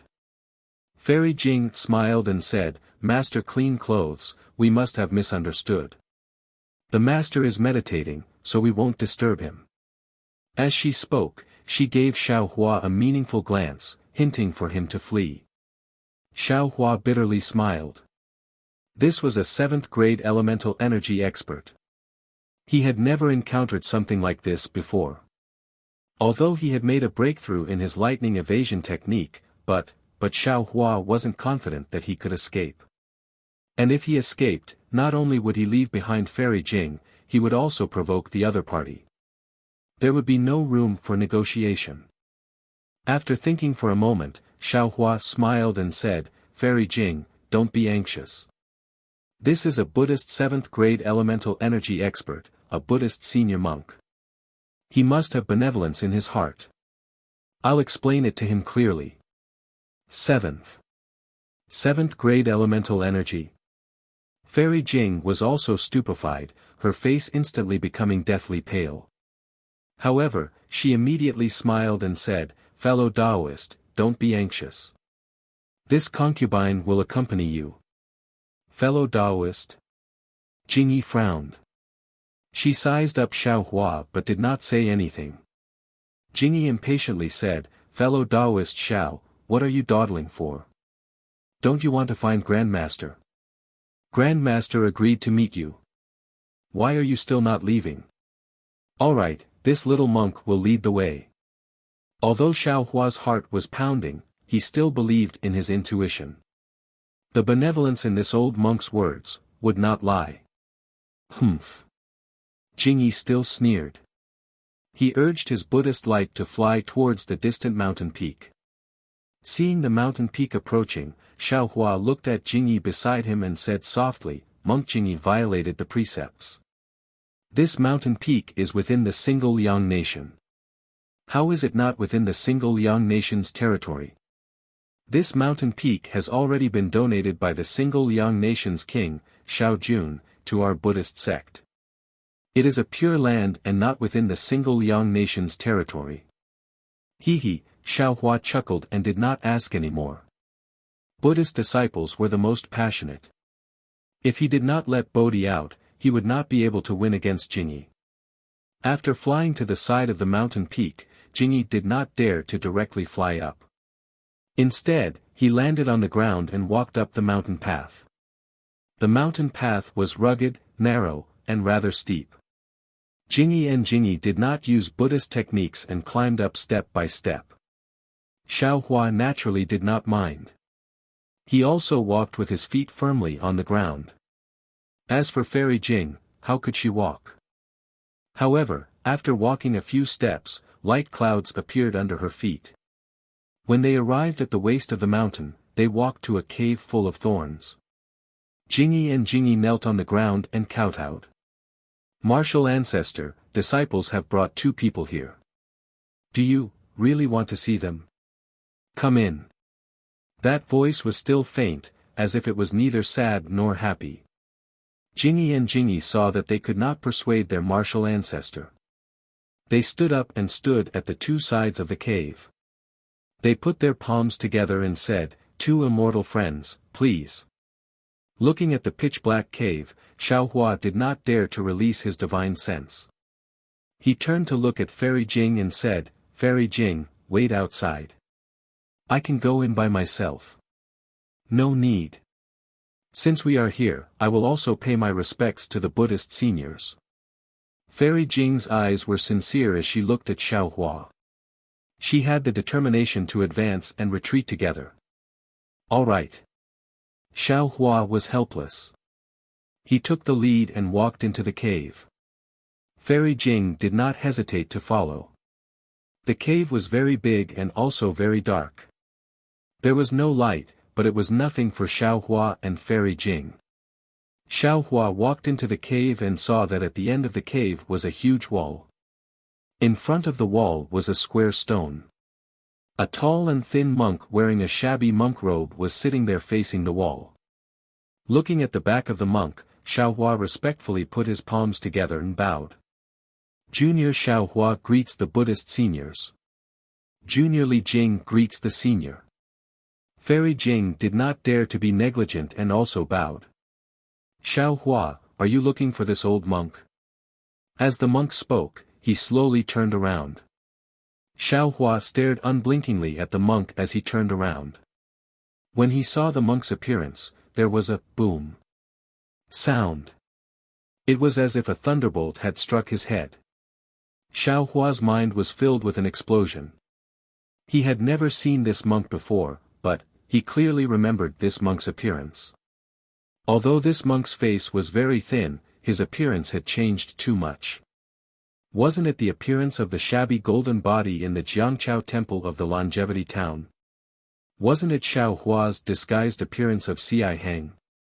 This was the fake Ci Hang meeting the real Ci Hang.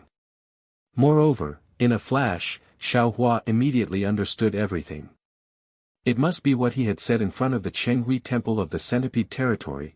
If all the temples in the world were like Chenghui Temple, then why would there be a Longevity Town in the hidden immortal continent? This attracted the attention of others, who thought that he came from the Longevity Town. Now that his Tao cultivation had not recovered, he only used the cultivation of a Confucian cultivator. They thought that he was a Confucian cultivator.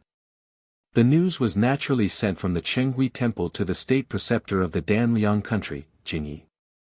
Jingyi only needed a little analysis to conclude that he knew about this monk and came to the Danliang country to look for this monk. Jingyi definitely knew that his grandmaster was not Ci Hang, not the owner of the 99 zhang golden body in the Longevity Town, so he wanted to stop him. However, he could not say it clearly. He could only say that although the Ci Hang Xiaohua was looking for looked exactly the same as his grandmaster, and even his grandmaster left merit in the Longevity Town and set up a statue, his grandmaster was not Ci Hang. Jingyi did not lie to Xiaohua. Moreover, as the state preceptor, Jingyi could clearly see that the Longevity Town, which was hundreds of thousands of li away, was now at the peak of the storm. As long as his grandmaster appeared, he would definitely be killed by the Confucian cultivators. He naturally did not want Xiaohua to see his grandmaster. It's a misunderstanding. After thinking it through, Xiaohua hurriedly bowed again.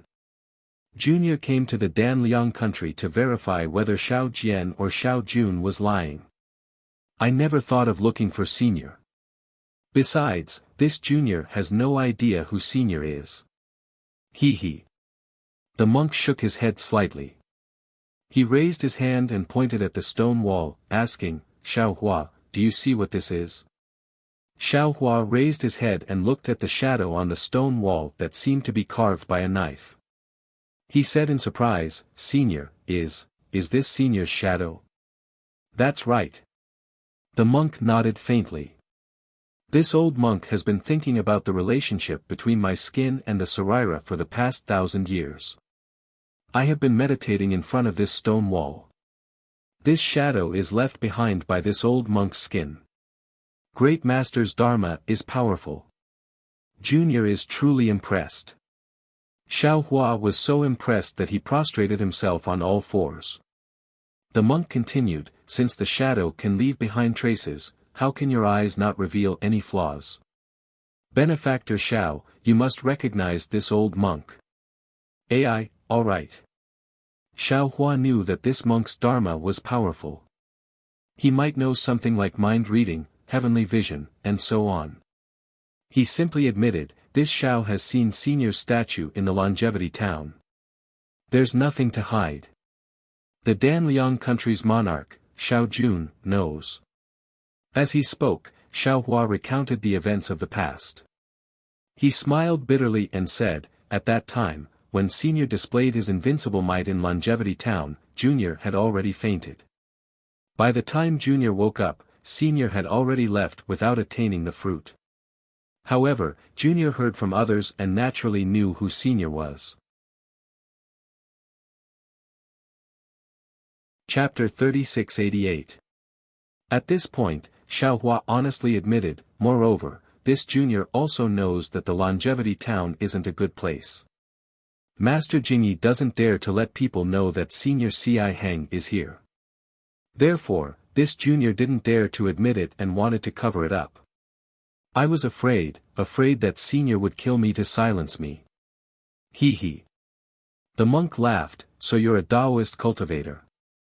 Jingyi should have thought of this long ago. This Junior also understands Confucian cultivation, so Master Jingyi misunderstood. Xiao Hua hastily explained.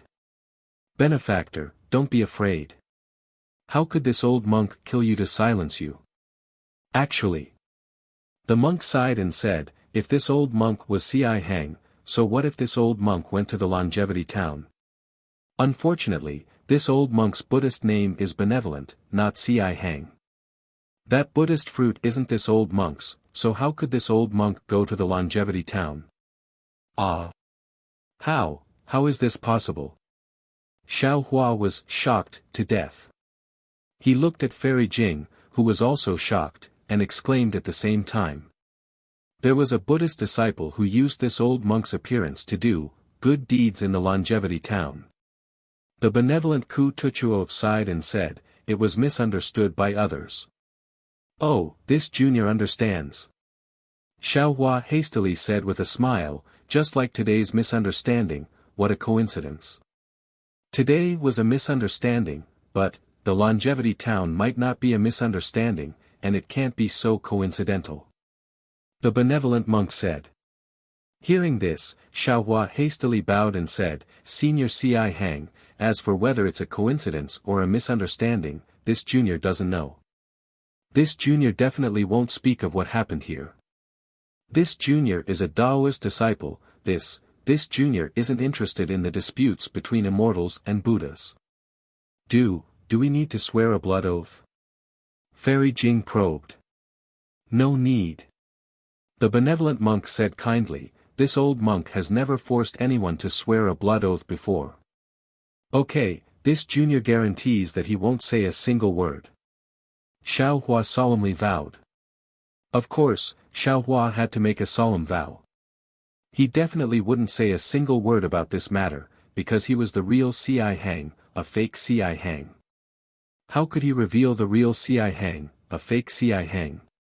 Fairy Jing was overjoyed as she said, this Junior is the same. This matter concerns Senior's life. This Junior definitely wouldn't dare. Benevolent Xiang waved his hand and said, if that's the case, you may leave now. Thank you, Senior. Fairy Jing hadn't thought of such a simple ending. She bowed, looked at Xiao Hua, and prepared to leave. But Xiao Hua's starry eyes flashed with a strange expression. He looked at the knife-like marks on the stone wall and said in a low voice, Senior, you said that you've been in this cave for 1,000 years, and you've always been thinking about the relationship between the skin and the Saraira. I wonder if you've learned anything. Can you tell me? Oh. Benefactor Shao also knows about Buddhism. Ci Xiang was a little surprised and asked curiously. Xiao Hua had a humble expression on his face. This junior has been curious since young. Regardless of whether it is the Taoist sect, the Confucian sect, or the Buddhist sect, I have some understanding of them. Since senior has some insights, this junior is also secretly delighted. I hope to hear it. All right. A smile appeared on Ci Xiang's face as he said, Jingyi, Jinko, wait for the two of you to come in. Xiao Hua and Ci Xiang's words weren't hidden from Jingyi and Jinko. The two of them heard clearly from outside, and their faces were already red. When they heard the call, they thought it was Ci Xiang scolding. They hurriedly came in and knelt on the ground. This disciple was careless and caused such trouble. Grandmaster, please punish me. Unexpectedly, Ci Xiang didn't answer and instead said, My Buddha has said that the corporeal body is a skin on the outside, easily decaying. Inside, the Saraira is a spirit, immortal for 10,000 years. When Jingyi and Jinko heard this, how could they not know that Ci Xiang was lecturing? They hurriedly sat down cross-legged and closed their eyes to listen carefully. Xiao Hua hurriedly sat down after seeing this. Similar to Jingyi, he put his palms together and quietly listened to this rare comprehension. This old monk thinks that a person is a person. Everything is based on the corporeal body. The corporeal body's influence is truly important, sometimes even more powerful than the Saraira. The corporeal body is the shadow, leaving scars on stone walls. However, the Saraira has no light, leaving no traces in the mortal world. The Saraira can't leave the corporeal body, and it can't be nourished without the corporeal body. Ci Xiang's words drifted in the cave. Those who were fated to hear it were intoxicated, while those who weren't fated to hear it were irritated. Fairy Jing sat for a moment and saw the joy on Xiao Hua's face. It was even more pronounced than Jingyi and Jinko's frown. She was delighted. She knew that she didn't understand this, so she quietly flew up from the ground and landed outside the cave. She also sat down cross-legged and comprehended Xiao Hua's teachings in her heart. She stood guard for the four people at the side. Time flew by, and 81 days had passed since Ci Xiang's words. On this day, just as Fairy Jing comprehended the beauty of it, an indescribable smile appeared on her face. The magic power around her quietly surged, and layers of multicolored light began to ripple under her snow-like skin. Suddenly, she heard a thunderclap in the pitch-black cave. It was so deafening that even the deaf could hear it. However, Fairy Jing still didn't frown, because this sound was very strange. It seemed to be extremely loud, yet also extremely soft. It seemed to be in her ears, yet it also seemed to be in her heart. Fairy Jing only felt her body expand, and all of her magic power instantly dissipated. Then, before Fairy Jing could think again, she saw Buddha's light flourish in the cave. This Buddha's light was different from what Fairy Jing usually saw. Not only did it rush out of the cave, but it even rushed into the mountain. The mountain didn't seem to have anything in it, but it also came out of the mountain. In the blink of an eye, the Buddha's light spread from the middle of the mountain to the top of the mountain. It was as if the entire mountain was filled with Buddha's light. Then, bursts of Sanskrit chants came from the cave and even the entire mountain, floating in the air and in people's hearts. In the Buddha's chants and in the Buddha's light, there were tiny images of fairies that were as small as flies, and images of dragons that were even weaker than mosquitoes. Not only did they dance around the cave and the mountain, but they also surged with the Buddha's light toward the capital of the Chanyang kingdom, enveloping the surroundings. Gurgle. The Buddha's light pierced through the void, and streams of sparkling and translucent silver light fell on the mountain peak. When the Buddha's light on the mountain peak came into contact with the silver light that was invisible to the naked eye, it immediately swelled and gradually formed a humanoid golden body. This Fairy Jing immediately understood that this was the strange phenomenon caused by the benevolent venerable master. She wanted to get up, but in the Buddha's light, her muscles and bones were limp, and she couldn't move at all. Even her mind was drifting. Roar. The strange phenomenon lasted for an hour, and then there was a lion's roar in the cave. The Buddha's light on the mountain, as well as the Buddha's light that rippled for miles, suddenly shrank and disappeared into the cave. In front of Fairy Jing's eyes was still the ordinary cave and the inky darkness. Amitabha. As a Taoist Yuanying, Fairy Jing couldn't help but chant Buddha's name. She stood up from the ground, and the benevolent voice sounded in the cave again. Buddha has a saying that a flower is a world, and a leaf is a spring and autumn. We Buddhists are burdened by our physical bodies, and we can't be free for our entire lives. I've cultivated hard for thousands of years, but I still haven't achieved Buddhahood. I don't have any obsessions in my heart, and I'm even comforted. Senior brother Tsihang from afar almost achieved Buddhahood. Although it's senior brother Tsihang's merit, it's also my merit. I have no hope of achieving Buddhahood in this life, so I'll wait for the next life. There's always hope, and there's always an end to life. Everything in the world is arranged by the Buddha. Although I don't know why the Buddha sent Xiao Tanua to me, I know that I can't remember any merit in my heart, and all cultivation is based on external things. Therefore, I can't not see Tanua. Jingyi, Jinko, do you understand? There was silence in the cave, and no sound could be heard. Fairy Jing shook her head slightly, knowing that Jingyi and Jinko didn't understand Great Master Ci Xiang's Zen theory. Xiao Tanue. Great Master Ci Xiang's tone was hesitant, and he probed, have you understood? There's a lamp in the world that illuminates the earth. People see the light, but don't see the lampstand. What's wrong with the lampstand? Xiao Hua's voice sounded. There's a lampstand, but there's no light. Who can see the lampstand? There's no need to have a lampstand, there's no need to have light, but there's light that illuminates the world. Amitabha. Excellent, excellent. Great Master Ci Xiang chanted Buddha's name and didn't speak again. After a while, Jingyi and Jinko accompanied Xiao Hua out of the cave. Fairy Jing's gaze wavered, and the Xiao Hua in her eyes seemed to have changed greatly, but also didn't seem to have changed at all. Let's go. Xiao Hua quietly transmitted his voice. Great Master Ci Xiang is in seclusion again. All right. Fairy Jing transmitted her voice and moved her body, slowly flying down the mountain path. Xiao Hua and the other two respectfully bowed towards the cave and carefully walked down. After leaving the mountain peak, Xiao Hua bowed and said, Great Masters, please forgive me for offending you. Jingyi's face was rather dry. Great Master Ci Xiang's rare lecture, but he and Jinko didn't get as much as Xiao Hua. They were really disciples of Buddhism in vain. Hearing Xiao Hua's words, he hurriedly put his palms together and said, Amitabha, there's no need to mention this matter. It's this old monk's fault. Please, Xiao Tanua, if you want to see if Xiao Jian or Xiao Jun is lying, just go to the capital city and you'll know. All right.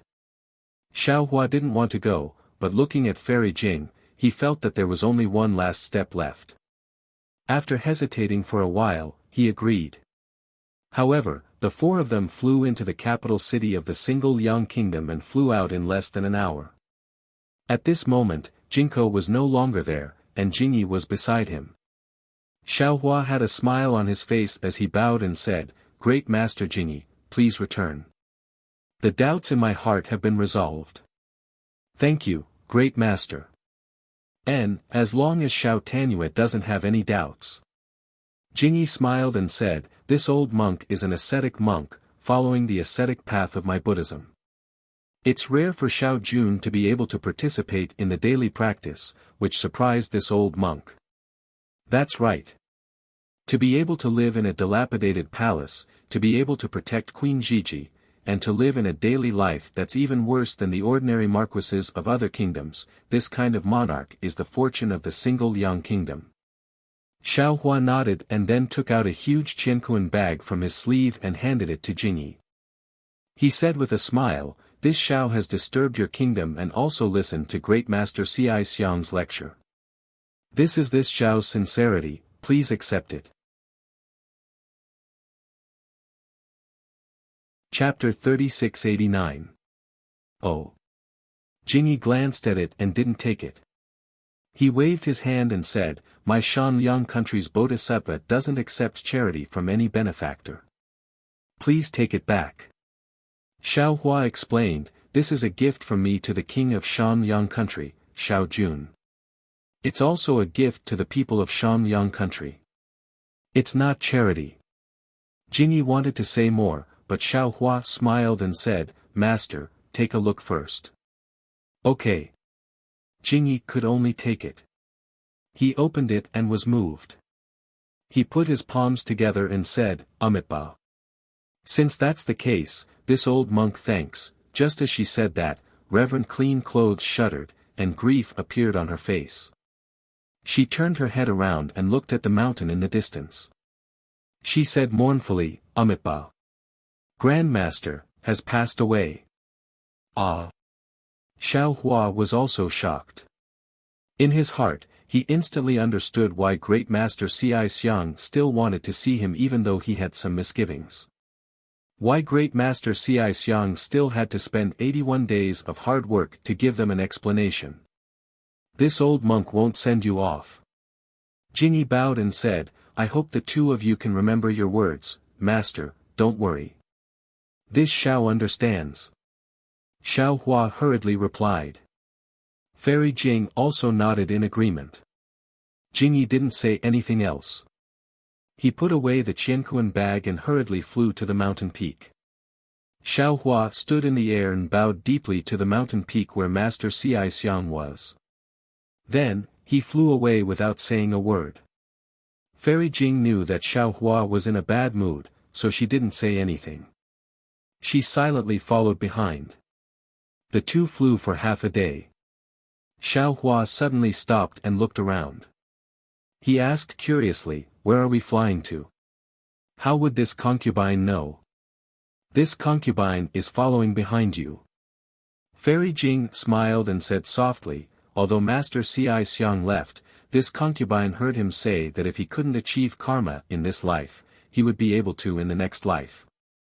Moreover, Buddhism's cultivation is different from my Taoism. They emphasize reincarnation the most. Today's death is tomorrow's life. Today's karma is tomorrow's cause. Fellow Taoist, you don't have to be too sad."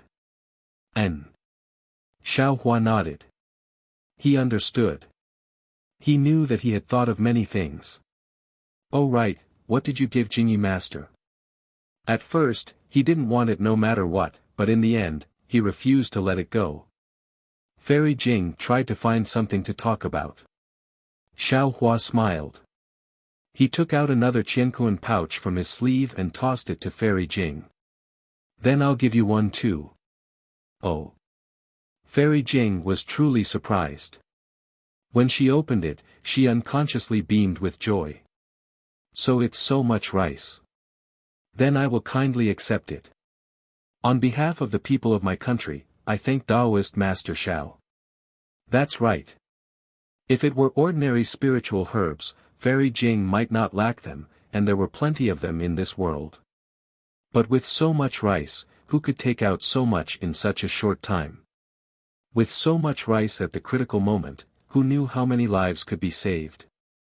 No wonder even the Clean Clothes Master was moved. Let's go." Xiao Hua waved his hand, and the Pegasus and flying chariot rushed out of the space. He said, "Let's return to Black Wind Ridge.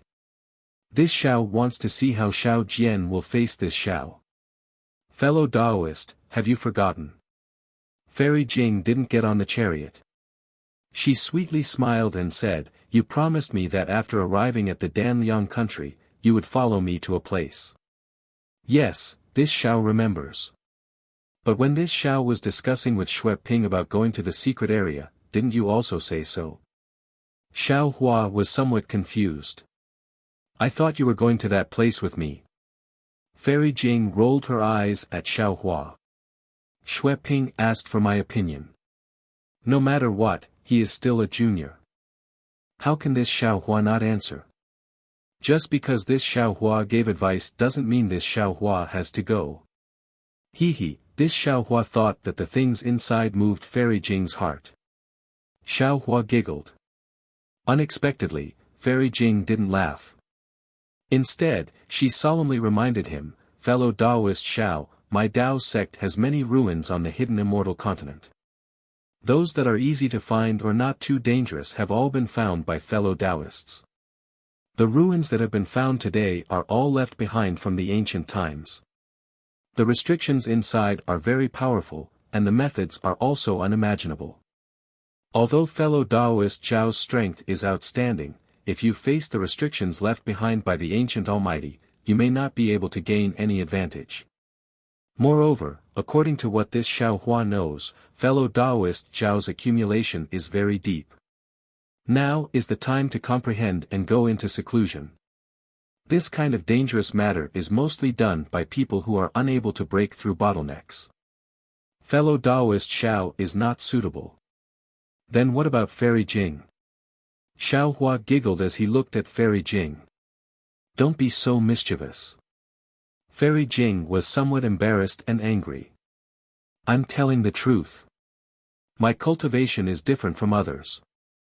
Although I do need some ancient items, ordinary things, I can solve them myself. Seeing that Fairy Jing was angry, Xiao Hua hurriedly smiled and said, Fairy Jing, please calm down. It's not that this Xiao Hua doesn't want to listen to Fairy Jing, but since this Xiao Hua has already made a promise, he still has to keep his promise.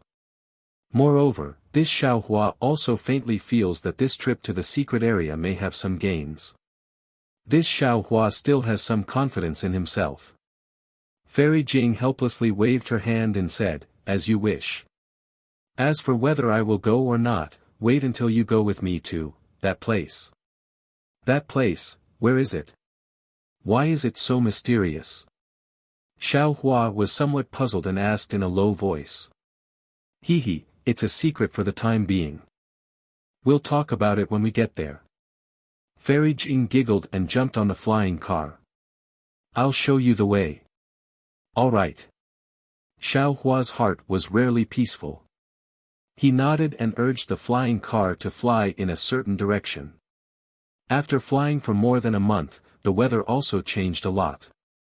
From autumn to cold wind, and then to hot. Seeing that yellow sand and barren mountains began to appear in the surroundings, Fairy Jing's always calm face had some slight fluctuations. During this month, Fairy Jing didn't close her eyes to cultivate. Instead, she chatted with Xiao Hua. She would tell him some stories about the sea, or some interesting things about her travels in the hidden immortal continent, or some of her experiences in the Thousand Demons sacred realm. Occasionally, Fairy Jing would ask him questions about her cultivation. Regarding cultivation, Xiao Hua naturally didn't hide anything from her. As for chatting, he generally just smiled and didn't say anything. He originally didn't come from the hidden immortal continent. If he spoke too much, he would naturally be exposed. As for cultivation, as soon as Buddha's relic Bodhi came out of the cave where Benevolent Master was meditating, he immediately went into seclusion. It seemed that Benevolent Master's comprehension of life and death, the corporeal body, and the relic were extremely important to Bodhi. In fact, even Xiao Hua understood that Bodhi was one of his primordial spirits. Bodhi's corporeal body was actually his relic, and his corporeal body was the corporeal body of the Buddha's relic. Benevolent Master's so-called spirit was Bodhi, and the relationship between the corporeal body and the relic was ultimately the relationship between Xiao Hua and Bodhi. If Bodhi could comprehend this point, it would most likely be extremely beneficial to him and Bodhi. As for the place in Xiao Hua's dantian that was injured by Kong Hongwu, it had already recovered under green-robed Xiao Hua's wholehearted efforts. In particular, the 140 or so nascent souls were placed around the invisible nascent soul by green-robed Xiao Hua according to the formation of the capital star formation. The 5G righteous thunder had already returned to normal. Every time it landed on the invisible nascent soul, a trace of lightning would rush into the bodies of the 100 or so nascent souls. Although these nascent souls grimaced in pain, their bodies would gradually expand, and they also seemed to be nourished. Soul cultivator Xiaohua naturally wasn't idle. Every 6 hours, he would come out of the mysterious dark cloud and release all kinds of vibrating green seal characters from his mouth. At an extremely rhythmic pace, the characters would land between the eyebrows of these nascent souls. The green seal characters would become green threads that lingered between the nascent souls' eyebrows and gradually merge with them. While the souls of these nascent souls were being repaired and their corporeal bodies were being tempered, they gradually fell into Xiaohua's control. Green-robed Xiaohua, on the other hand, felt as if he had just survived a calamity. After his dantian's injuries were healed, he happily lay down within the 5Qi righteous thunder to receive the lightning strikes.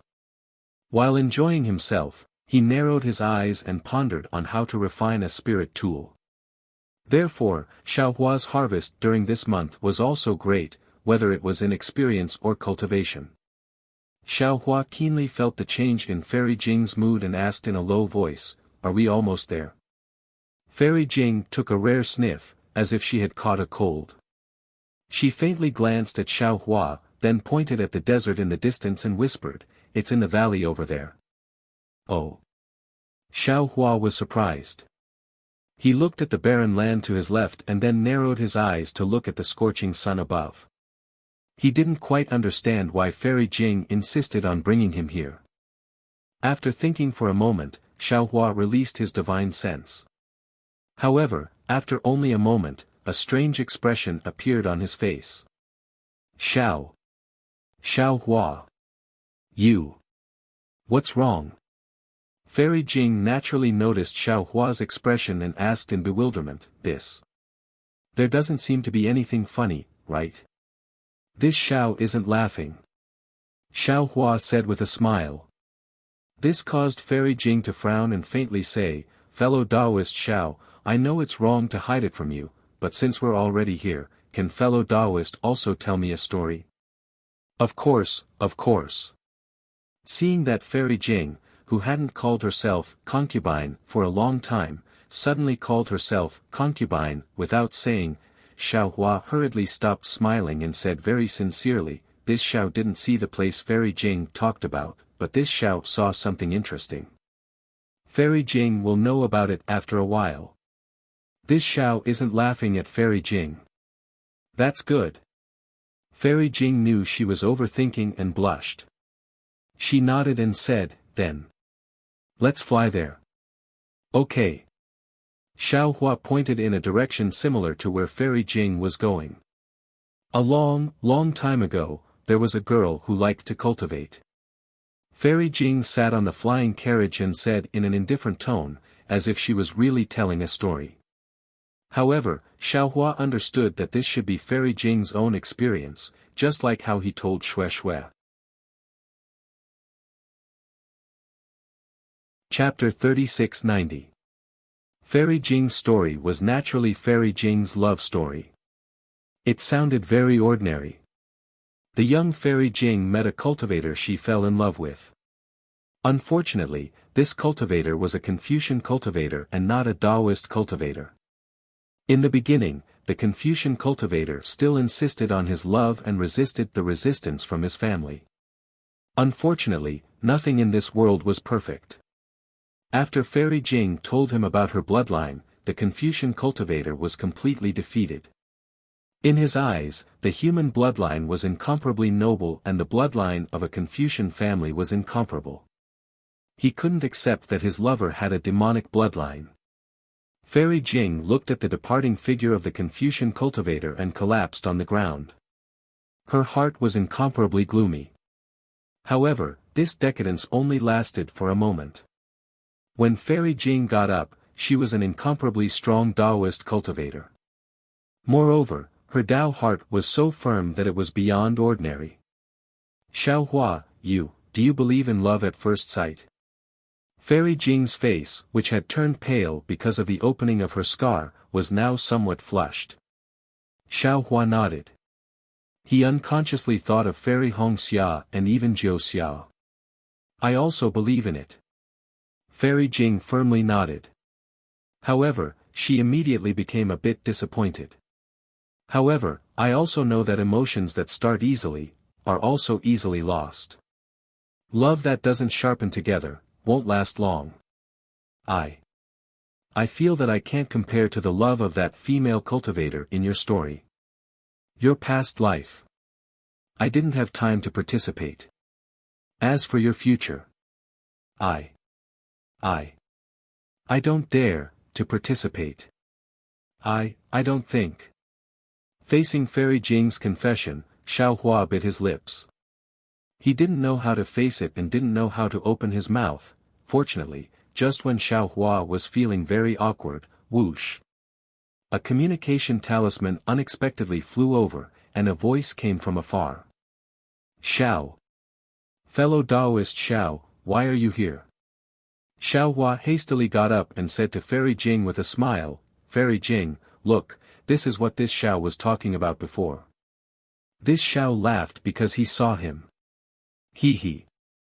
Fairy Jing felt a bit regretful. After all, she didn't hear Xiao Hua's reply. However, if he didn't reply, wouldn't she be more satisfied? Fairy Jing, who had reached the 4th grade of elemental energy, didn't know how she should face Xiao Hua's reply. When Fairy Jing raised her head, she saw a young man in scholarly robes flying over from the distance. The young man had a pleasant smile on his face. Who else could this young man be but Fu Jiwen? When Fu Jiwen saw Xiao Hua's Pegasus and flying chariot, he naturally knew that Xiao Hua was on the chariot. However, he didn't rashly release his divine sense. When he flew closer, he saw that there was also a female cultivator on the flying chariot. He swept his divine sense and involuntarily cast a spell. However, he couldn't help but be shocked. This female cultivator's cultivation was actually unfathomable. How could he not know that this female cultivator was a Dao sect senior?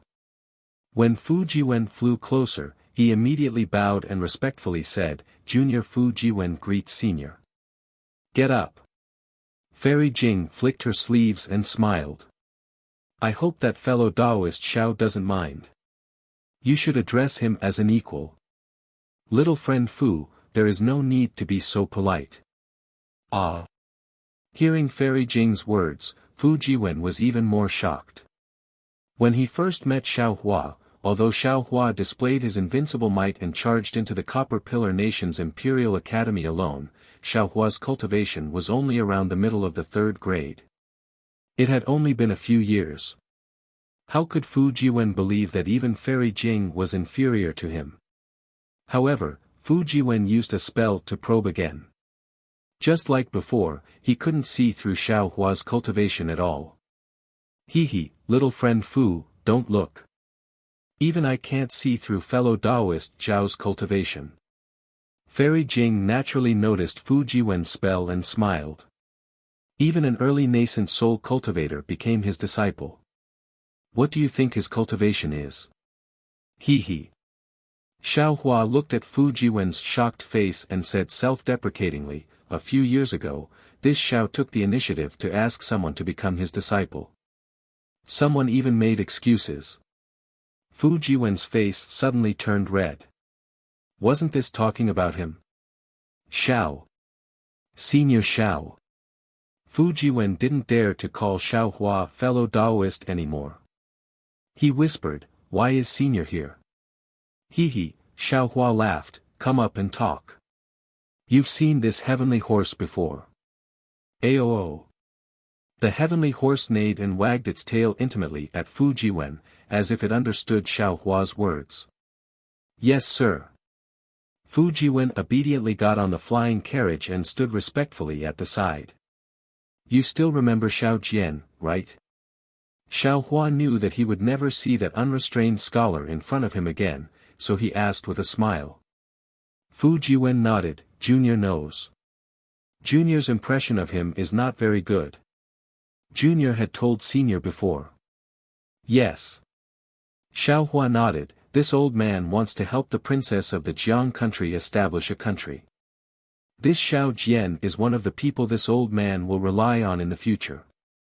Therefore, after this old man obtained the imperial master's lot at the Jade Pavilion meeting, I came to the Danliang country accompanied by Fairy Jing to investigate Xiao Jian's background. Then, what was the result? Fu Jiwen looked at Xiao Hua's face, as if he had already understood something, but he still asked. What else could it be? Xiao Hua shook his head slightly. This old man is very disappointed. I hope this matter will not affect Senior's wish to establish a Dao sect. Fu Jiwen glanced at Fairy Jing and said in a low voice. It doesn't matter. Xiao Hua laughed. This old man has already dealt with it, so there shouldn't be any mistakes. On the other hand, this old man remembers that you should be from the Yu province's Ping Shan country. Why? Why did you suddenly come here? Fu Jiwen bit his lips slightly and said, Junior, used to be from the Yu province's Ping Shan country, but now and in the future, I will no longer be from the Ping Shan country, nor will I be a disciple of the Fu family. Oh. Why? Xiao Hua was surprised. Could it be that you were expelled from the family? That's right. Fu Jiwen sighed deeply. Right now, this junior is cultivating in a hut not far away. For your wife. Xiao Hua also looked at Fairy Jing, hesitated for a moment, and asked in a low voice, then. Why did you build a hut here? I won't hide it from the two seniors, that's right. Fu Jiwen said with a bitter smile, back then. I went against my father's order and swore that I would grow old with my wife, which provoked the family's anger. However, the old housekeeper always mediated, so the family didn't send down any lightning. The old housekeeper passed away last year, and this junior no longer had any protection in the family. My father gave a restriction that if I wanted to protect my wife, I would be expelled from the family, and if I wanted to stay in the family, I would have to abandon my wife. What an infatuated man! Fairy Jing praised. After thinking for a moment, she took out a magic treasure from her Qianquan bag and handed it to Fu Jiwen, saying, This is something I obtained in my early years. I'll give it to you today. Thank you, Senior. Fu Jiwen knew that a nascent soul cultivator's magic treasure was extraordinary, so he hurriedly received it and bowed to thank her.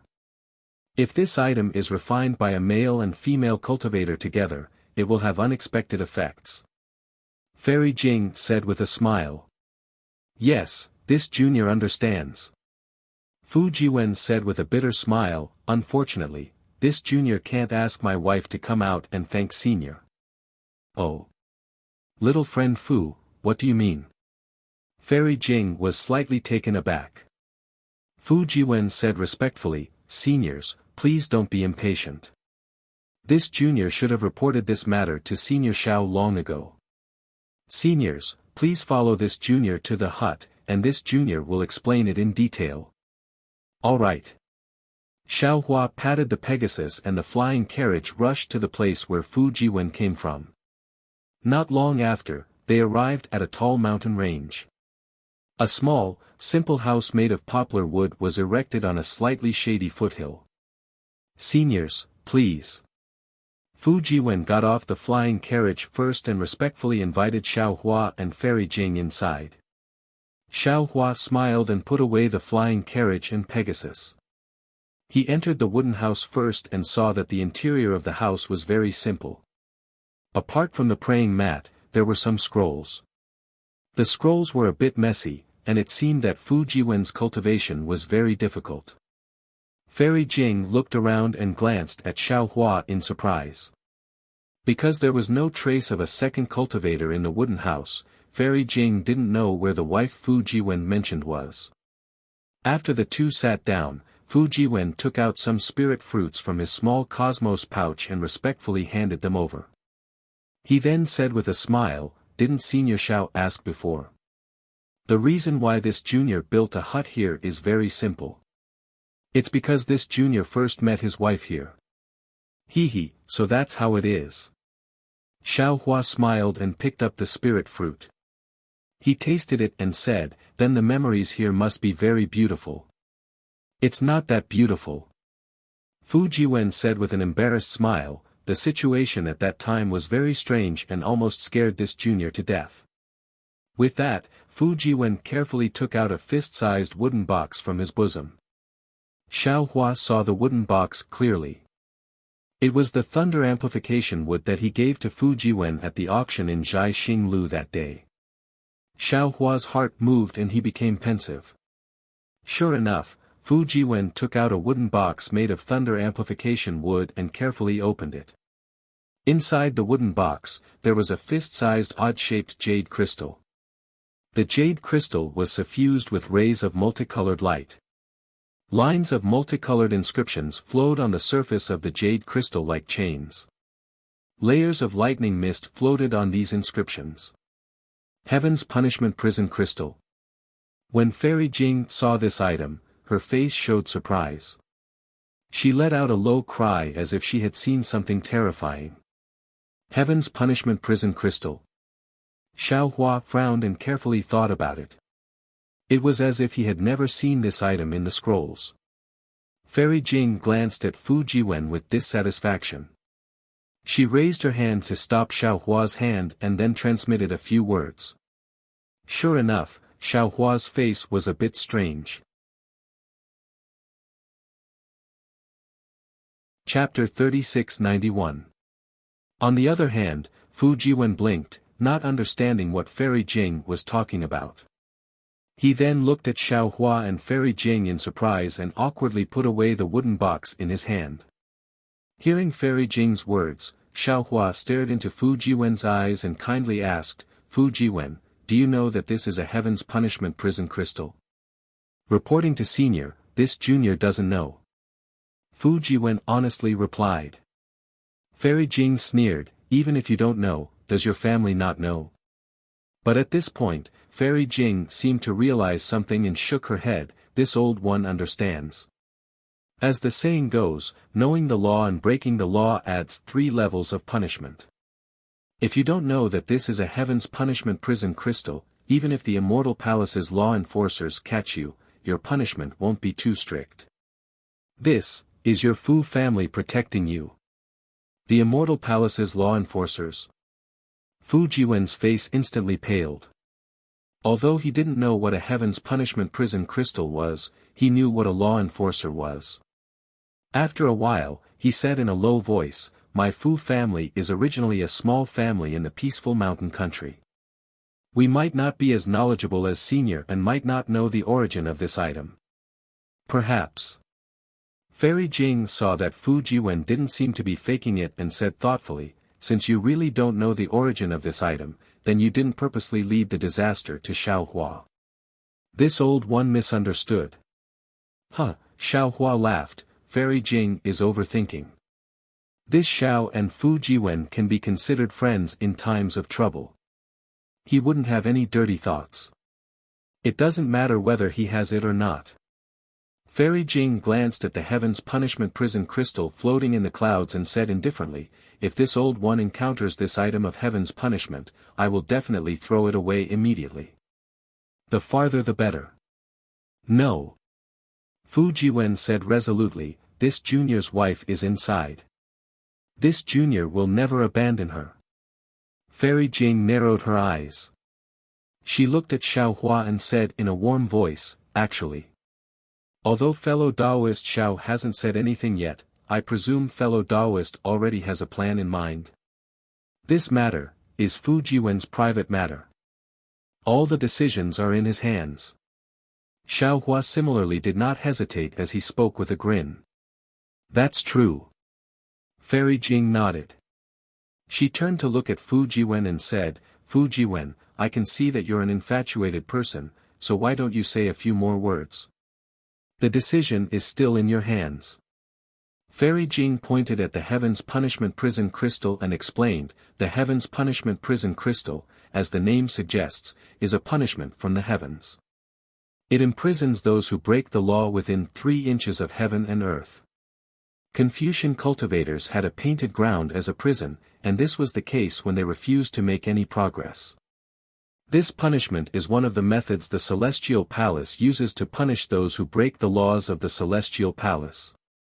The sinner is imprisoned in the crystal and can't cultivate, talk to others, or see others.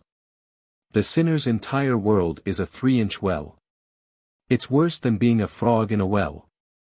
Moreover, during the imprisonment, there will be divine lightning from the heavens every day to destroy their body and soul. It's said that the suffering inside is unbearable for ordinary people. I see. This junior understands. Fu Jiwen's eyes were filled with tenderness. He was very grateful for Fairy Jing's explanation. Fairy Jing continued, above the heavens punishment prison crystal is the law chain of the Celestial Palace. Without the jade seal of the Celestial Palace, it can't be unlocked. Only at the end of the punishment will the law chain be unlocked. Anyone who dares to try to break it will be seen as going against the Celestial Palace and violating the laws of the heavens. If the punishment is light, the Celestial Palace will send celestial soldiers to encircle them. If the punishment is heavy, the Celestial Palace will send law enforcers to the lower realm to kill them. At this point, Fairy Jing paused again and looked deeply at Fu Jiwen. She said warmly, Fu Jiwen, you are infatuated with your wife, but she clearly lied to you. She is using you. Yes, since Fu Jiwen still didn't know this was the Heaven's Punishment Prison Crystal, it meant that the sinner inside the crystal didn't tell Fu Jiwen the truth. The Heaven's Punishment Prison Crystal was such an important punishment that even Fairy Jing knew about it. How could the sinner not know? If she didn't tell Fu Jiwen, wouldn't she be pulling Fu Jiwen into this whirlpool? Who would have thought that when Fu Jiwen heard this, his eyes would be filled with deep emotions? He bowed respectfully and said, Senior, thank you for your concern for me. Things are not as you think. My wife did not deceive me. She even asked me to throw away the Heavenly Punishment Prison Crystal. But I really couldn't bear to do so. It was all my own doing. Oh. Fairy Jing was a bit confused. She also knew that this matter was a bit strange. According to what she knew, the sinner inside the Heaven's Punishment Prison Crystal couldn't communicate with the outside world. The sinner didn't even know where they were.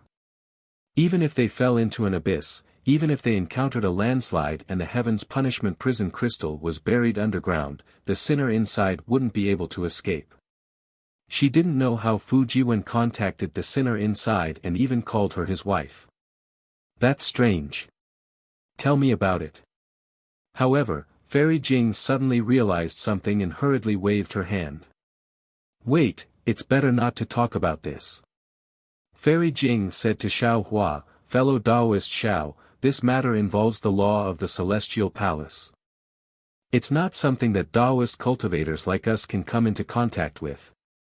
Even a first-rate scholarly cultivator clan would probably avoid it if they were to encounter it. He. How could Xiao Hua, who had even killed the Hall Master of Star Lord Hall, be afraid of this? Especially Fu Jiwen, who he admired a lot. Xiao Hua smiled faintly and said, Fairy Jing, don't be afraid. Let's listen first. I'm very curious. What kind of law did the woman who made Fu Jiwen fall in love with her commit? All right.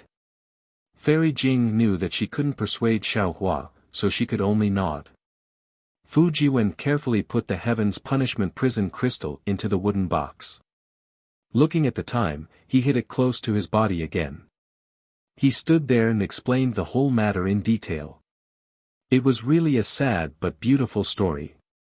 As early as a few years ago, Fu Jiwen traveled to this place. Seeing that the time was late, he rested at the foot of the mountain. When night fell, the stone wall behind Fu Jiwen suddenly shone with extraordinary splendor. Then, a beautiful woman flew out from the mountain rock. Fu Jiwen was dumbfounded, and a strange ripple appeared in his heart. The woman was also very happy to see Fu Jiwen, and she immediately had a long talk with Fu Jiwen. The woman's name was Worry Cloud, and she was a mountain spirit. However, the woman was very knowledgeable and witty. Fu Jiwen only chatted with her for an hour, and he immediately regarded her as a celestial being. What made Fu Jiwen overjoyed was that the woman also had a special liking for him. Under the clear moonlight, the two of them were in love, and the heaven became the quilt and the earth became the bed. What was even more unexpected to Fu Jiwen was that after the spring breeze, without waiting for Fu Jiwen to ask anything, the woman's face immediately changed. She actually turned into a ferocious monster with a ferocious face, and wanted to devour Fu Jiwen's essence blood. It was also at this moment that the sound of wind and thunder resounded, and a thunderbolt struck the woman until she disappeared without a trace. Fu Jiwen trembled with fear and didn't dare to stay at the foot of the mountain. He used a technique to escape far away. However, after escaping, Fu Jiwen couldn't forget the woman for a long time. The woman's lovely appearance and elegant manner of speech had always lingered in his mind. Carefully thinking about everything that happened on that moonlit night, Fu Jiwen felt that something was wrong. After all, if the woman had the intention to harm him, why would she wait until the end? Not to mention the time when they first appeared, and not to mention the time when the two of them were entangled, the woman's strength seemed to far surpass Fu Jiwen's. If the woman wanted to devour Fu Jiwen, it would simply be too easy. After thinking for a long time, Fu Jiwen, who couldn't forget the woman, finally returned to the foot of the mountain and carefully searched for traces. Unfortunately, the foot of the mountain was desolate. Other than withered branches and mountain rocks, there were no clues at all.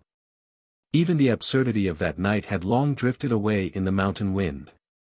After searching for dozens of days and nights without any results, Fu Jiwen increasingly understood that no result was actually the best result. This meant that the woman was definitely not the mountain spirit she claimed to be, and was definitely not an evil person who wanted to devour the essence blood of others. Therefore, Fu Jiwen looked at the stone wall that the woman flew out from, and then used his magic power to drill through the stone wall. The cave behind the wooden house was what Fu Jiwen had done that day. Unfortunately, even though Fu Jiwen had dug out many passages in the stone wall, he still couldn't find the woman. In the end, Fu Jiwen even wanted to push down the foot of the mountain layer by layer, but when he thought that this might hurt the depressed woman that he hadn't found, Fu Jiwen stopped this crazy idea. Very quickly, a year's time had passed. Fu Jiwen faintly had a connection in his heart. It was as if that day, that moment, the woman in his heart would definitely descend again. He might as well quietly cultivate in the cave and wait for that moment to arrive. Sure enough, on the same day, at the same time, extraordinary splendor reappeared. The woman really did appear. When the woman saw that it was Fu Jiwen again, besides being shocked, her expression changed greatly. Instantly, a vicious look appeared on her face, and she prepared to kill Fu Jiwen. Facing the repulsive face, facing the slender hand that wanted to kill him, Fu Jiwen wore a smile on his face. His eyes were filled with tenderness. He tore open his clothes and presented his bare chest to the woman. The woman was stunned. She actually couldn't do anything. When the woman saw the passage in the stone wall, she cried again. The woman was drunk again. She hugged Fu Jiwen and didn't let go for a long time. The two who hadn't seen each other for more than a year naturally had sex again. After the romance, the woman's attitude changed again. Although she wasn't as vicious as before, she still warned Fu Jiwen not to stay here. She also made it clear to Fu Jiwen that she was a mountain spirit and was different from ordinary humans.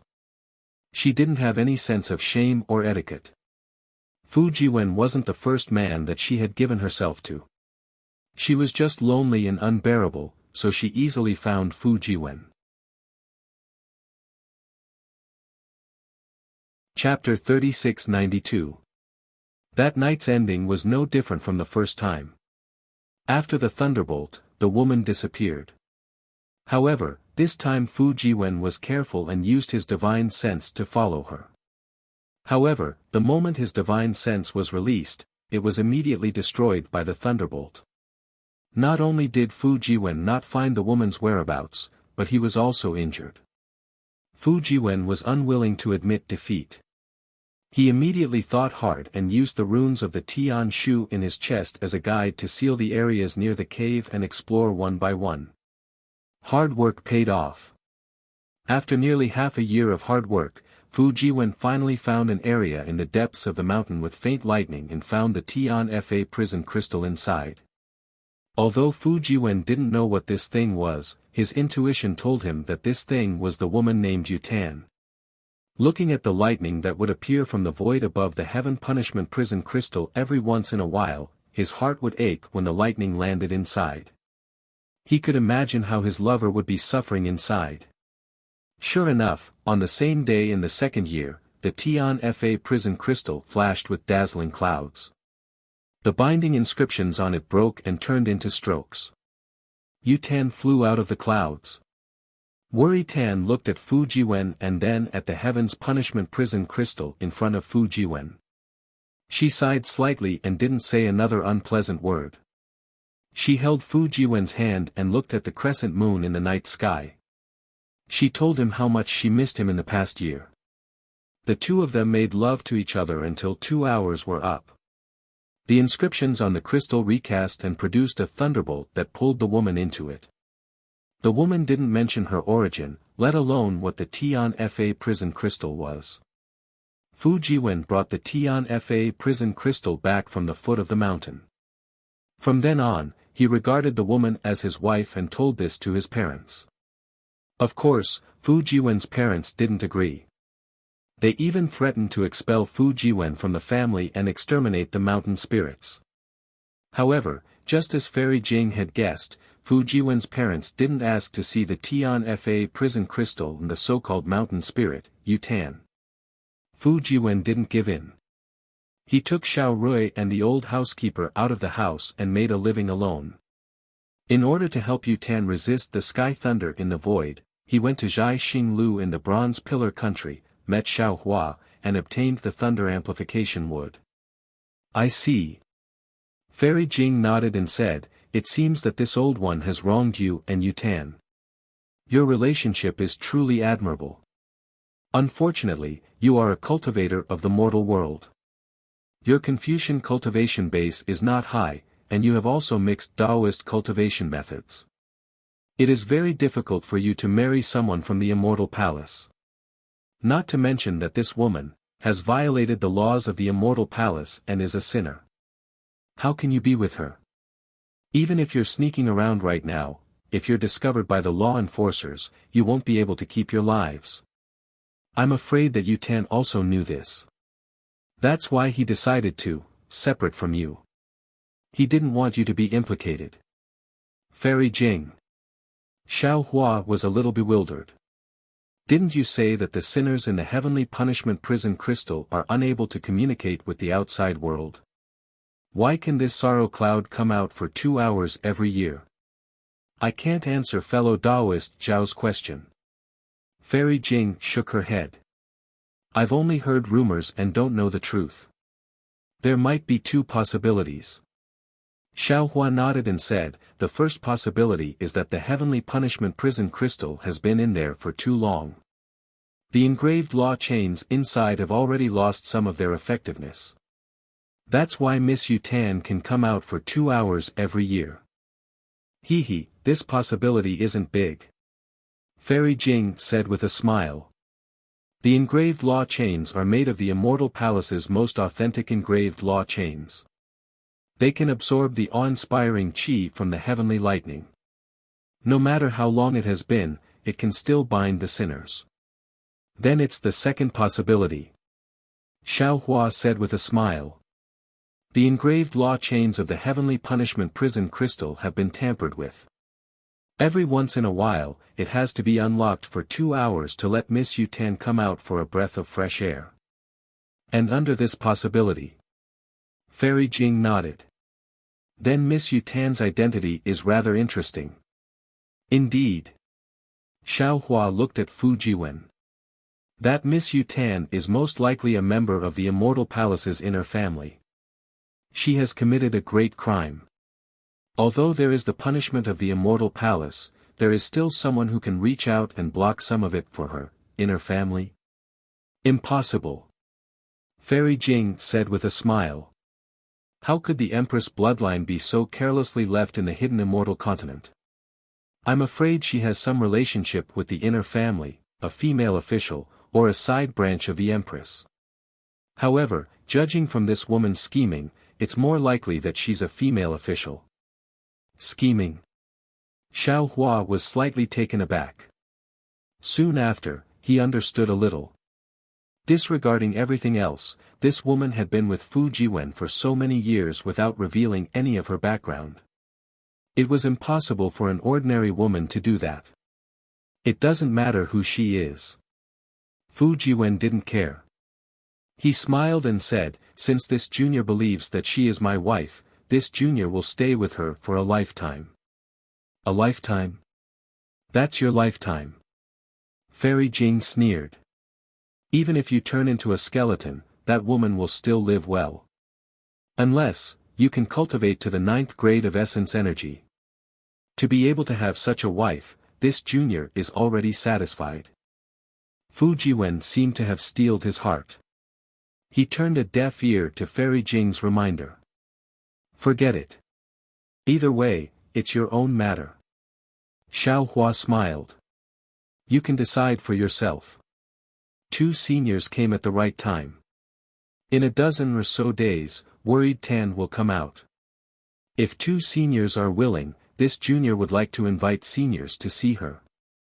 Fu Jiwen thought for a moment and asked with an earnest expression, aside from the old housekeeper, no one has seen her yet. No need. Fairy Jing refused very simply. This old one has other matters to attend to with fellow Taoist Xiao.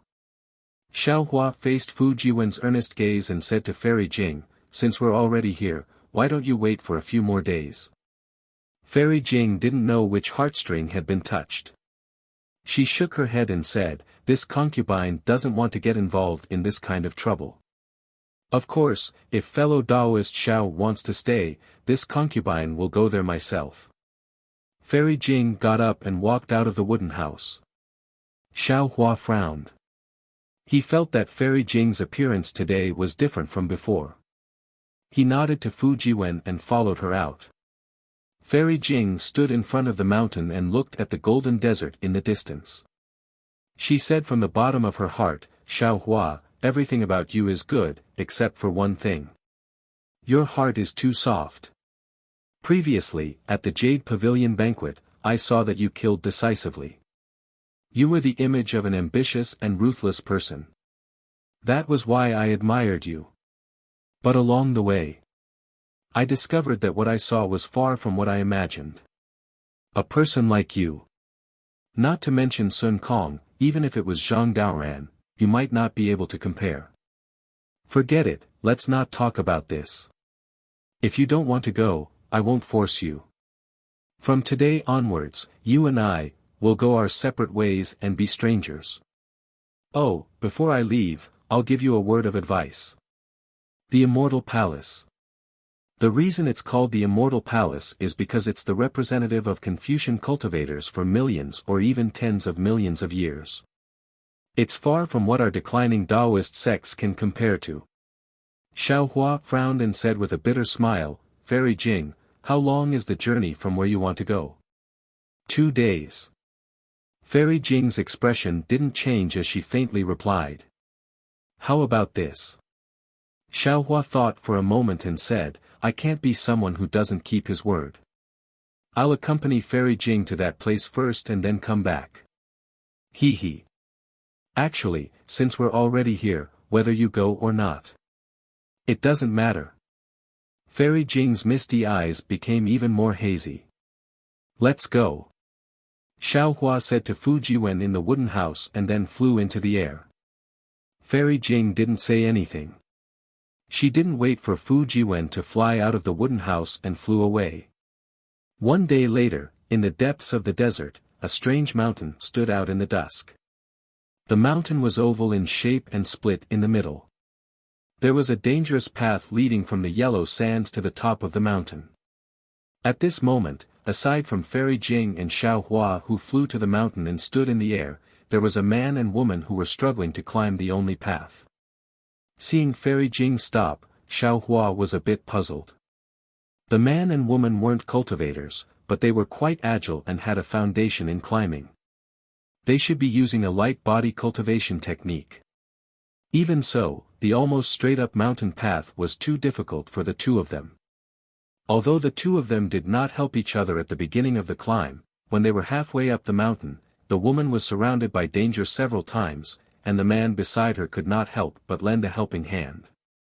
In the end, when the man was in danger, the woman risked her life to save him.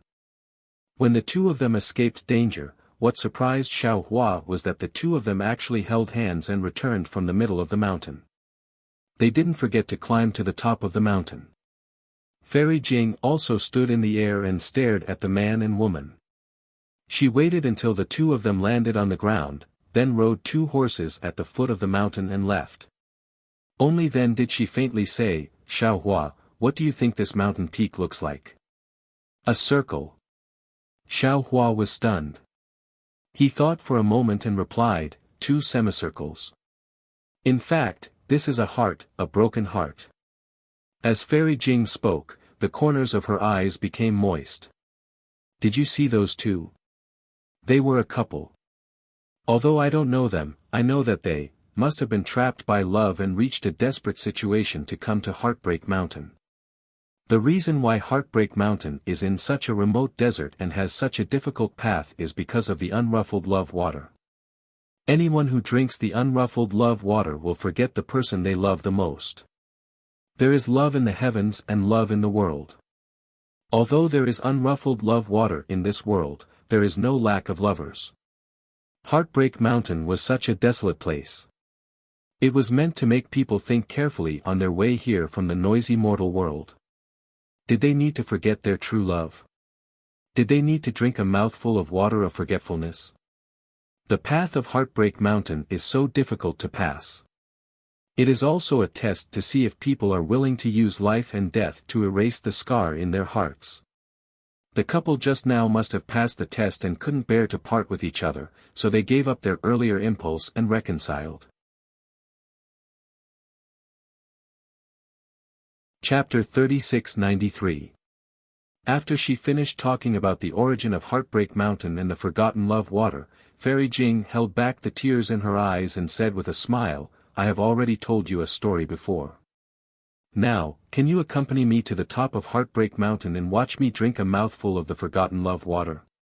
Watch as this concubine forgets about that person." See. Xiao Hua had an indescribable feeling in his heart. He stared at Fairy Jing and couldn't figure out whether her words were true or false. He vaguely felt that Fairy Jing had feelings for him, but her story clearly didn't mention him. Xiao Hua really didn't know what Fairy Jing meant by this. As the saying goes, a man can't guess a woman's thoughts. Even someone as strong as Xiao Hua was at a loss when facing Fairy Jing's unfathomable heart. Perhaps I'm just being paranoid, Xiao Hua thought to himself. Then, he followed Fairy Jing and slowly flew up Heartbreak Mountain. He probed in a low voice, "Is there really forgotten love water in this world? Can it really erase the love in a person's heart?" "Of course." Fairy Jing said decisively, "Don't think that this is a desert where not a drop of water exists. Although the forgotten love water on Heartbreak Mountain is only the size of a fist, it can last for tens of thousands of years. There's an ancient saying, hearts are united on Heartbreak Mountain, but the person on Heartbreak Mountain is heartbroken. It's not a rumor. I've been looking for this place for thousands of years to forget that person. After a while, I drank the forgotten love water. Fellow Taoist Xiao will know when he sees it." "Oh, so that's how it is." Xiao Hua suddenly understood. His heart suddenly lightened, but he sighed and said, "Ai, it's really hard on Fairy Jing. Actually, sometimes, a true love is a rare memory that doesn't necessarily have to be forgotten. Hee, for a male cultivator like fellow Taoist Xiao, it's a beautiful memory. But for female cultivators like me, it might be a disgrace. How can I cultivate when I have to face the unhappiness in my heart every day? The danger of an unstable Tao heart doesn't disappear. I'll tell fellow Taoist Xiao. Fairy Jing smiled sweetly, as if she could really forget that person after drinking the forgotten love water. Forget it, I'll listen to your decision. Xiao Hua knew that for Fairy Jing, forgetting someone was much more realistic than missing someone. This method of severing emotions was the best choice for a cultivator like Fairy Jing. While the two of them were speechless, they had already landed on the peak of Heartbreak Mountain. The mountain peak was not big, only a few hundred feet. There was a deep crack across the mountain peak, which was where the mountain peak had split open. In the center of the crack, there was a stone stool that looked like a wine cup. The stone stool was as tall as a person and was extremely clean. In the center of the stone stool was a heart-shaped groove, and within it, there was a fist-sized spring that flashed with a blood-red color. Are you sure this Wangqing water is not poisonous? Xiao Hua was a bit worried. He looked at the color of the spring water and then looked at the setting sun that was only left with a smear of blood red at the edge of the desert. And, at this time, Fairy Jing was really tender. Although she didn't look at Xiao Hua, her face that was looking at the setting sun in the distance revealed a kind of deep longing. She then looked at Xiao Hua as if she would never recognize him again in the future. Xiao Hua smiled and said, "Don't worry. If it's as Fairy Jing said, this Wangqing water can only make you forget the person you love the most, then after drinking the Wangqing water, you will definitely remember this Xiao. This Xiao, Shu." Fairy Jing stretched out her white hand, placed it in front of Xiao Hua's lips, and said in a low voice, "Fellow Taoist Xiao, I still have a very important matter to ask of you." "Oh. Is there any danger?" Xiao Hua's heart trembled. "No." Fairy Jing smiled sadly and said, "There is no danger. I just want to ask fellow Taoist Xiao that after I drink the Wangqing water, fellow Taoist Xiao must not tell the story I told you before. Otherwise, all my previous efforts will be wasted." "Don't worry," Xiao Hua said with a smile, "when did Fairy tell this Xiao a story? This Xiao seems to have never heard of it." If Xiao Hua was joking like this normally, Fairy Jing would have already laughed. But today, Fairy Jing couldn't laugh no matter what. Looking at Xiao Hua's smile, and then looking at the Wangqing water in the shadows, 2 drops of sparkling tears flowed out from the corners of her eyes, falling on both sides of her cherry lips. A salty and moist taste came from her mouth. Fairy Jing's tears were like her heart, salty and bitter. From now on, there will be no distractions in my heart, no emotions to rely on, no heart to rely on, no soul to return to. What can I do when people are in front of me? There is no shadow in my eyes. A journey on the mountain, a journey on the water, the body walks towards the lonely place, the night is deep and the shadow is invisible. The wind blows, the snow blows, the noise shatters my heart's dream, there is no such sound in this world. Fairy Jing chanted in a low voice. Seeing that the sun was setting and the sky was half red, Fairy Jing's delicate body trembled slightly. She opened her mouth, and a stream of water flew out from the heart-shaped groove and fell into her mouth. Just as the forgotten love water touched Fairy Jing's tear-stained red lips, the forgotten love water condensed in the air. Fairy Jing stared at Xiao Hua and said, "Xiao Hua, thank you." Then, Fairy Jing closed her eyes and the Wangqing water fell into her mouth. After a while, Fairy Jing opened her eyes and looked around strangely. She touched her damp face and looked at Xiao Hua in bewilderment. "You? Who are you? Why do you look so familiar? Where is this?" "Ah." Xiao Hua opened his mouth, not knowing what to say. He had an unimaginable understanding. It was as if heavenly lightning had fallen on his head. At this moment, he finally understood that the person Fairy Jing was talking about wasn't the person in her story, but the person in front of him. Everything before was hidden from him. Fairy Jing's words in front of Fu Jiwen's log cabin were the same as Yu Tan's words. "This one." Xiao Hua originally wanted to introduce himself, but when he thought of what Fairy Jing said a few moments ago, he held back the indescribable feeling in his heart. He cupped his hands and said with a smile, "Fellow Taoist doesn't need to know who I am. It's already late. Fellow Taoist. It's better for you to return early." "Oh, okay." Fairy Jing smiled and cupped her hands. "Although I don't know who you are, I feel very relieved. This one is called Li Jing, and my Buddhist name is Fairy Jing. I'm in charge of a seaside country in a corner of the hidden immortal continent. If fellow Taoist comes to the seaside that day, you can come to my country for a chat. Goodbye." With that, Fairy Jing urged her magic power, turned into a rainbow, and flew into the distance. Could it be? Xiao Hua watched as Fairy Jing nimbly left. His heart was truly bewildered. He looked at the already withered groove on the stone block and secretly said, Is this really the unruffled love water? The strange water that can make people and cultivators forget the person they love the most?" Xiao Hua stretched out his hand as if to test it, but just as he touched the ice-cold stone groove, he hurriedly withdrew his hand. His figure turned into the wind and flew toward Fu Jiwen's log cabin. He really didn't dare to touch the Wangqing water. He didn't want to forget the person he loved the most. Poor Fairy Jing. Suddenly, a voice appeared in Xiao Hua's mind. It was the scholarly cultivator Xiao Hua. Even at the last moment, she still refused to say the love in her heart. She still buried it in the deepest part of her heart. Even if she had to bear the burden herself, she didn't want to let someone else be the burden. Actually, fellow Taoist already has a lot of dual cultivation partners. One more Fairy Jing doesn't matter. One less Fairy Jing doesn't matter. Why be so pedantic? Let the world have one more person without love. Without waiting for Xiao Hua to speak, the green-robed Xiao Hua sighed. "Alas, what do you know?" Xiao Hua said helplessly in his heart. "It's not that I don't like Fairy Jing. It's just that I like her. I haven't reached that level of love. You all know about my situation. I already owe others a lot.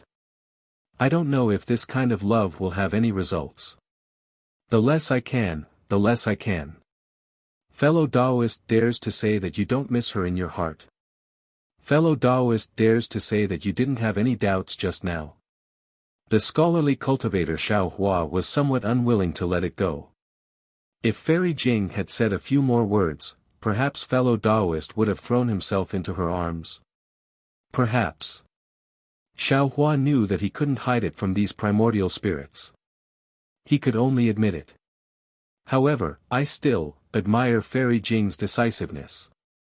She's worthy of being a cultivator in charge of a country. Although her cultivation isn't very high, her way of dealing with people is much better than my indecisiveness. She's already at the early nascent soul stage. Her cultivation isn't high. The green-robed Xiao Hua mocked. Taoist Zhao's vision is also very high now. Alas, you all can say whatever you want. Perhaps this is fate. Actually, Xiao Hua's heart was also very uncomfortable. It was as if he had lost something for no reason. His heart was empty. "Io." Suddenly, the green-robed Xiao Hua exclaimed. "Interesting.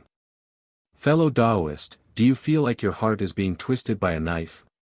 "A bit, but fellow Taoist's words are too exaggerated." Xiao Hua's heart moved. He also felt the green-robed Xiao Hua's surprise. "Fellow Taoist, do you have something to say?" "Good."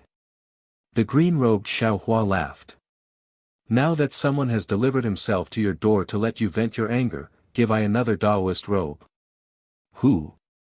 Xiao Hua was about to release his divine sense when the green-robed Xiao Hua hastily shouted. "Don't. If you release your divine sense, won't Taoist Hua to run away?" Why is Taoist Hua to here? Could it be that he also wants to forget the person he loves the most? The scholarly cultivator Xiao Hua was also very surprised. Xiao Hua was even more puzzled. He asked, "Taoist Hua is coming here." "I didn't know, how did you know?" Of course it's the result of fellow Daoists stealing. The green-robed Xiaohua explained. I have been thinking about how to refine Daoist wood's fire gourd into a sword gourd for the past few days. I still haven't killed the trace of Daoist wood's primordial spirit in the gourd, so I can sense Daoist wood's movements within a certain range. At this point, the green-robed Xiaohua paused for a moment and said again. Fellow Daoist has already ordered I to refine a spirit treasure. I presume you're also thinking about how to refine your life treasure. Chapter 3694. Xiaohua smiled bitterly. Looking at the desolate Heartbreak Mountain in the night, he sighed and said, Fairy Jing said it well.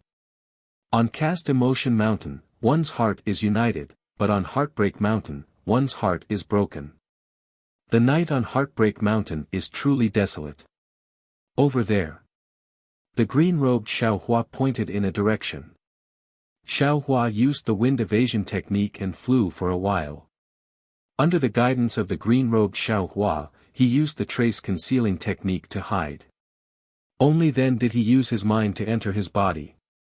He saw that around the tricolored heaven's heart in his dantian, balls of true energy were constantly surging like flames. They seemed to have some spirituality, but if one looked carefully, they would feel that this spirituality was a bit forced, or rather, it was a bit passive. It wasn't the kind of rare spirituality. Looking outside the 5 brocade cloud painting, the endless amount of righteous qi was much more vast than before. The true energy that Xiaohua had bitterly cultivated for who knows how many years had already been condensed into true energy by the 5 brocade cloud painting. There was not a trace of impurities in his dantian. Fellow immortal Confucian cultivator, how do you feel? Jade Archive Xiaohua looked at the scholar's primordial spirit and asked with a smile. The Confucian cultivator Xiaohua waved his hand, and the scroll in his hand turned into countless words. These words turned into birds and fishes, or plants. Some of them turned into birds and fishes, and some of them turned into plants, and some of them turned into plants, and they covered the nearby area with green leaves. If fellow immortal had asked me before the year, I might have proudly shown off to fellow immortal. Xiaohua indifferently replied, after all, fellow immortal has been tempering the true energy in your chest for the longest time. After the seal was broken, I worked hard to catch up. Now, my strength is close to fellow immortals. Of course, according to the realm of Confucian cultivators, my cultivation is not worth mentioning. However, fellow immortal from the Buddhist sect received guidance from Grandmaster Ci Xiang and went into seclusion. His thoughts made me feel a lot. Just as fellow immortal has been pondering, Buddhism, Taoism, and Confucianism have their own strengths. What is the true essence of each sect's cultivation? Perhaps I already know a little bit. Fellow immortal, please speak. Jade Archive Xiaohua said with a smile. Taoism's techniques are ever-changing and have the ability to reach the heavens. Whether it was the Confucian cultivators or the Buddhist cultivators, they were far inferior in this aspect.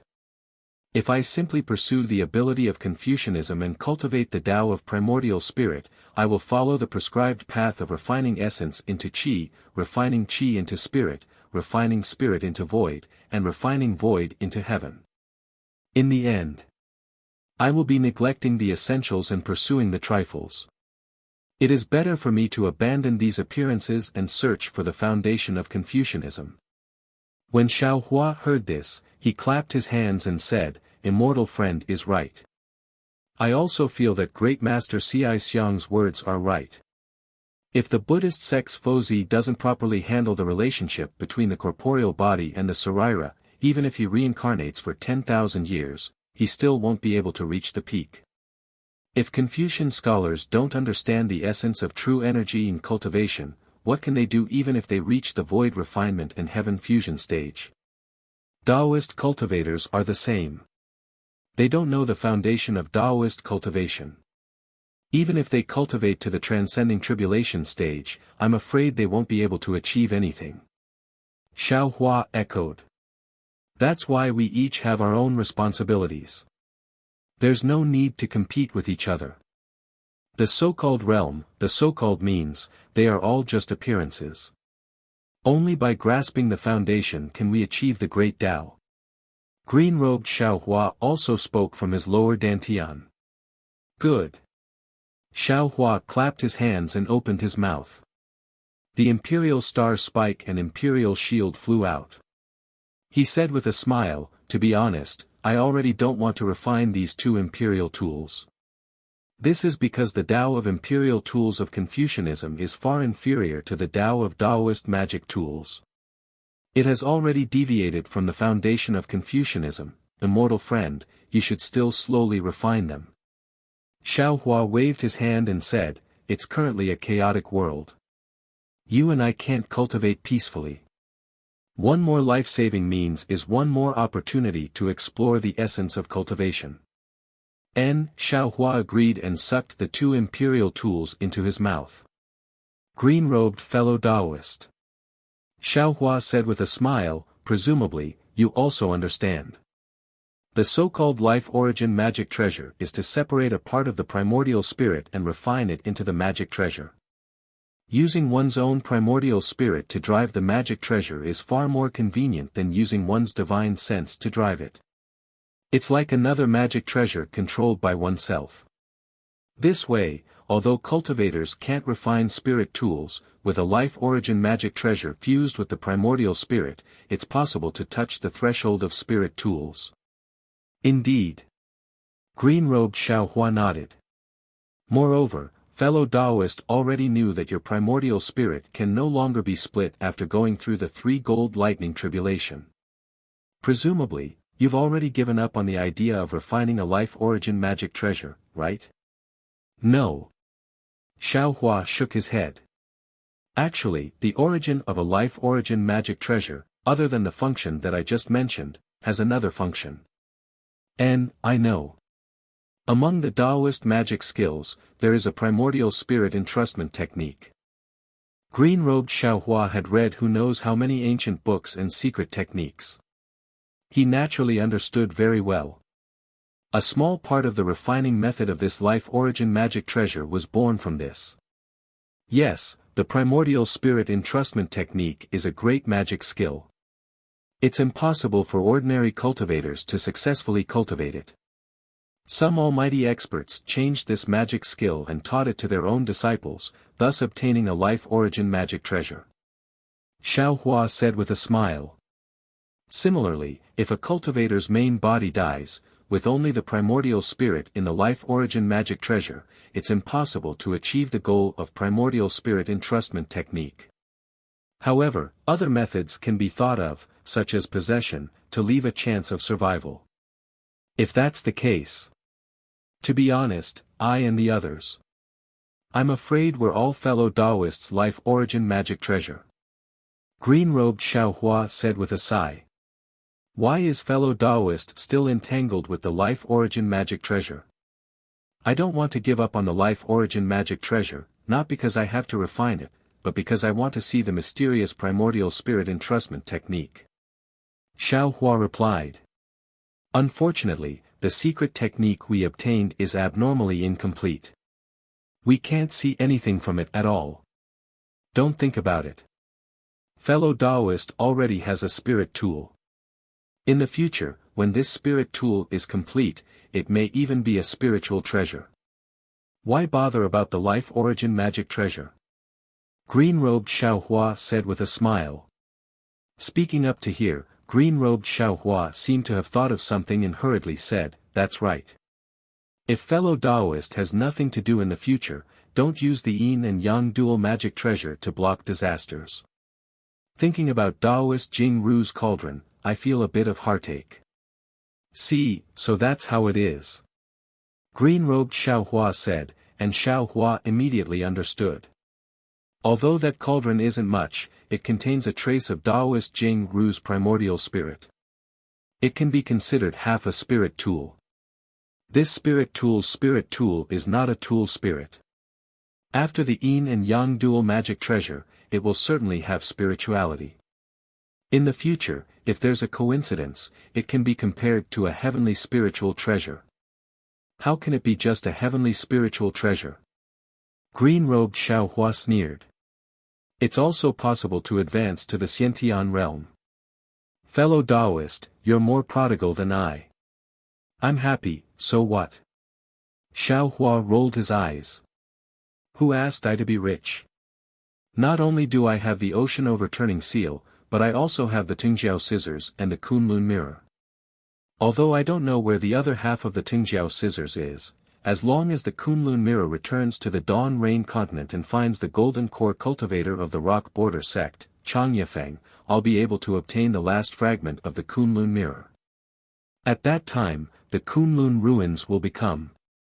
Just as he said that, Xiao Hua's heart skipped a beat. That's right, I seem to have said this before. Why am I repeating it now? It was also at this moment of vigilance that shock appeared on Xiao Hua's face as he looked in disbelief. At the same time, green-robed Xiao Hua already understood Xiao Hua's thoughts. His figure flashed and landed in that place. This was where Xiao Hua stored his Qinkuan pouches, storage pouches, and worn-out magic treasures. An extremely ordinary storage pouch was thrown among them. Green-robed Xiao Hua didn't use any magic. Instead, he bent down and rummaged through the storage pouches one by one. He looked at the ordinary storage pouch but didn't open it. He looked up at Xiao Hua's strange expression and asked in confusion, "Fellow Taoist, isn't this the storage pouch of Tongmu City's Qinyuming? There's a fragment of the Kunlun mirror inside. If there's no accident, it should be in the hands of Chang Yufeng. When fellow Taoist obtained it that day, you knew about it. Why didn't you think of it? Could it be, there's something in this space that you and I don't know about?" Yes. Xiao Hua raised his head and looked meaningfully at Xiao Hua of the heavenly Tao above the starry sky. He said word by word, everything in this world is under the control of the heavenly Tao. Although you and I control this space, you and I aren't the heavenly Tao. It's impossible for us to know everything in this space. Moreover, even if we become immortals, gods, and the so-called heavenly Tao saints, don't forget, there are 50 Dayan numbers, 49 Dayan numbers, and there's still the evasive one. In this world, there's never anything that can be completely controlled. Rumble. Above the starry sky, a deafening sound was endless. The entire space was shaking. The originally vast space couldn't help but expand again. Damn it, the heavenly Tao, is there a mistake?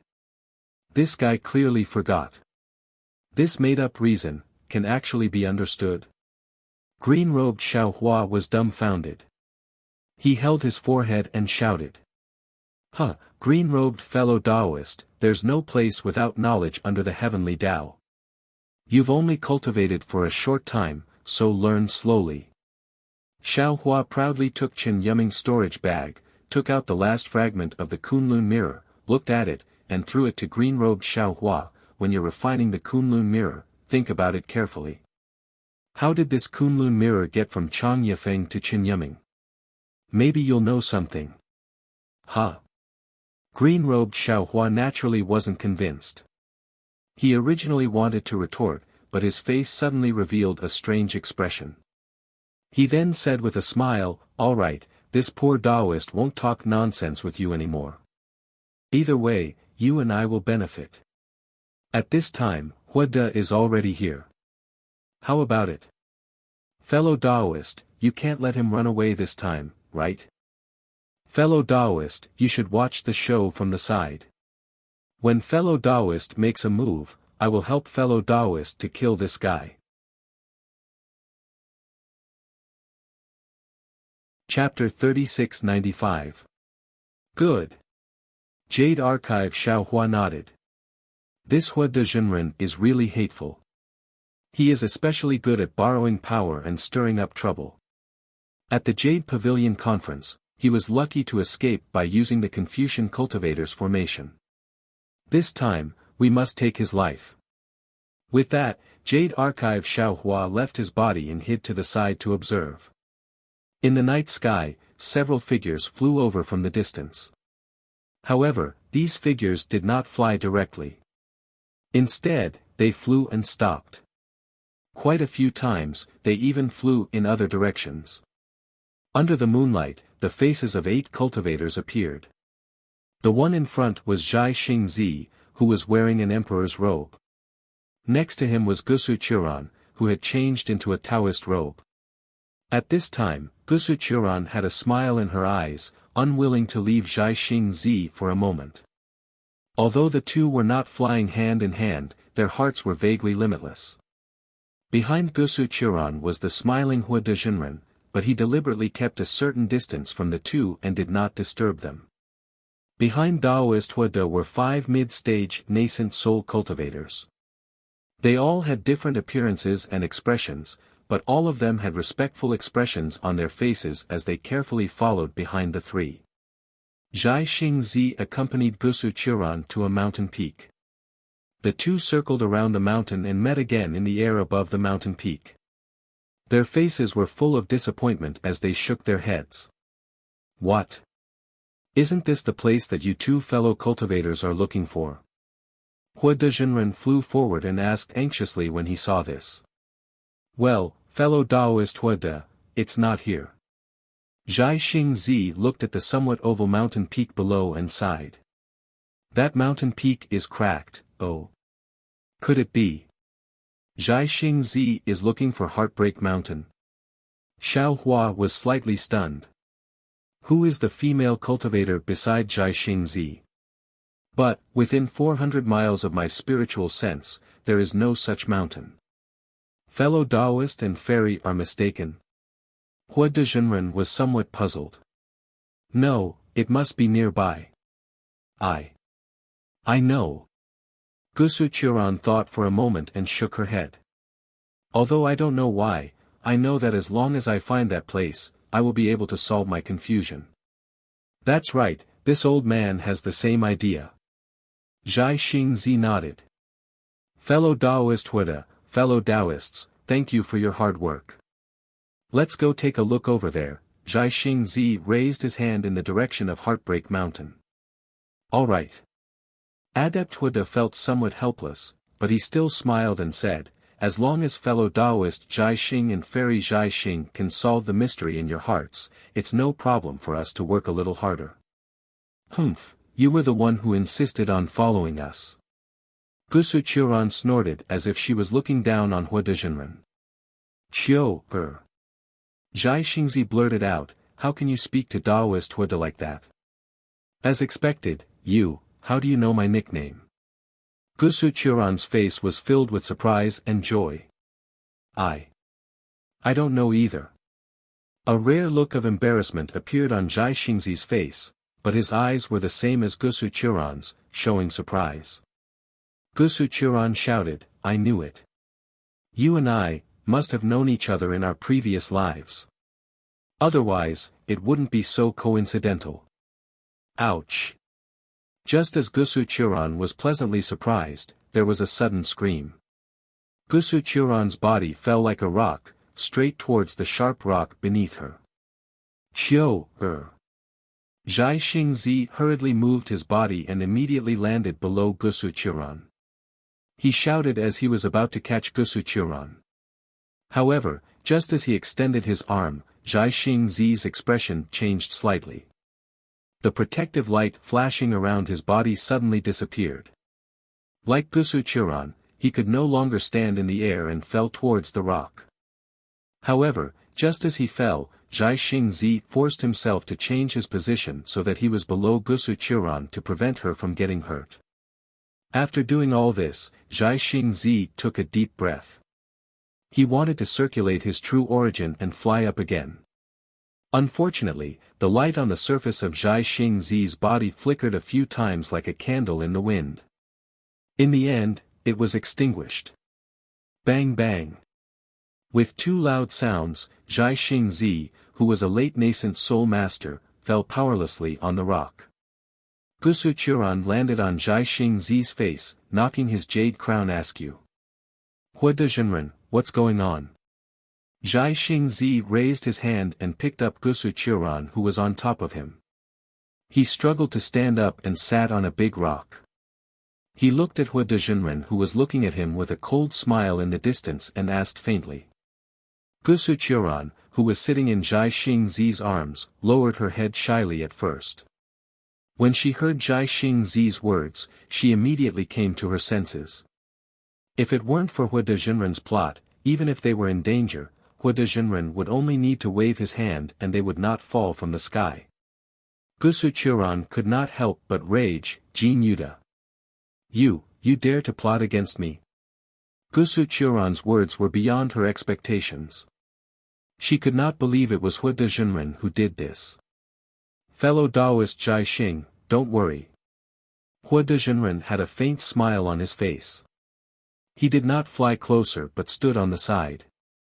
He waved his hand and the 5 mid-nascent soul cultivators quickly flew around the mountain and surrounded Jai Xingzi and Gusu Churan. Hua Dezhenren then spoke, I just want to ask, who is this fellow Taoist with Confucian cultivation? How does she know the name of I's nascent soul? I don't remember. I don't know this fellow Taoist. Jin Yuda, you. Gusu Churan's face was a bit pale. She called out a few times but did not know what to say. You're too bold. Fellow Taoist. Hua Dezhenren sneered, I don't even know who you are. How is this bold? Then Hua Dezhenren looked up at the 5 mid-nascent soul cultivators who had surrounded Jai Xingzi and Gusu Churan and said, Fellow Taoists, please be the judge. This fellow Taoist appeared out of nowhere and met Jai Xingzi alone when we returned from the Jadestage meeting. Jai Xingzi brought her out and did not mention her origin. He only said she was Qiu Xianzi. The strangest thing is that Jai Xingzi actually sent all the fellow Taoists away while he brought this strange Qiu Xianzi to a strange place. We have already discussed the rules that we will get after the Yaotai meeting. He has already forgotten about the rare treasures and other things that we will get. If I didn't argue with him, he would have brought the 6 of us here. Otherwise, who knows what Jai Xingzi is up to? Jai Xingzi looked coldly at Hua Dezhenren and did not speak.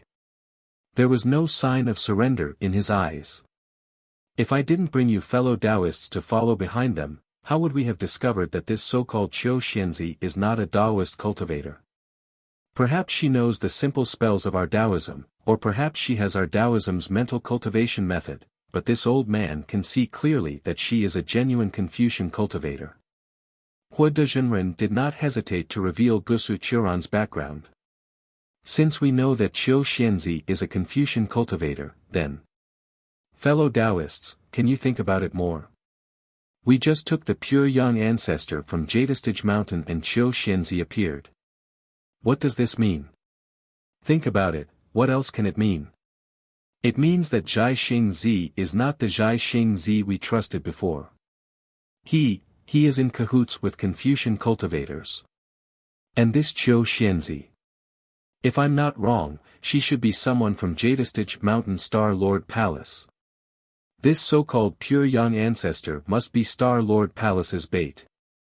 Jai Xingzi wants to return the treasure we risked our lives for to Star Lord Palace through Qiu Xianzi. Damn Jin Yuda, you yourself are Kong Hongwu's subordinate Star General. You unexpectedly slander others, falsely accuse the star plucking. The matter involved the star plucking. Gusu Churan could not help but be furious, cursing. Oh! Qiu Xianzi is truly incredible. How do you know that I am Kong Hongwu's Star General? Hua Dezhenren asked thoughtfully, if you are not from Star Lord Palace, how do you know? Since you are not from Star Lord Palace, are you not slandering me? However, Hua Dezhenren only said this. He then said to the 5 middle-stage nascent soul cultivators, you didn't believe me before, not daring to help me kill the lackeys of Confucian cultivators. Do you understand now? Jin Yuda. Gusu Churan bit her lip, her eyes flashing with anger, You are truly despicable. Of course you know who I am, but how can I not know who you are? Gusu Churan turned to the nascent soul state cultivator next to her and said, Jin Yuda was a pawn that Star Lord Palace placed among the Tao cultivators. When I saw you all, the first person I contacted was naturally Zhai Xingzi, but the second was him. You may not have noticed Jin Yuta's expression at that time. It was very interesting. His face was ashen. Why? He was afraid I would expose his true face. Fine, now that things have come to this, I will make it clear to you. I am naturally from Star-Lord Palace, and I have an agreement with Jin Yuta. We can't expose each other's details. However, I really didn't expect that Jin Yuta, a little star general like you, would dare to make a move against me. You. Are you tired of living? Lady Chiu, I don't know what you are talking about. You can make up all you want, but I've always been upright. How many cultivators on hidden immortal continents say that I'm from Star-Lord Palace? It doesn't matter whether you're there or not. Hua Dezhenren's face was full of sorrow. I believe I am worthy of heaven and earth, I believe I am worthy of my conscience. This is enough. Damn it. Gusu Churan was obviously not as good as Hua Dezhenren. She cursed and struggled with all her might. Unfortunately, no matter how she urged her true chi, it was useless. Heart-corroding bone. Suddenly, Gusu Churan understood and exclaimed, You actually got Star-Lord Palace's secret poison from Kong Hongwu. You really deserve to die. Chapter 3696. Chiu Xianzi, why don't you honestly admit how you colluded with Zhai Xingzi? Daoist Hua decide again, what's the point of clinging to this old man? To tell the truth, if it wasn't for the 5 fellows seeing the truth, how could this old man allow you dogs to live until today? And this old man's actions are open and aboveboard. This old man absolutely won't be criticized. Using poison is open and aboveboard. Gusu Churan sneered, others don't know your face, but how could I not know? Daoist Hua righteously said, your cultivations are similar to this old man's. This old man admits he is not your opponent, but for the sake of the hidden immortal continent's safety, this old man would rather destroy his own reputation. And I absolutely won't let your scheme succeed. Good, Daoist said it well. A tall and thin cultivator praised, previously, your servant had some misunderstandings about Daoist. Now, these misunderstandings have been cleared up. In the future, if someone asks about Zhai Xingzi's death, your servant will naturally testify for Daoist. Daoist Hua De. Hearing this, Zhai Xingzi said, this old man truly underestimated you. I never expected your scheme to be so deep. Just now, this old man felt your goal was that supreme young object, pure young ancestor, but now it seems you still want to take over this old man's forces one by one. Of course, Zhai Xingzi did not know that Daoist Hua De's goal was not just these two. The most important thing was that he was unable to kill Xiao Hua at the Jade Pavilion gathering, so he was unable to give an explanation to Kong Hongwu. Now that he saw Star-Lord Hull's Star General Gusu Churan unexpectedly betrayed Yaotai Mountain, he naturally felt this was an absolutely great opportunity.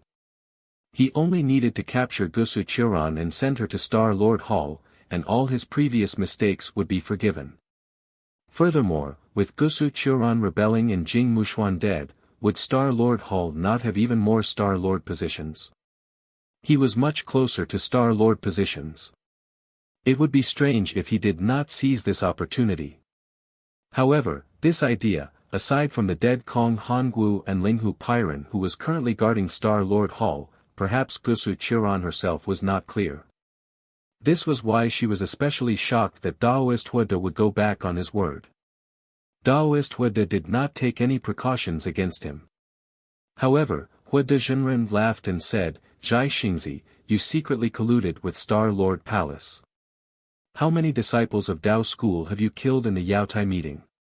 Just thinking about it makes my heart ache. Previously, I respected you because you were a pillar of my Dao sect. Now, I will kill you because you are a lackey of the Confucian cultivators. Your so-called goal is nothing more than smoke in this old man's ears. This old man disdains to lower himself to your level. Fellow Taoists. Zhai Xingzi looked at the 5 nascent soul cultivators. His piercing gaze made the 5 of them not dare to look straight at him. Zhai Xingzi said, I won't say much about other things. I admit that Fairy Qiu is a Confucian cultivator. But what I want to tell you is that when we seized the pure young ancestor, the dragon gate that should have appeared didn't appear. At that time, the entire origin formation was about to be destroyed. It was inevitable that we would all die. But at the critical moment, a rainbow bridge appeared. It was this rainbow bridge that allowed us Taoist cultivators of the hidden immortal continent to escape.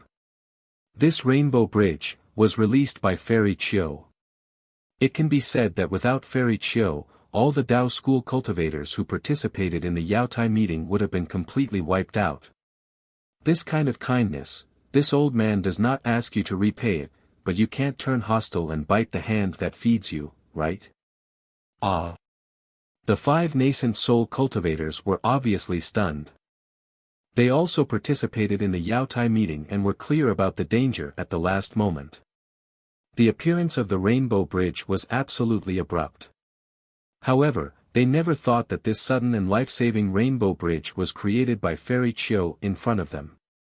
The 5 of them looked at each other with confusion in their eyes. Zhai Xingzi.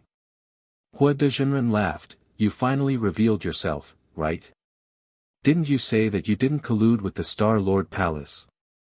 If you didn't collude with Fairy Qiu, how did you know that the Rainbow Bridge was created by her? This old man saw it. Zhai Xingzi was a little angry, but he still said coldly.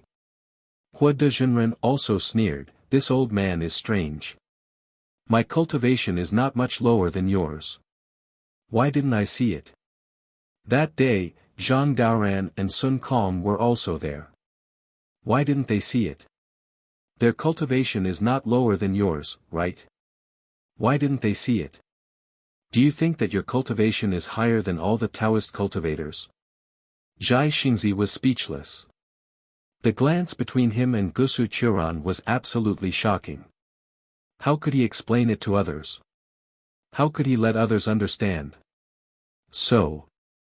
Zhai Xingzi, why do you have to say more? Hua Dezhenren laughed grimly, you're the lackey of the Star Lord Palace. You're the culprit who caused our Taoist cultivators to suffer losses in the Yaotai meeting. I didn't wrong you, by taking your life. Senior Hua De. A slightly shorter cultivator was a little embarrassed and said in a low voice, I think. Senior Zhai Xingzi doesn't seem to be a spy of the Star Lord Palace. And it's a little unfair to determine Senior Zhai Xingzi's life based on this inference. Even if Fairy Qiu is a Confucian cultivator and a member of the Star Lord Palace, doesn't Senior Zhai Xingzi have a good personal relationship with Kong Hongwu, the Lord of the Star Lord Palace? This doesn't mean that Senior Zhai Xingzi has wronged us Taoist cultivators. Reverend Mingchen. Hua Dezhenren said with a smile, I know you have some doubts in your heart. Of course, the other 4 fellow cultivators also have doubts. However, I didn't invite you here to fight. I just want you to be witnesses. When someone asks, I can tell the world that I'll end Zhai Xingzi's life today. Reverend Mingchen looked at the 4 people beside him, who all looked a little embarrassed. However, Hua Dezhenren had made it clear. The 5 of them knew that they were no match for Hua Dezhenren, so they could only sigh slightly. Buzz. Hua Dezhenren finished his words. He had achieved his goal. He raised his hand and a magic treasure appeared in the air, making a roaring sound. Jean Yuda, how dare you! Gusu Churan felt her bones and tendons go numb, but she forced herself to straighten up. She stood in front of Zhai Xingzi and scolded, if you want to kill Zhai Xingzi, you'll have to kill me first. Zhai Xingzi deserves to die, so do you. You don't think I don't dare to kill a Confucian warrior, do you? Hua Dezhenren sneered. Gusu Churan was not afraid. She stared at Hua Dezhenren and threatened, Jean Yuda, Star Lord Palace, is not the Star Lord Palace you know. I can tell you clearly that even if I let you Taoist cultivators go, as long as I return to Star Lord Palace, as long as I reveal my identity, that Kong Hongwu won't dare to blame me. Moreover, I can tell you clearly that even if you dare to touch a hair of Zhai Xingzi, I'll let immortal soldiers and immortal generals chop you into minced meat. Ha! I'm so scared. Seeing Gusu Churan shouting herself hoarse, Hueda Immortal thought Gusu Churan was just bluffing and pretending to be scared.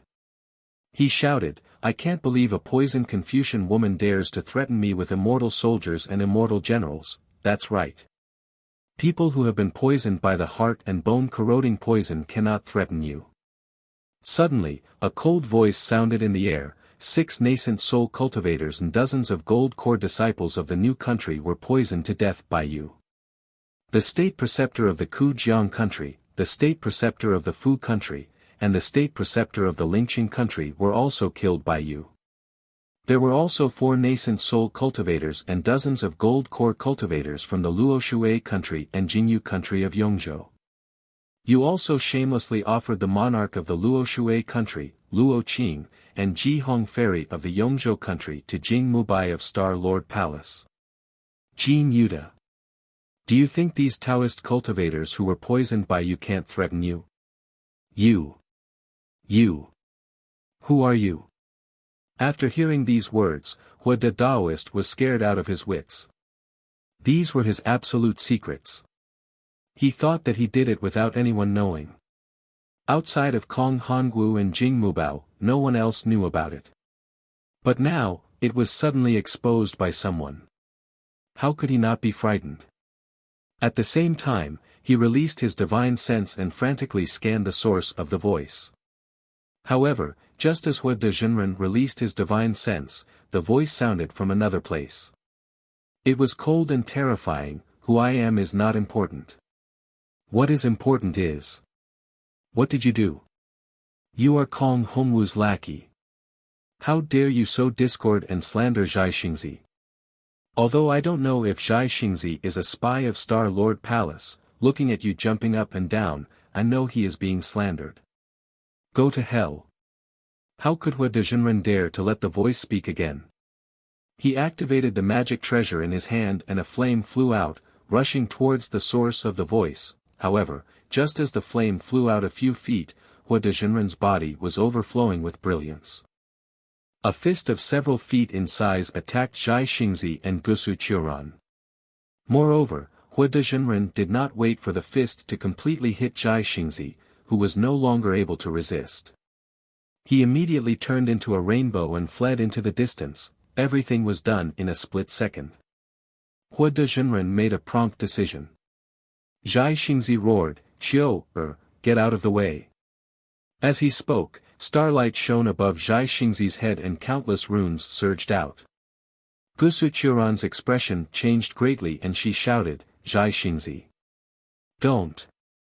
Obviously, Gusu Churan had seen Zhai Xingzi's determination to sacrifice himself to protect her. He. Even your natal magic treasure has been taken by me. Why are you still so arrogant? At this critical moment, the entire mountain peak was suddenly enveloped by an incomparably powerful restrictive formation. Xiao Hua's tall and thin figure slowly appeared in the sky. His pair of phoenix eyes flashed with ridicule, and he was still holding a fire gourd in his hand. Chapter 3697. Xiao Hua. Hua de Zhenren felt his whole body sink into a quagmire. Moreover, this restriction was becoming harder and harder. Not only was his body unable to move, but it was also difficult for the world's yuan qi to flow in. When he heard the voice, although he didn't look back, Hua de Zhenren still screamed as if he had seen a ghost. He really didn't expect to meet Xiao Hua here. Taoist Master Xiao. At the same time, 3 of the 5 Yuanying middle-stage cultivators were shocked, as if they had heard of Xiao Hua's name. Xiao Hua was slightly surprised. He glanced at them and didn't pay any attention to them. He smiled at Zhai Xingzi and said, what a good match. If you were to use your secret technique now, then this fairy Qiu's hatred would be endless in the future. Fellow Taoist. Zhai Xingzi's secret technique was naturally blocked by Xiao Hua and couldn't be completed. Now that he heard Xiao Hua's words, he didn't know whether to laugh or cry. There were many Taoist cultivators in the hidden immortal continent, but who would dare to say such words to Zhai Xingzi? 1. Hua Dezhenren didn't dare to be negligent. His whole body was covered in flames. Waves of abnormally strong fluctuations were produced from his body. Xiao Hua's restriction immediately began to collapse. Following the loosening of the restriction, a thin crimson crystal thread flew out from Hua Dezhenren's head like an arrow. Immediately after, a violent explosion was produced. A passage of fire was immediately revealed. Hua Dezhenren's body suddenly turned into a rainbow and flew out of Xiao Hua's restriction in a flash. Seeing Hua Dezhenren escape, Xiao Hua wasn't nervous at all. He smiled and said, "Damn it, old man Hua De, look at you. Your life source magic treasure is in my hands. Where can you run to?" While speaking, Xiao Hua waved his hand. A golden light chased after him like a thunderbolt. At the same time, a light pillar also shot out from Xiao Hua's head like lightning. What was special was that between Xiao Hua's curved eyebrows, a layer of dark green brilliance emerged.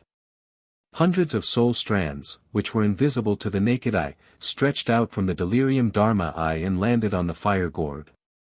Sizzle. A series of noises, which sounded like water droplets falling into a pot of oil, was heard. A faint shadow was dragged out from the fire gourd by the soul strands. Looking at the appearance of the shadow, wasn't it Hua Dezhenren? Those who deserve to die, will die in the end. No matter how many times you escape, Xiao Hua indifferently said as several hundred soul strands stirred with a shua shua sound, "Taoist Xiao, save me. Taoist Xiao, save me." Taoist Hua De's primordial spirit screamed crazily, as if he was in extreme pain. Fellow Taoists from the new nation won't let you go. Fellow Taoists from the Kujiang nation, the Fu nation, and the Lingqing nation won't let you go. The Luo River nation, Jingyu nation, and Fairy Ji Hong also won't let you go. Xiao Hua coldly said. With a twist of his soul thread, Taoist Hua De's primordial spirit immediately turned into a blue dot and scattered in the air. Ah! In the distance, Taoist Hua De also screamed in pain as his primordial spirit was destroyed. He held his head with his hands and rolled in the air. How could he still have the strength to escape? In fact, as early as when Xiao Hua obtained Taoist Jing Ru's natal magic weapon, he could also control it like this. However, Xiao Hua's soul cultivation realm was still low at that time, and his primordial spirit was not as solid as Taoist Jing Ru's, so he didn't dare to try it. Now, facing Taoist Hua De, it was really easy. The primordial spirit inside the fire gourd was destroyed, and the brilliance of the magic weapon was completely restrained. Xiao Hua turned his hand and threw it to the green-robed Xiao Hua. Moreover, at this time, the dragon-like golden light had already flown to the left of Taoist Hua De. With a wave of the dragon's tail, "Kacha" sounds were heard. Taoist Hua De's protective armor was immediately cut open. The golden light protecting his body was also cut into two under the golden light. Pooh! Following the destruction of his physical body, a 3-feet-long baby's hands were empty. His pale face carried severe pain, and his eyes were also filled with resentment. "Xiao Hua, just you wait." Taoist Hua De's primordial spirit screamed, "If I don't take revenge, I'm not a gentleman. Just wait for Star Lord Palace to chase you to the ends of the earth." After saying that, a 3-colored cloud accompanied the golden light flashed, and Taoist Hua De's primordial spirit disappeared in an instant. Pang! The Kunlun mirror's beam of light crossed the sky, paused at the place where Taoist Hua De's primordial spirit stopped, and then shot towards the void several hundred feet away. As the light fell, ah! Another miserable cry was heard. The late-stage Taoist Hua De had actually teleported several hundred feet away in the blink of an eye. However, the pitiful Taoist Hua De had really met his nemesis. Even if he had teleported to the void, he was still swept up by the Kunlun mirror's beam of light and was sucked into the broken Kunlun paradise. In the future, perhaps it would be green-robed Xiao Hua's excellent robe again.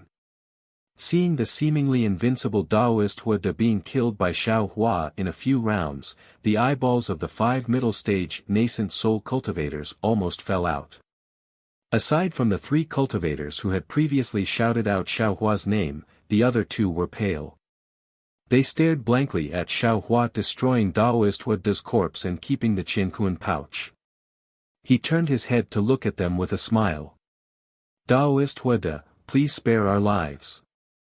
The 2 cultivators saw Xiao Hua's gaze and suddenly woke up. They hurriedly bowed and said, "We were also deceived by Taoist Hua De, Xiao Hua sneered and looked at the 3 people. These 3 people's appearances were very unfamiliar. Xiao Hua didn't know when he had seen them, so he asked, "Do you know this old man? Are you not afraid that this Xiao will kill you?" Seeing this, the 3 people looked at each other. One of them hurriedly said, "Let me tell you, Taoist Xiao, this junior has never seen Taoist Hua De before. However, this junior's good friend is Qi Ning. He was saved by Taoist Xiao at the Yaotai gathering. After he left the Yaotai gathering and said goodbye to Sun Kong Shanren, he met this junior. This junior heard him talk about Taoist Xiao's righteousness, especially what Taoist Xiao said, although I have traveled half a li earlier, I know that I am a disciple of the Tao sect, but I am also a human. The word human is easy to write, but human actions are difficult to do. Don't do small kindness, don't do small evil, this is a human. Without a human, without humanity, where would the Tao foundation come from? Where would the Tao skills come from? Only by being a good person can you be a good cultivator, can you truly comprehend the Tao of heaven. This really made him have a deep understanding, and also made him admire Taoist Xiao. That's why this junior remembers Taoist Xiao, that's why, this junior is not afraid, because this junior did not do anything wrong, and is not afraid of Taoist Xiao coming to find me. Yes, this junior's good friend is Taoist Jian, he also said the same thing. Another cultivator hurriedly said. This junior's good friend is Tsong Yunzi, he followed Senior Zhang Daoran. The last cultivator also hurriedly explained, this junior knows that Taoist Xiao will not kill the innocent. Forget it. Xiao Hua waved his hand. These 3 cultivators all heard of his name, he could be considered to have some reputation in the hidden immortal continent. Although killing Taoist Hua De would provoke Star Lord Palace's anger, but, would Star Lord Palace's anger be limited to this? He also wasn't afraid of this matter being leaked. Of course, Xiao Hua himself also knew that even if these 5 people didn't know him, he couldn't kill them to silence them. You all, make a blood oath. Xiao Hua glanced at Jai Xingzi and Gusu Churan on the mountain rock and said, if what Taoist Hua De said is a lie, then what Jai Xingzi and this Qiu Xianzi said is true. We can't repay the kindness, but we also can't bite the hand that feeds us. Don't let Star Lord Palace know about Qiu Xianzi's matter. Good, Taoist Xiao is right. The 5 cultivators knew that this matter was no small matter. No matter how generous Xiao Hua was, he still had to protect his life first. Xiao Hua said Qiu Xianzi, but he might be hinting at Taoist Hua De. The 5 cultivators hurriedly made a blood oath to not leak tonight's matter. Then, they very gratefully cupped their hands towards Xiao Hua and turned into rainbows and left. Jai Xingzi, we meet again. Xiao Hua smiled and landed on the mountain rock. He tilted his head and looked at Jai Xingzi who was holding Gusu Churan. Gusu Churan naturally didn't know that Jai Xingzi had said bad things to Xiao Hua after leaving Yaotai Mountain. She was very shy in front of Jai Xingzi, but in front of others, she was very bold. Now that the danger was over, her eyes rolled and looked at Xiao Hua. She didn't care that she was lying in the arms of a male cultivator. Xiao Hua. Taoist Xiao. Gusu Churan asked strangely, you're very powerful. How come I've never heard of your name? It seems, at the Yaotai Mountain gathering, you were also seriously injured. I'm just a nobody. Xiao Hua touched his nose and smiled bitterly. I can't afford to be remembered by a big shot. And I can't afford to be misunderstood by a big shot. TCH, you're still a nobody. Gusu Churan said disdainfully, how can a person who can make Jin Yuta, a late nascent soul cultivator, flee at the first sight of him and easily kill Jin Yuta with just a magic treasure be a nobody? It's just that you hide it so well that others can't see it. Since that's the case, Churan Fairy should quickly forget about me. Xiao Hua said with a smile, but he didn't go forward. Zhai Xingzi didn't expect Xiao Hua to be so narrow-minded. He sighed and said, Daoist Xiao, previously this old man had eyes but failed to see and was deceived by old man Huada. I didn't know that Daoist Xiao was the real chivalrous person and spoke ill of Daoist Xiao. This old man apologizes to this person. He, look at what fellow Daoist said. How foreign. You and I are both Daoist cultivators. Even if my bones are broken, my muscles are still connected. How can I put a little misunderstanding in the bottom of my heart? Xiao Hua rubbed his hands and looked embarrassed. But when he looked at Zhai Xingzi again, although he was apologizing, his face was still proud, as if this strength of character was innate. If it weren't for Gusu Churan in front of him, Zhai Xingzi probably wouldn't even be able to say these soft words. Seeing that Xiao Hua still didn't go forward and still had a smile on his face, Zhai Xingzi suddenly understood and a bitter smile appeared in his eyes. He knew that Xiao Hua was definitely not an otherworldly expert. He immediately said in a loud voice, Daoist Xiao, this old man can't thank you enough for saving me today. This old man sees that you and old man Huada are both good at fire attacks. This old man obtained the pure young ancestor on Yaotai Mountain, but it's useless in my hands.